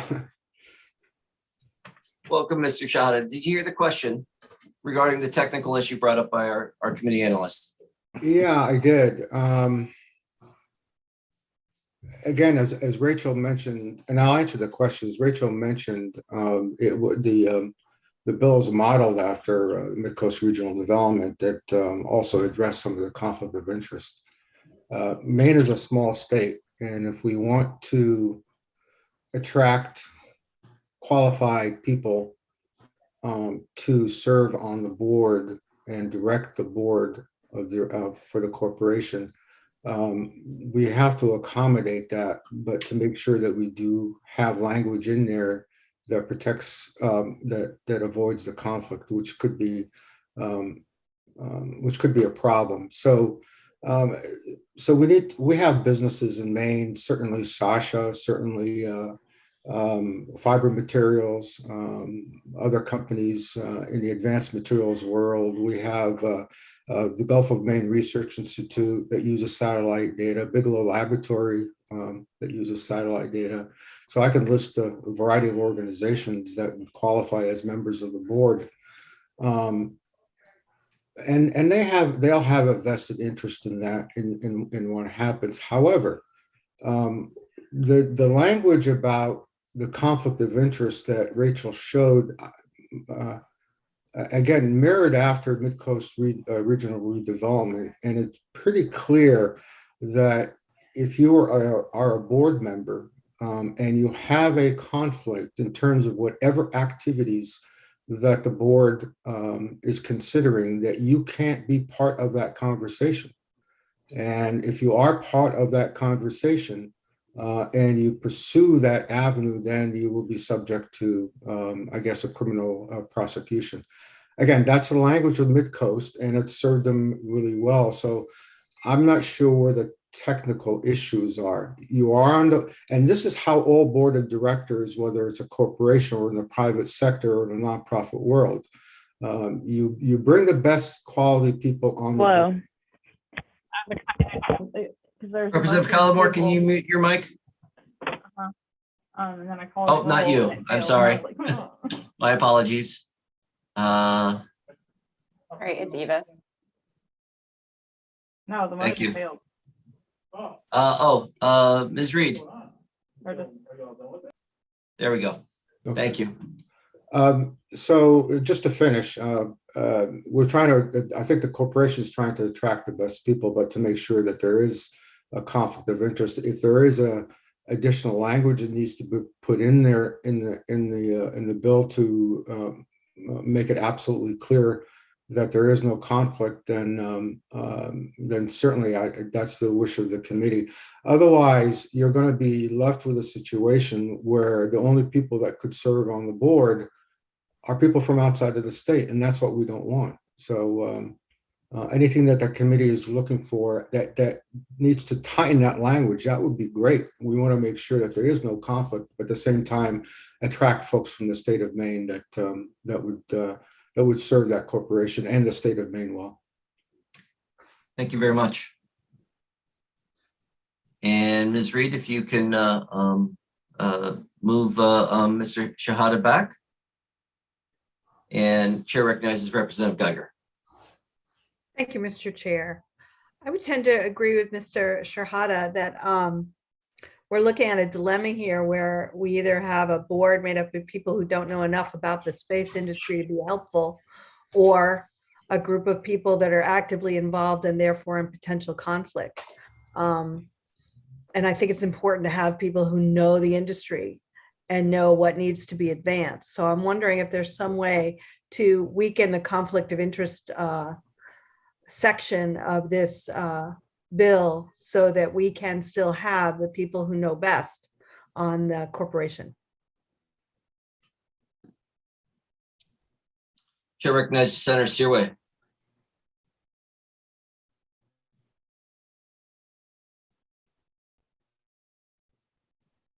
Thank you, Mr. Chair. Yeah, on this particular subject, I would think you got to have somebody with some information, but I was just wondering if it is a matter of and maybe we can put that in, if they felt that there was an influence, that would be the time to excuse themselves from the issue, and that might cover it. I don't know, but maybe that's a thought. Thank you, Senator Searway. And my assumption, and I'm going to look to Ms. Olson on this, is if we can say what we want, which is, for example, that a person can't vote on things that are directly benefiting their company, she can work on language for us. Ms. Olson? Yep.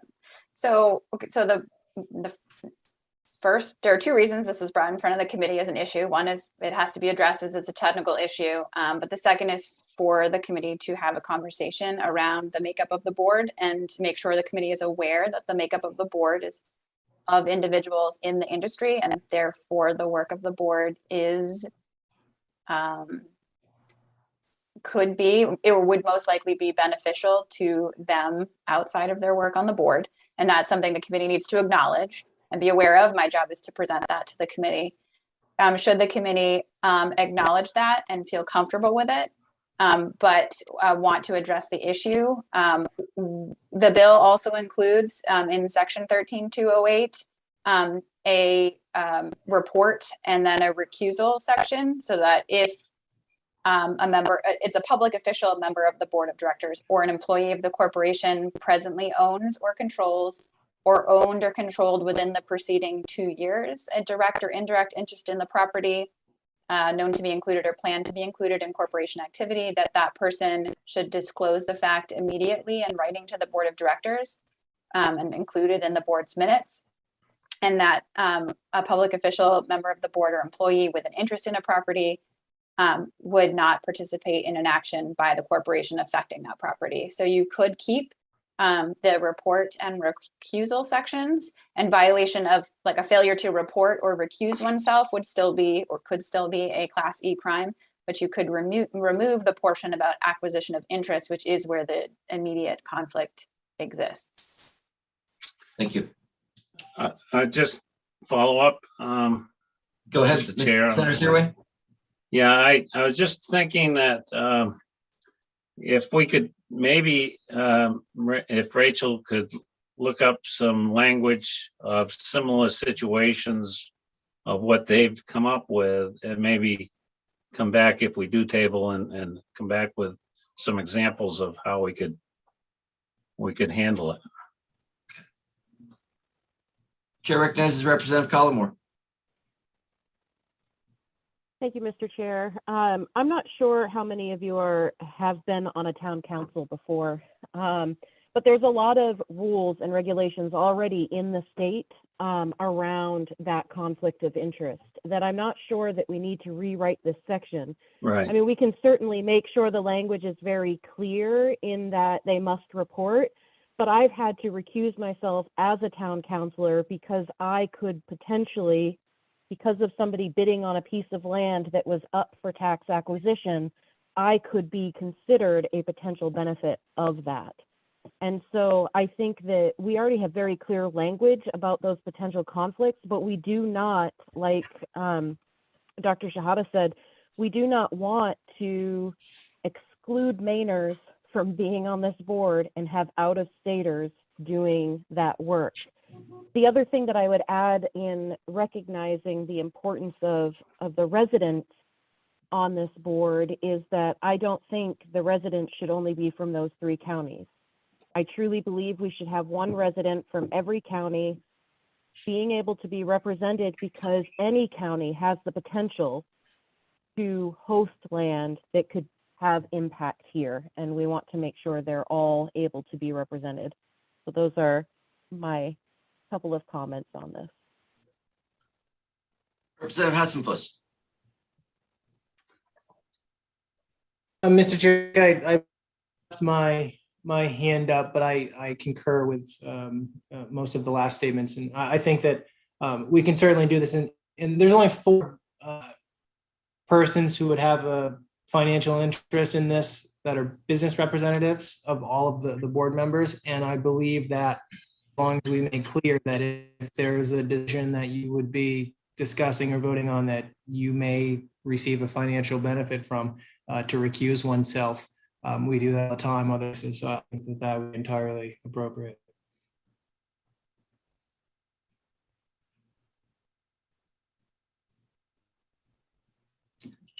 going to check in with Senator Searway. Senator Searway, would you like to go to a corner caucus? Sure. Okay. Yep. Let's go ahead and Can we, should at least put a motion on the table so we know what? accept the motion on the table? Yep. Go ahead. You want to Well, make a motion? I don't think, Go but I'll make a motion that this ought to pass as amended with the current amendment from the bill sponsor as submitted that we reviewed earlier, and incorporated what we just discussed.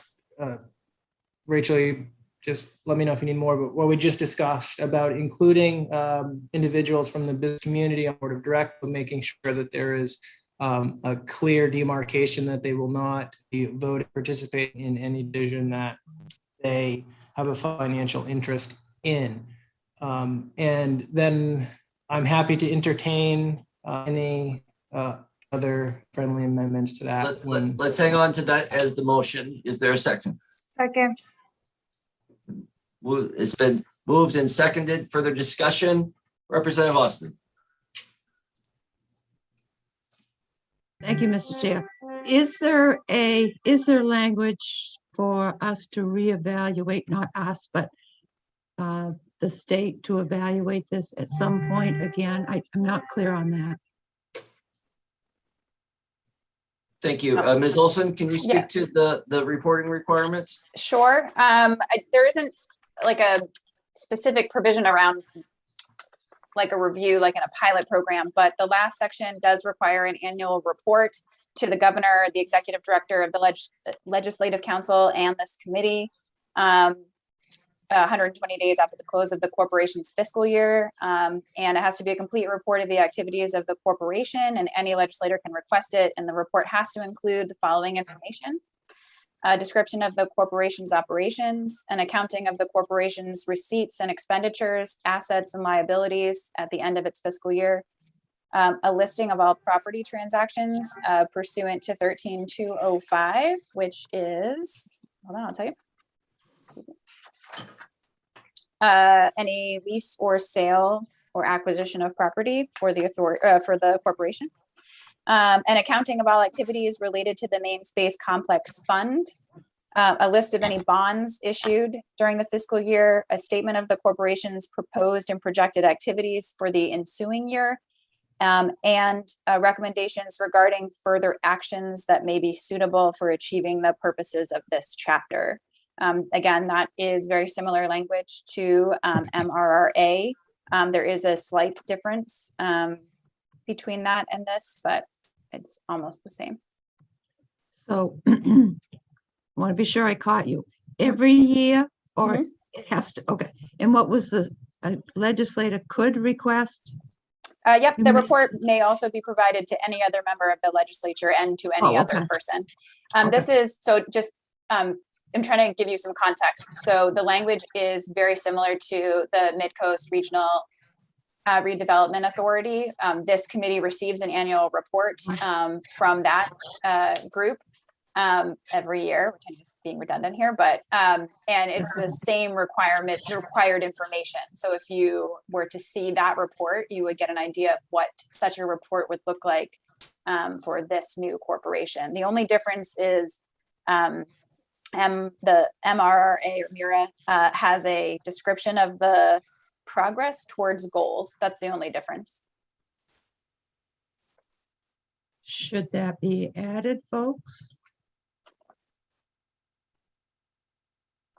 That's a question for all of you on the screen. Representative Austin, were you suggesting a friendly amendment there? I guess you could say that.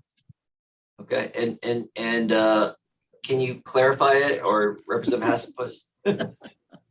I mean, I'm comfortable with the general reporting, get back from the other agencies, as we multiple times here with the various reports. I mean, if there's a specific proposal of some interim reports that want to be done, I'm happy to consider that. But I don't think we need to include anything, but I'm open to it, I guess. That's what I'm saying.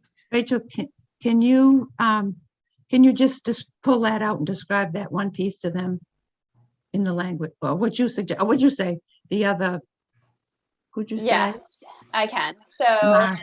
yeah, I'm going quickly to this. The Midcoast Regional Redevelopment Authority's annual report also includes a requirement that the report have a description of the authority's progress toward achieving the goals set forth in their goals section. That's the only difference between that statute and the bill before you. Otherwise, it's an exact. Do we have a clearly delineated goals section? You have.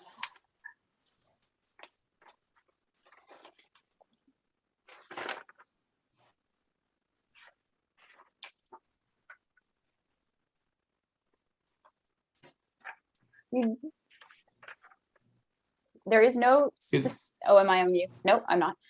There is no specific goals section that you would, similar to what they have. You do have the business units section that you saw on the amendment today. That's probably the closest thing that you would have. I mean, I think just a general report back that we get like from Loring and all of the other places is fine.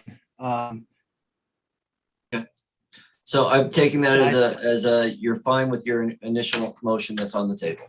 I'm fine with that. And if you have something more specific, I'd be considerate. It seems like I don't, at this time, I don't think we need more. Representative Collmore. I don't have any. Representative Austin, were you trying to respond? I'm sorry, we'll come back to Representative Austin. Just for one thought, I'm just wondering, Loring has been in existence now for, what would it be? 22 years maybe? So they may have had that when it originally started and then maybe have taken some language out. I'm just thinking of the fact that it is brand new. If we want to show in good faith our desire to see accountability, I just thought this was a good way to do it for the people of Maine. That was my thinking. I'm happy with some sort of report. Just I don't know what the language would be as far as what additional to report, I guess, but I'm asking committee members. Representative Collmore. Thank you, Mr. Chair. Also, I would make the request for that friendly amendment of one individual from each of our 16 counties should be part of this board, given the potential for any land in any county to be considered for acquisition.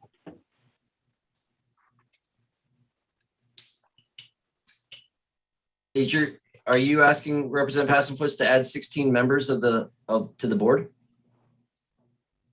Or to make sure that, I'm just trying to be clear. I'm asking that instead of only 3 counties being represented, that all 16 counties are represented.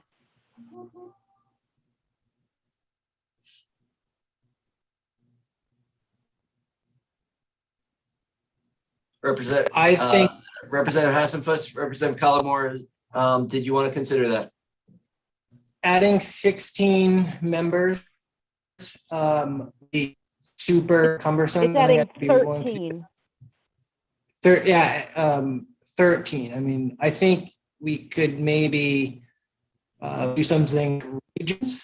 I think to add 13 more board members would make everything way too clunky to actually get stuff done.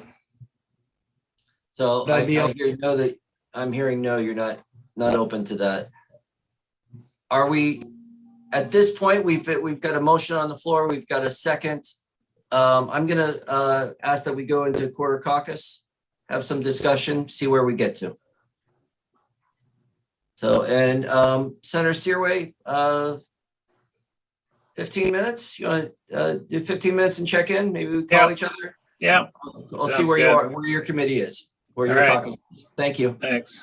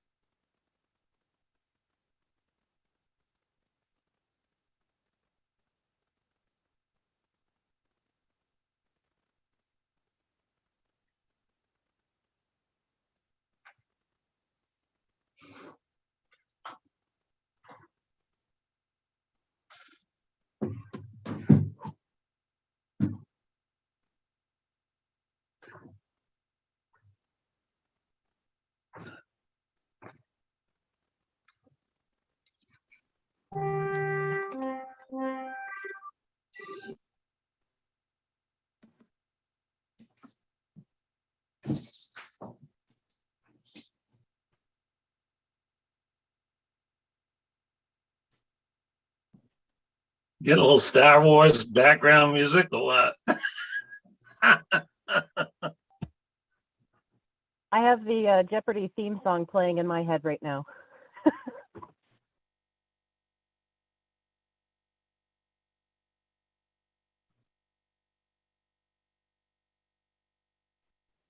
Representative Austin, Yes, is that your ringtone that keeps going off? can you hear it? Yes, what is it? It's the sound of the hunt. It is my text, I guess. It's driving me crazy too. It's the only one I can hear good.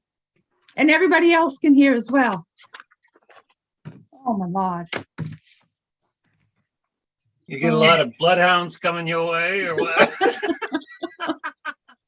Yeah, I'm trying to keep them away from the wildlife pack. You know what I'm saying? Oh, dear.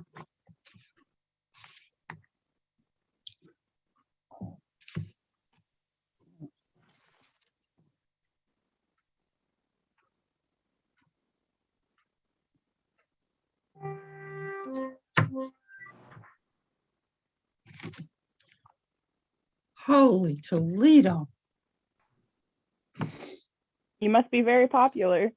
I guess I must be. Look at all these people.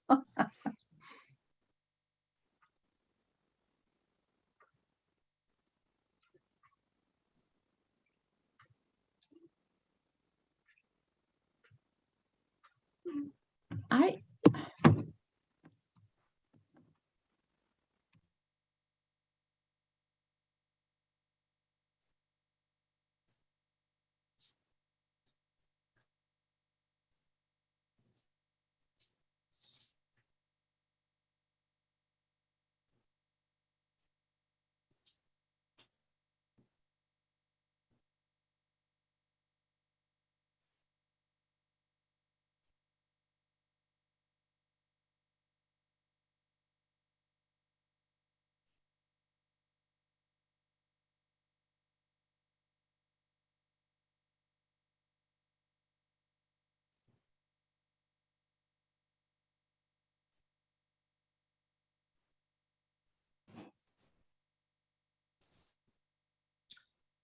Welcome back, everybody. We have a motion on the floor that's been seconded. Is the committee ready for a vote? Chair recognizes Senator Searway. Thank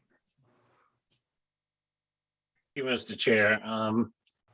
Being co-sponsor of this bill, I feel is a need to look over the language on and in our discussions today on the environmental piece and also the and because the language review is probably going to be okay, but and also Representative Bernard would like to take a look at this as well, and she's been that's up in her area and that they're looking at, and so I'd like to just table the motion at this time, and then we can come back and be a much stronger vote, I think. Is there a second to the motion? Second. Ms. Reed, will you call the roll? Representative Geiger, No. okay. Representative Andrews, Yes. Representative Pepworth, No. Representative Collmore. Yes.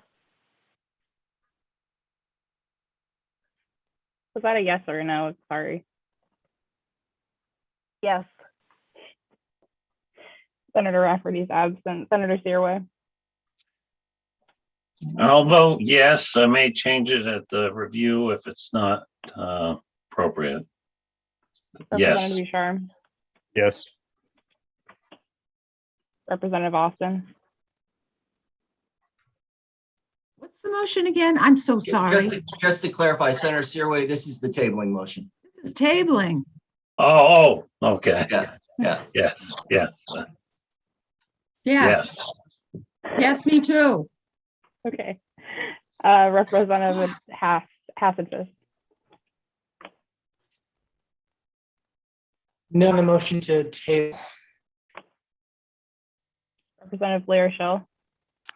No. Representative Bernard is absent.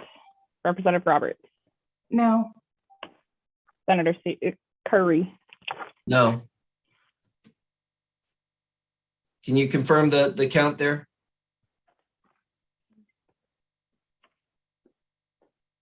Five to table. 1, 2, 3.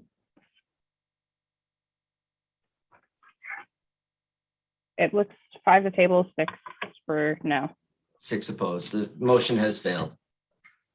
Is there more debate, or is the committee ready for a vote on the motion? Representative Collmore. Mr. Chair. Unfortunately, I will not be able to support the motion on the floor with the bill as written. I do highly support having something like this that's a public-private partnership to help with grant purposes and things like that. I am concerned with the ability of the group to bond because that could add to our tax base, and we're seeing a fiscal note of 0, but that's only until a bond happens. I'm worried about the representation of only having 3 counties represented on the board, given that we have other counties that have available area, specifically ones like Penobscot, Piscataquis, and Somerset, when you look at the state map.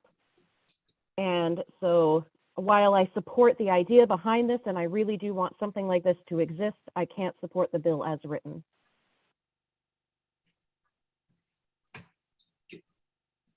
Ms. Reed, will you call the roll?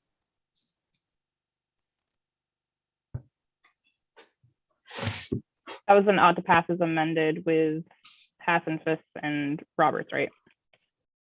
Correct. Representative Geiger? Yes. Representative Geiger, yes. Representative Andrews? No. Representative Andrews, no. Representative Pepworth? Yes. Representative Pepworth, yes. Representative Collmore? No. Representative Collmore, no. Senator Rafferty is absent. Senator Searway? No at this point. Senator Searway, no. Representative Ducharme? No. Representative Ducharme, no. Representative Austin? No. Representative Austin, no. Representative Hassenfuss? Yes. Representative Hassenfuss, yes. Representative Blair Shell? Yes. Representative Blair Shell, yes. Representative Bernard is absent. Representative Roberts? Yes. And Senator Curry? Yes.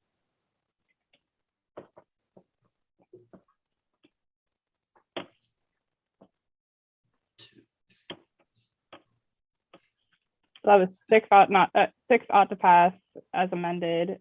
What's the minority report? So that with 6 ought to pass as amended, and 1, 2, 3, 4, 5. Wait a minute. 5 ought not to pass, and then 2 absences. Senator Searway, do you want to start with the minority report? I think, can we caucus just for 5 minutes just to find out what we want to put for the report? I don't think there's any dilemma in doing that. If you need to take a few moments to that. Yeah, we might want to do ought to pass as amended, but a different version. The space is yours. So this space right here is yours to come up with that amendment. Okay.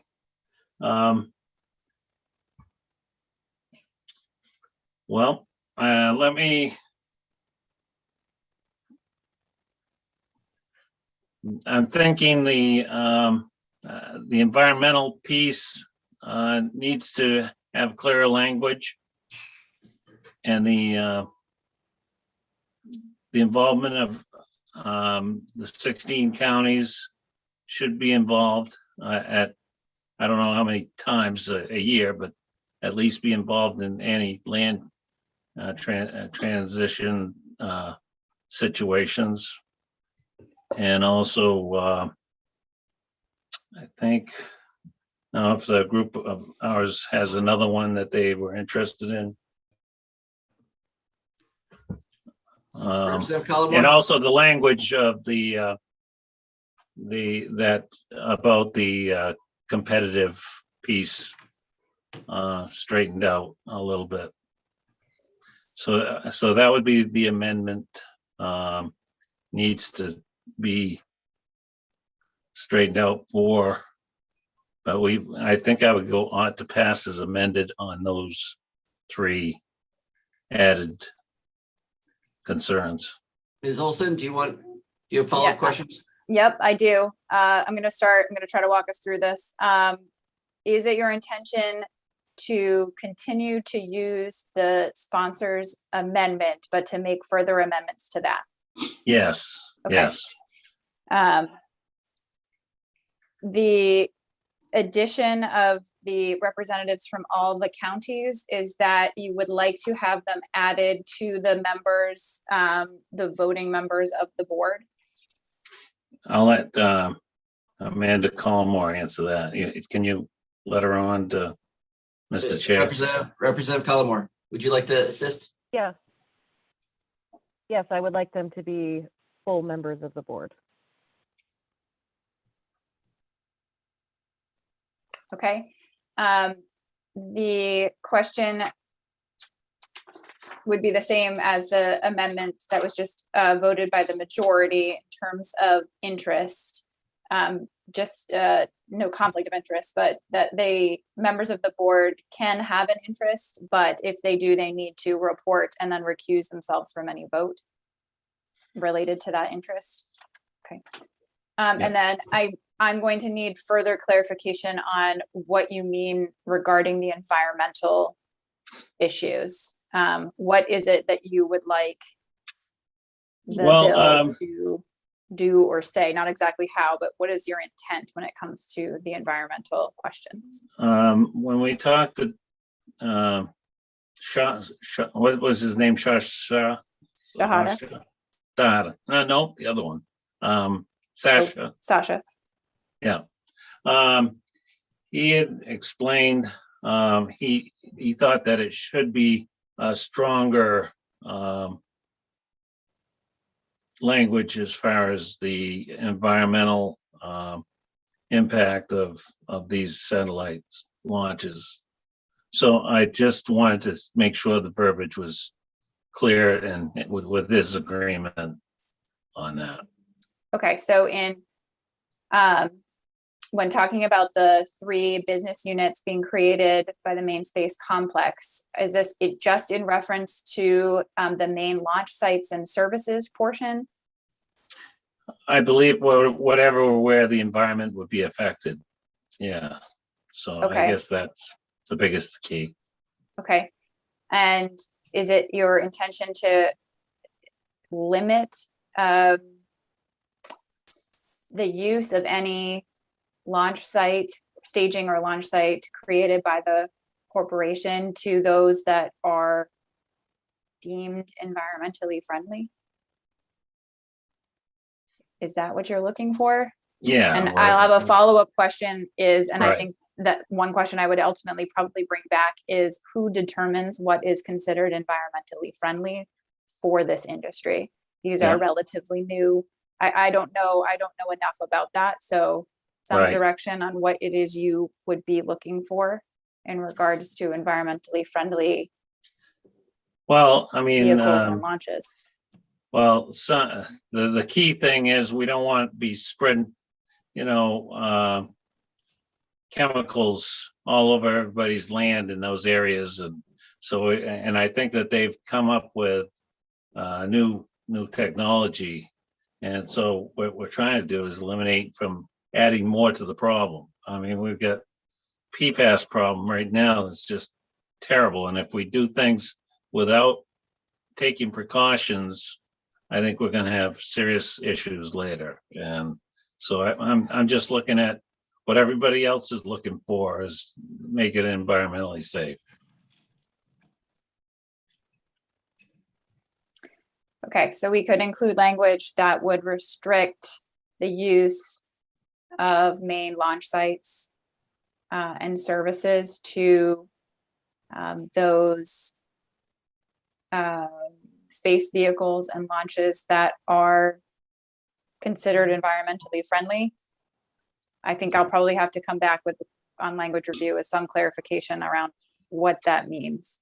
Right, and if we can just get, if you could, maybe once you get that language, maybe send it to Sasha and see if that would be appropriate. If he's okay with it, maybe I'd be okay with it.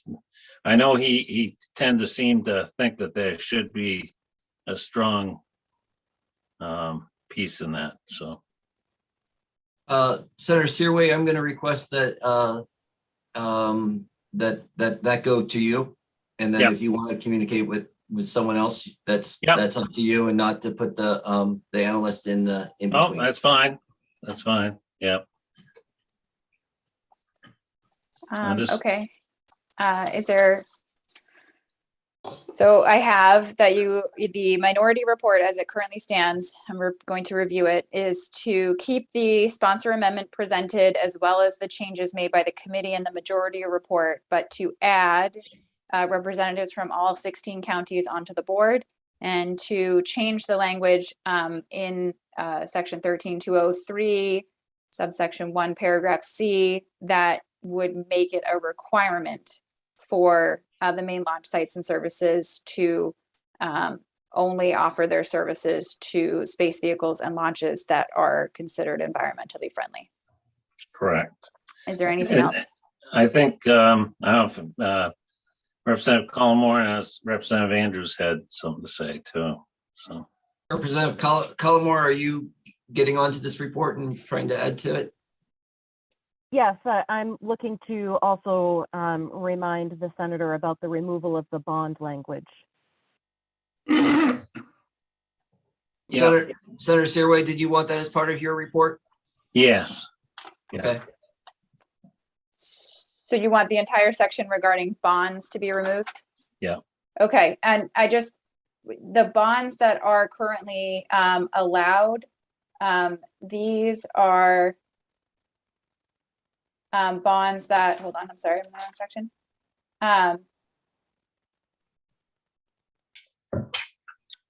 That the principal and interest of bonds must be made payable solely from the income, proceeds, revenues, and funds of the corporation.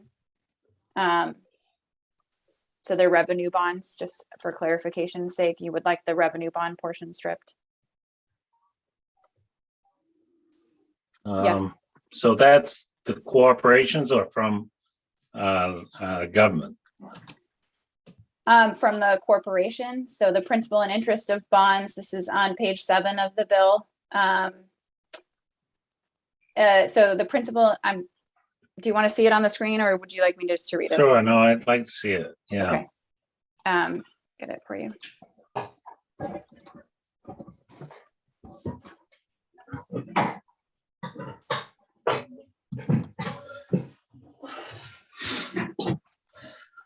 Since we didn't really discuss these.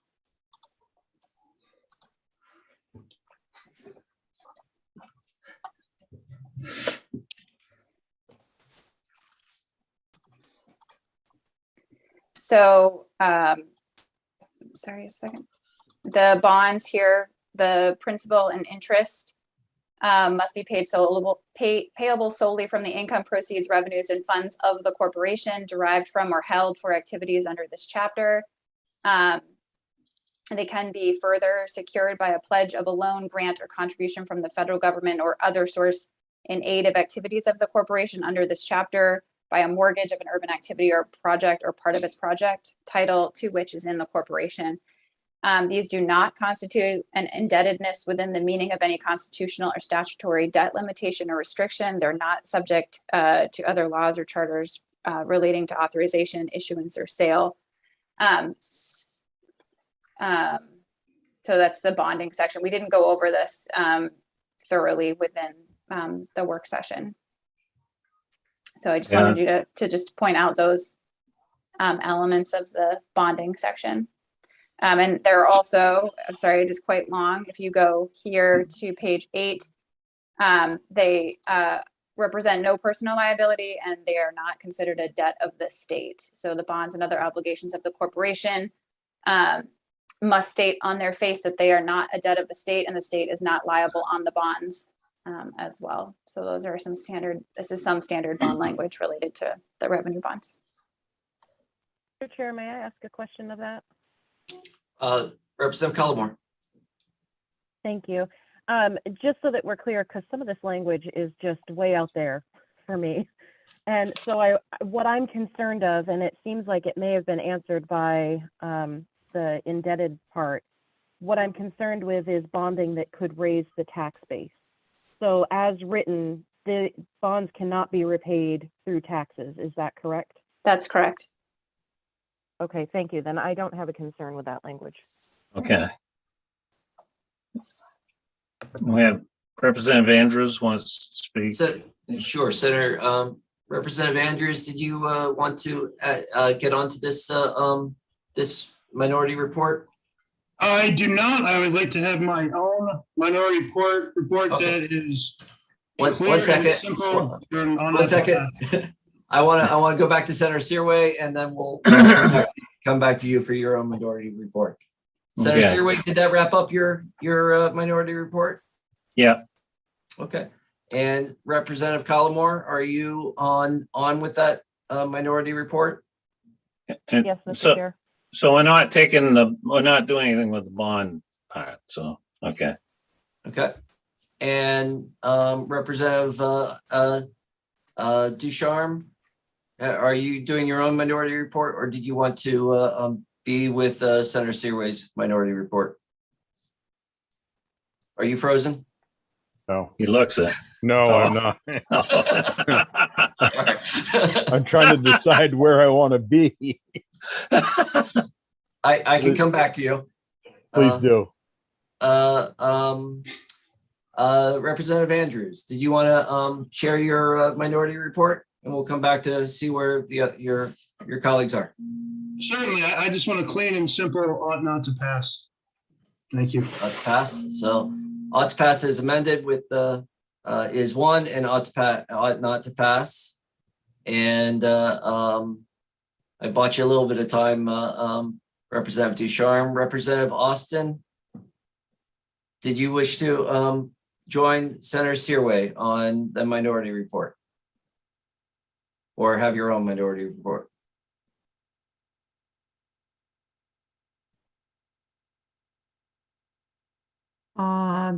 Senator Searway's was environmental, and the county representative. Different counties, that's it? It keeps the majority report as well, but makes the addition of the 16 county representatives and changes the environmentally friendly language to one where they give priority to requiring it. Okay. All right, I'll go with Searway. Representative Ducharme? I'll go with Representative Andrews on not to pass. Clean and simple. Okay. So we have a three-part report, and we have two members that are absent, and we'll be voting up to. Are we still at a day, 2 business days by noon? Representative Ms. Olson, do you know the standards, or is that? No, that would be Ms. Reed. Ms. Reed, are we still, members have to report to the presiding officers? I think it's not tomorrow by noon, but the next day. That's my understanding. But, I haven't heard anything different yet. I am going to try to get everyone today or early tomorrow so I can get all of the signatures when I'm working in the Senate tomorrow. Very good. So all majority and minority reports have been taken. That closes the work session on 1923, LD 1923. Representative Cullimore. for clarification purposes, so that when we're reporting back to missing members, the majority would be ought to pass as Amendment A and minority Amendment B. Is that how it's working? Just so that I can be clear as well when I'm being asked to verify my vote. That's a great question. That is a great question. I think that's right. I can't answer that. I'm sorry. I can't offer you that. I don't know if Eva can. I'm also not sure. I was kind of hoping you knew, Rachel. So as long as we make it clear, like who's on which report, I think people will be able to figure it out. So if Eva, in your message to the remaining of the absentee members, if you could have a thorough roll call on that listed. I'll send them a PDF of the tally sheet. Great, thank you. With that, do we have, Ms. Olson, do we have any language review? We do not at this time. And we we'll be live tomorrow, and then not in committee, but at session. And then we have Thursday is one bill, but probably a full day. So one can only guess. So with that, I'll entertain a motion to adjourn. What's the bill for Thursday? What is the number? Is that, it's land bank. LD 1694. Thank you. So with that, I'll entertain a motion to adjourn. So moved. Second. And second.